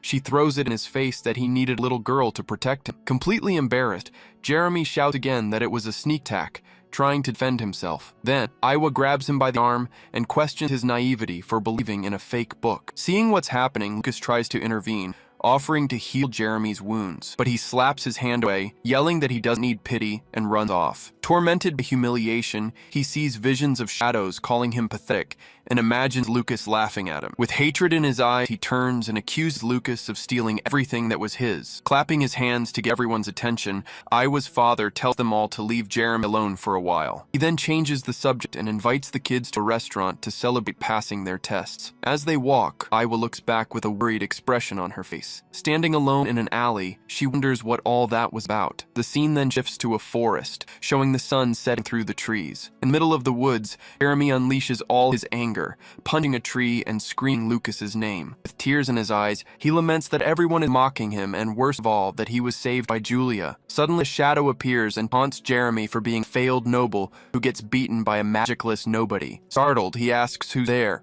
and the shadow replies that it was sent by his mother to deliver a little something. The shadow then reveals itself as a mysterious woman, explaining that his mother sought her out because of his problems at school. Offering him an object of power, she promises that with it, he'll become stronger and reclaim all the dignity that was stolen from him. Cutting to a new scene, Jeremy's mother knocks some object to the floor and furiously calls out Lucas's name. With a look of hatred, she swears she'll make whoever mistreated her dear Jeremy pay dearly. But in the midst of her rage, a strange hand plucks fruit from her bowl, and a voice remarks that her anger is delicious. Revealing her presence, the same woman from the forest appears in the room, calmly tasting the fruit. Seeing the apparition, his mother desperately screams for no one to enter the room when she hears a voice from outside. Flashing back in time, the mysterious woman appears before Jeremy's kneeling mother, who offers to do anything. Covering the mother's face with her hand, the woman says she's there to grant her wish. Showing a necklace, she explains that she's conveniently already found the perfect child for her plan. With a malicious smile, she says she's going to give this child to her son as a gift. The creature then dives into a jewel,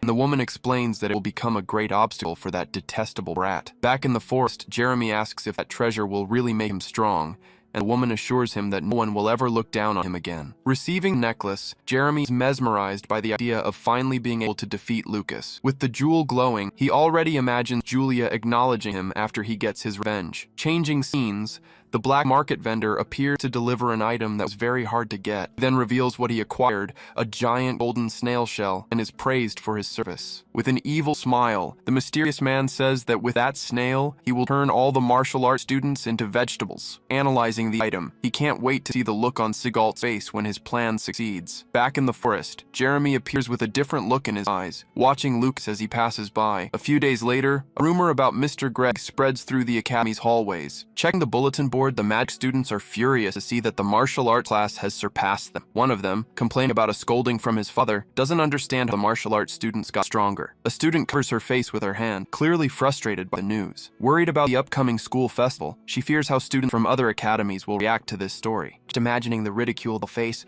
the girl already wants to run and hide in shame. At that moment, a voice comes out of nowhere, telling her not to worry about it. Then Mr. Greg appears and tells them to let the martial arts students enjoy their moment of glory for now. With vengeful look, he reveals his plan to personally correct the mistake and finish off Sigalt's class once and for all. Meanwhile, Lucas is outside the academy, practicing his sword movement. Clenching his fist, he fully concentrates on his training. Soon after, he lunges a sparring partner and prepares a direct strike. Caught by surprise, his opponent's eyes widen at the speed of the attack. With no chance to defend, Lucas lands a clean hit right on his opponent's face. But with a smile on his face and his body covered in cracks, his partner reveals a heroic avatar ability. With a smirk, Lucas compliments his partner's ability, unimpressed. From a distance, he watches two other students sparring, trading blows. With a glowing fist, one of them attacks with full force, while the other counters with a swift and precise strike. Watching the fight, two students comment that all of them, including Lucas, have gotten stronger since Tower Trial. From inside the room, Sigalt proudly watches his students training even after class. Inside the classroom, a student sweeping the floor comments that this is a good thing, but she notices something strange under the teacher's desk and bends down to see what it is. Frowning, she tries to identify the mysterious object. Picking up the item, she sees it's a golden ornament and guesses that some noble student must have lost it. Intending to help, she decides to place the object in the lost and found box, but as soon as she puts it in, the ornament transforms into a living golden snail. When the day of the festival arrives, the whole city is celebrating, with doves flying and confetti everywhere. In front of the academy, the celebration is underway with fireworks and many guests arriving. In the middle of the crowd, a family enjoys the party, with a father carrying his son on his shoulders. The academy students pout, complaining about having to be on the welcome committee. Having waited for half an hour, Lucas's friend is already losing his patience with the guest delay. But with his calm demeanor, Lucas tells him not to stress because they've finally arrived. At that moment, a huge caravan of luxurious carriages begins to fill the city streets, heading towards the academy, representing the Sacred Academy, and also the Kyoto Academy. From above, the director of Allen Academy thanks everyone for coming. Introducing himself as Eureka, he officially welcomes the guests. Suddenly, a blast of cold wind cuts through the sky, and snowflakes begin to fall. In the middle of the crowd, a girl notices the weather has suddenly turned cold. A moment later, a gigantic ice dragon appears in the sky, frightening everyone on the street. Riding the beast, the top rookie from Kyoto Academy makes a grand entrance. Watching the scene, the director asks Theodore what he thought of the whole display. With a smirk, Theodore simply replies that it was a very flashy entrance. Hiding his face with a fan, he adds that it will only attract unwanted attention. Suddenly, a new rookie appears, holding a golden object with a mocking smile. A moment later, a surge of energy rushes forward and completely disintegrates the ice dragon in midair. At the same instant, the hot energy continues advancing toward the Kyoto rookie. Completely engulfed by an energy phoenix, he takes the direct hit, but emerging unharmed from the explosion, he faces his new opponent and asks who she is. Coming from a flaming carriage, a female voice calls him the top rookie of Kyoto. Then the top rookie of the Sacred Academy reveals herself, teasing him for liking to attract attention. Undeterred, the Kyoto rookie summons his ice dragon again for a counterattack. Then the Sacred Academy rookie uses her energy fan to start the fight. A moment later, her phoenix charges forward, preparing for combat. Meanwhile, the crowd watching the brawl is amazed, thinking it's a fireworks show. In the sky,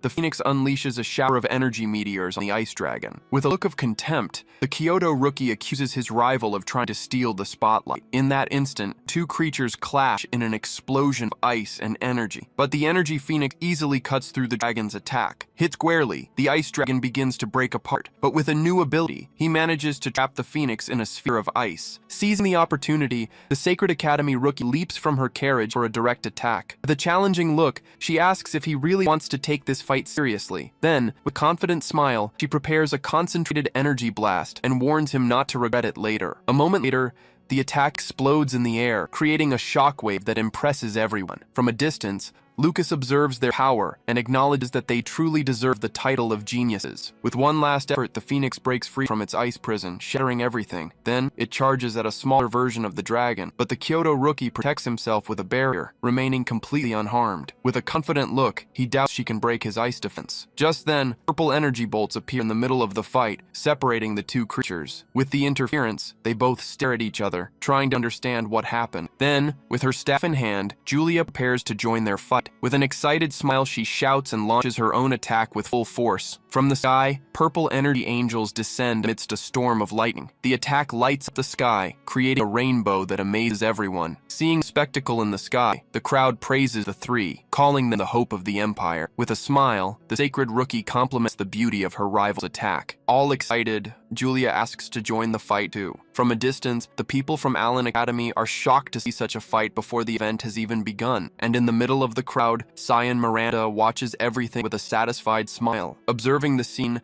the director of Sacred Academy, Sylvan Tannen, comments that this year is going to be a lot of fun. Elsewhere, the student council president analyzes the new opponents, finding them young but very capable. But before he could continue, a silence spell shuts everyone up. With a simple gesture, a new figure imposes total silence in the square. Then, Atticus Rosso, the director of Kyoto Academy, finally reveals himself. At that moment, golden feathers begin to fall from the sky, enchanting everyone. One of the Allen Academy students doesn't understand what's happening. A moment later, the feathers gather and begin to form an intense light. With a blinding glow, the light illuminates the entire city, and the feathers fly everywhere. From the middle of the light, huge white wings begin to emerge, leaving everyone speechless. In awe, the Academy directors recognize the legendary sacred magic. Floating in the air, a mysterious masked woman appears with her angel wings. Seeing that figure, the Kyoto rookie gets excited at the chance to challenge her if he wins the tournament. Hiding behind her fan, the Sacred Academy rookie can hardly believe what she is seeing. Landing softly on the ground, the mysterious woman makes flowers bloom where she steps. The gesture of respect, Cyan Miranda bows before the mysterious woman. Turning to the audience,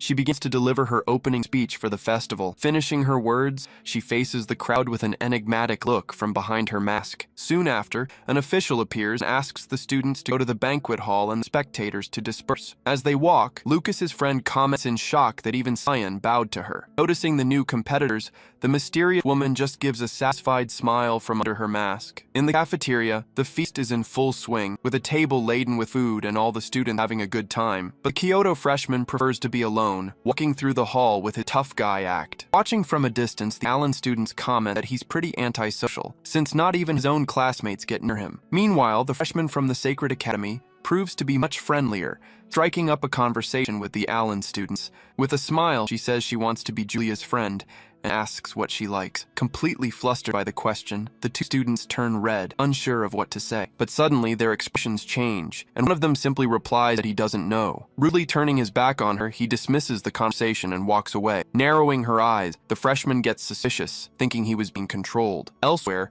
a student asks her classmate to find out everything he can about a certain girl. At that moment, Iwa Miranda walks past the two students, who watch her with interest. Then, her eyes glow with a red light, revealing that she's the one controlling the boy. Due to the manipulation, the two students stand there, completely confused, as she walks away. Sitting at the main table, the sacred headmistress recognizes Miranda's daughter, Iwa. With a glass in her hand, she praises the girl's mental magic, but laments that such a talent is being wasted. Commenting on the party, the sacred headmistress says it was supposed to be a moment of relaxation, but the battle has already begun. With a smug grin, the Kyoto headmaster says victory is already theirs again, and the others can just fight for second place. Outraged by the taunt, the sacred headmistress reminds him he almost won last year. Trying to calm things down, the Allen headmaster says each school has its strengths, but is quickly reminded that his school came in last. Changing the subject, the sacred headmistress asks about the finals, mentioning a rumor about problems in the mountains. It's then revealed that the final round usually takes place in a forest protected by magic circles. The Allen headmaster assures them the problem has been solved,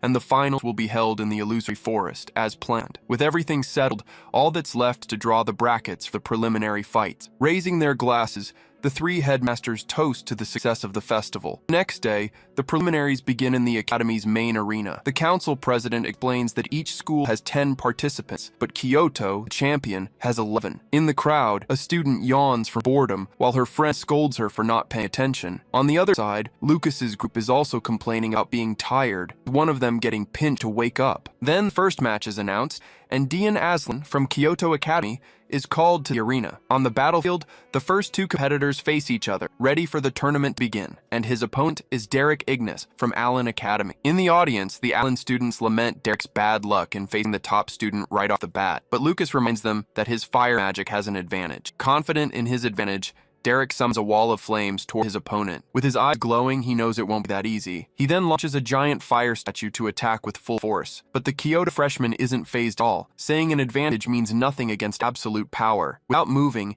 he creates a wall of ice that instantly stops the fire attack. With the impact, Derek's fire body begins to fall apart. Surprised, he watches his own energy fade before his opponent's power. With a single gesture, the Kyoto freshman launches an ice counterattack. Completely dominated, Derek is hit by ice spikes and falls. Defeated. As his flame body extinguishes, the winner of the first match is announced. Mocking his easy victory, he questions the level of Allen's top 3 students. Shocked, the Allen student can't believe the fight ended so quickly, with the winner not even moving from his spot. With a worried look, Lucas realizes that with that kind of power, maybe not even Julia could beat him. Leaving the arena, Derek is met by Julia and Iwa. Worried, Julia asks if he's okay, and he laments that he couldn't even make his opponent fight seriously. Soon after, the second match is announced, pitting the Sacred Academy freshman against Iwa Miranda. Surprised, they realize it's another fight against one of the top students. But with a confident smile, Iwa says this isn't Allen Tower, and this time, she will restore her honor. In the stands, the Sacred Academy crowd cheers wildly for their champion. Thanking them for the support,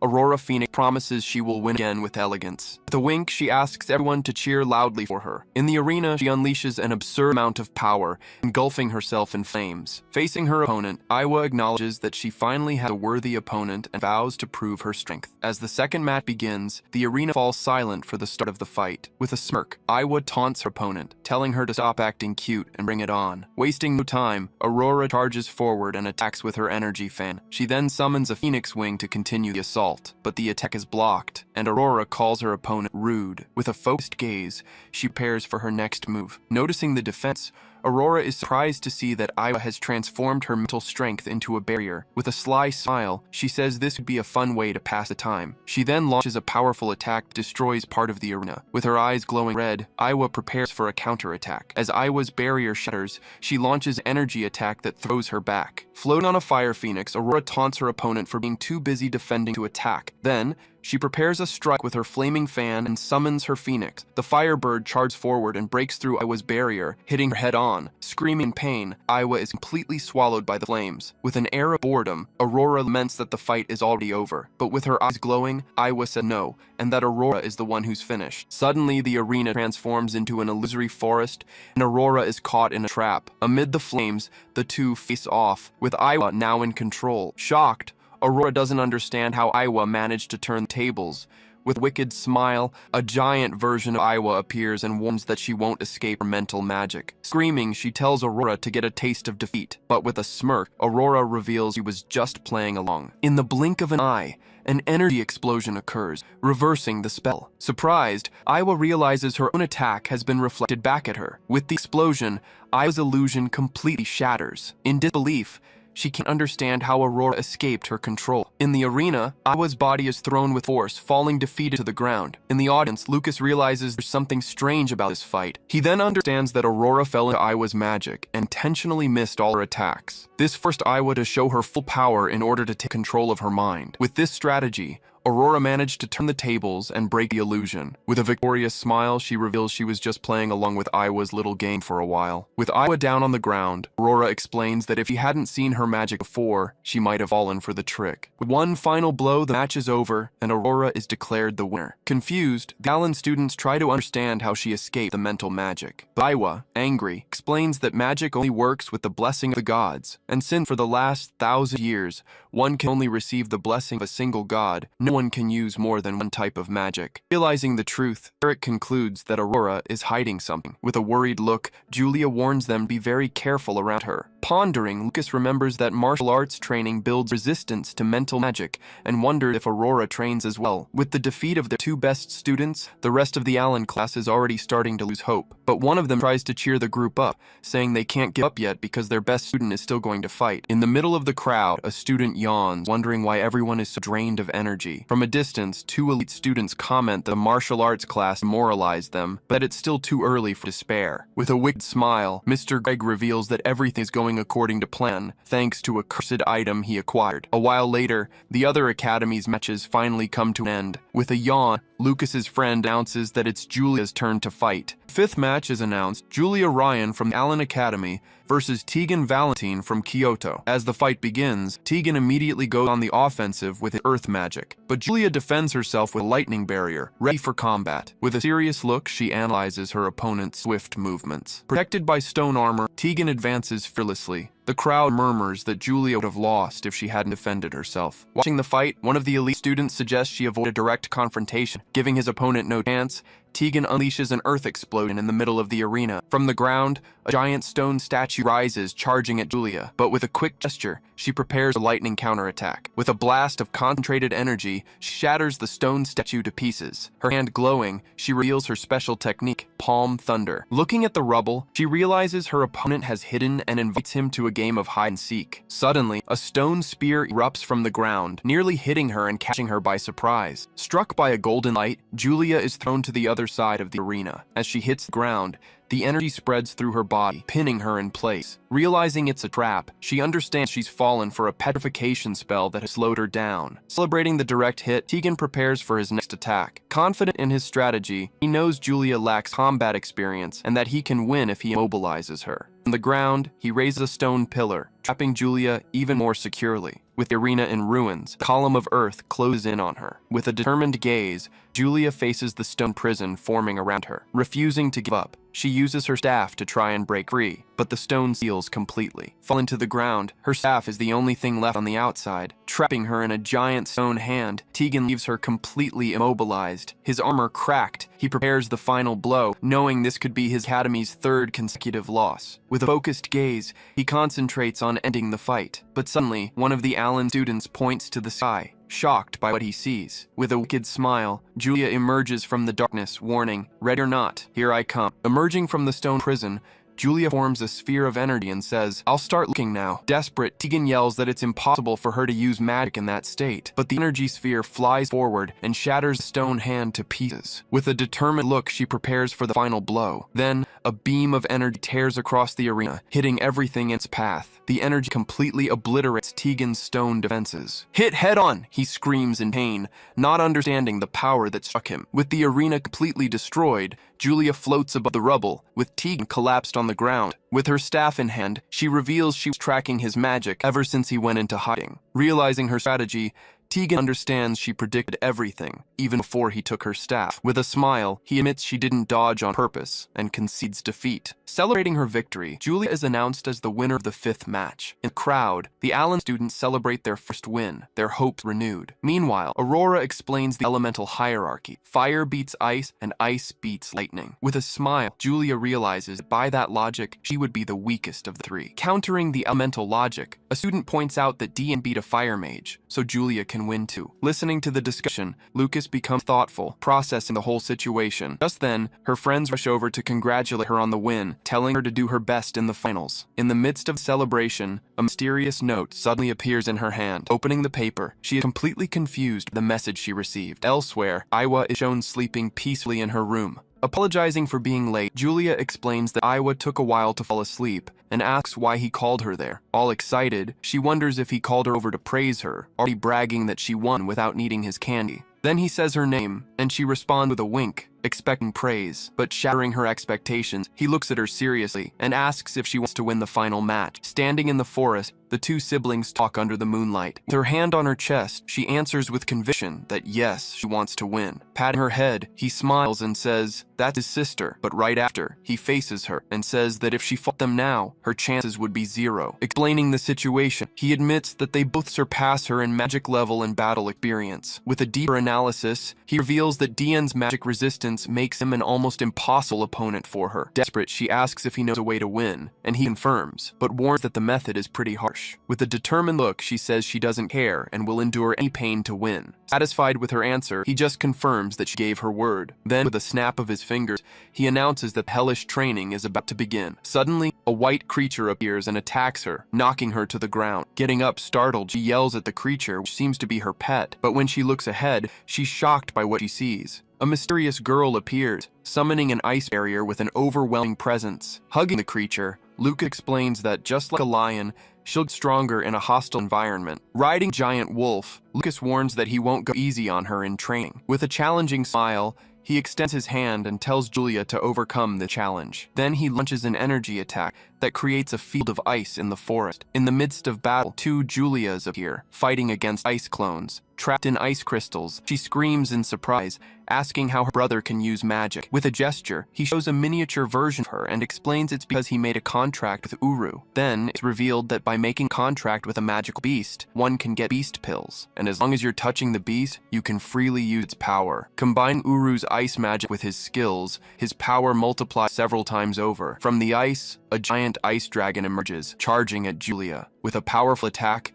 he traps her in a prison of ice crystals. Worried, Uru asks her master to go easier on her, but he says he's already holding back. Surrounded by ice, he warned that if she doesn't learn to break the ice and build resistance, she'll freeze to death. Angrily, she yells not to be underestimated and that she'll show what she's made of. Then, she unleashes a blast of energy that completely shatters the ice prison. Celebrating her victory, she boasts out how amazing she is, staff in hand. But suddenly, the forest turns into an ice maze, and she's left completely confused. From distance, Lucas announces he's starting the next attack, making her desperate. With his hand on his chest, he prepares for the next challenge. Riding Uru, he warns that if he doesn't get out of there fast, she'll die. With gesture, he summons a new wave of ice creatures at her. Unintimidated, she charges at the creatures, unleashing energy strikes. The bolts spread out, hitting everything in their path, including the trees. As she fights, Uru charges forward and hits her with a paw swipe, sending her flying. With a smirk, she takes advantage of the distraction and hits Uru with a shock. The bolts hit Uru,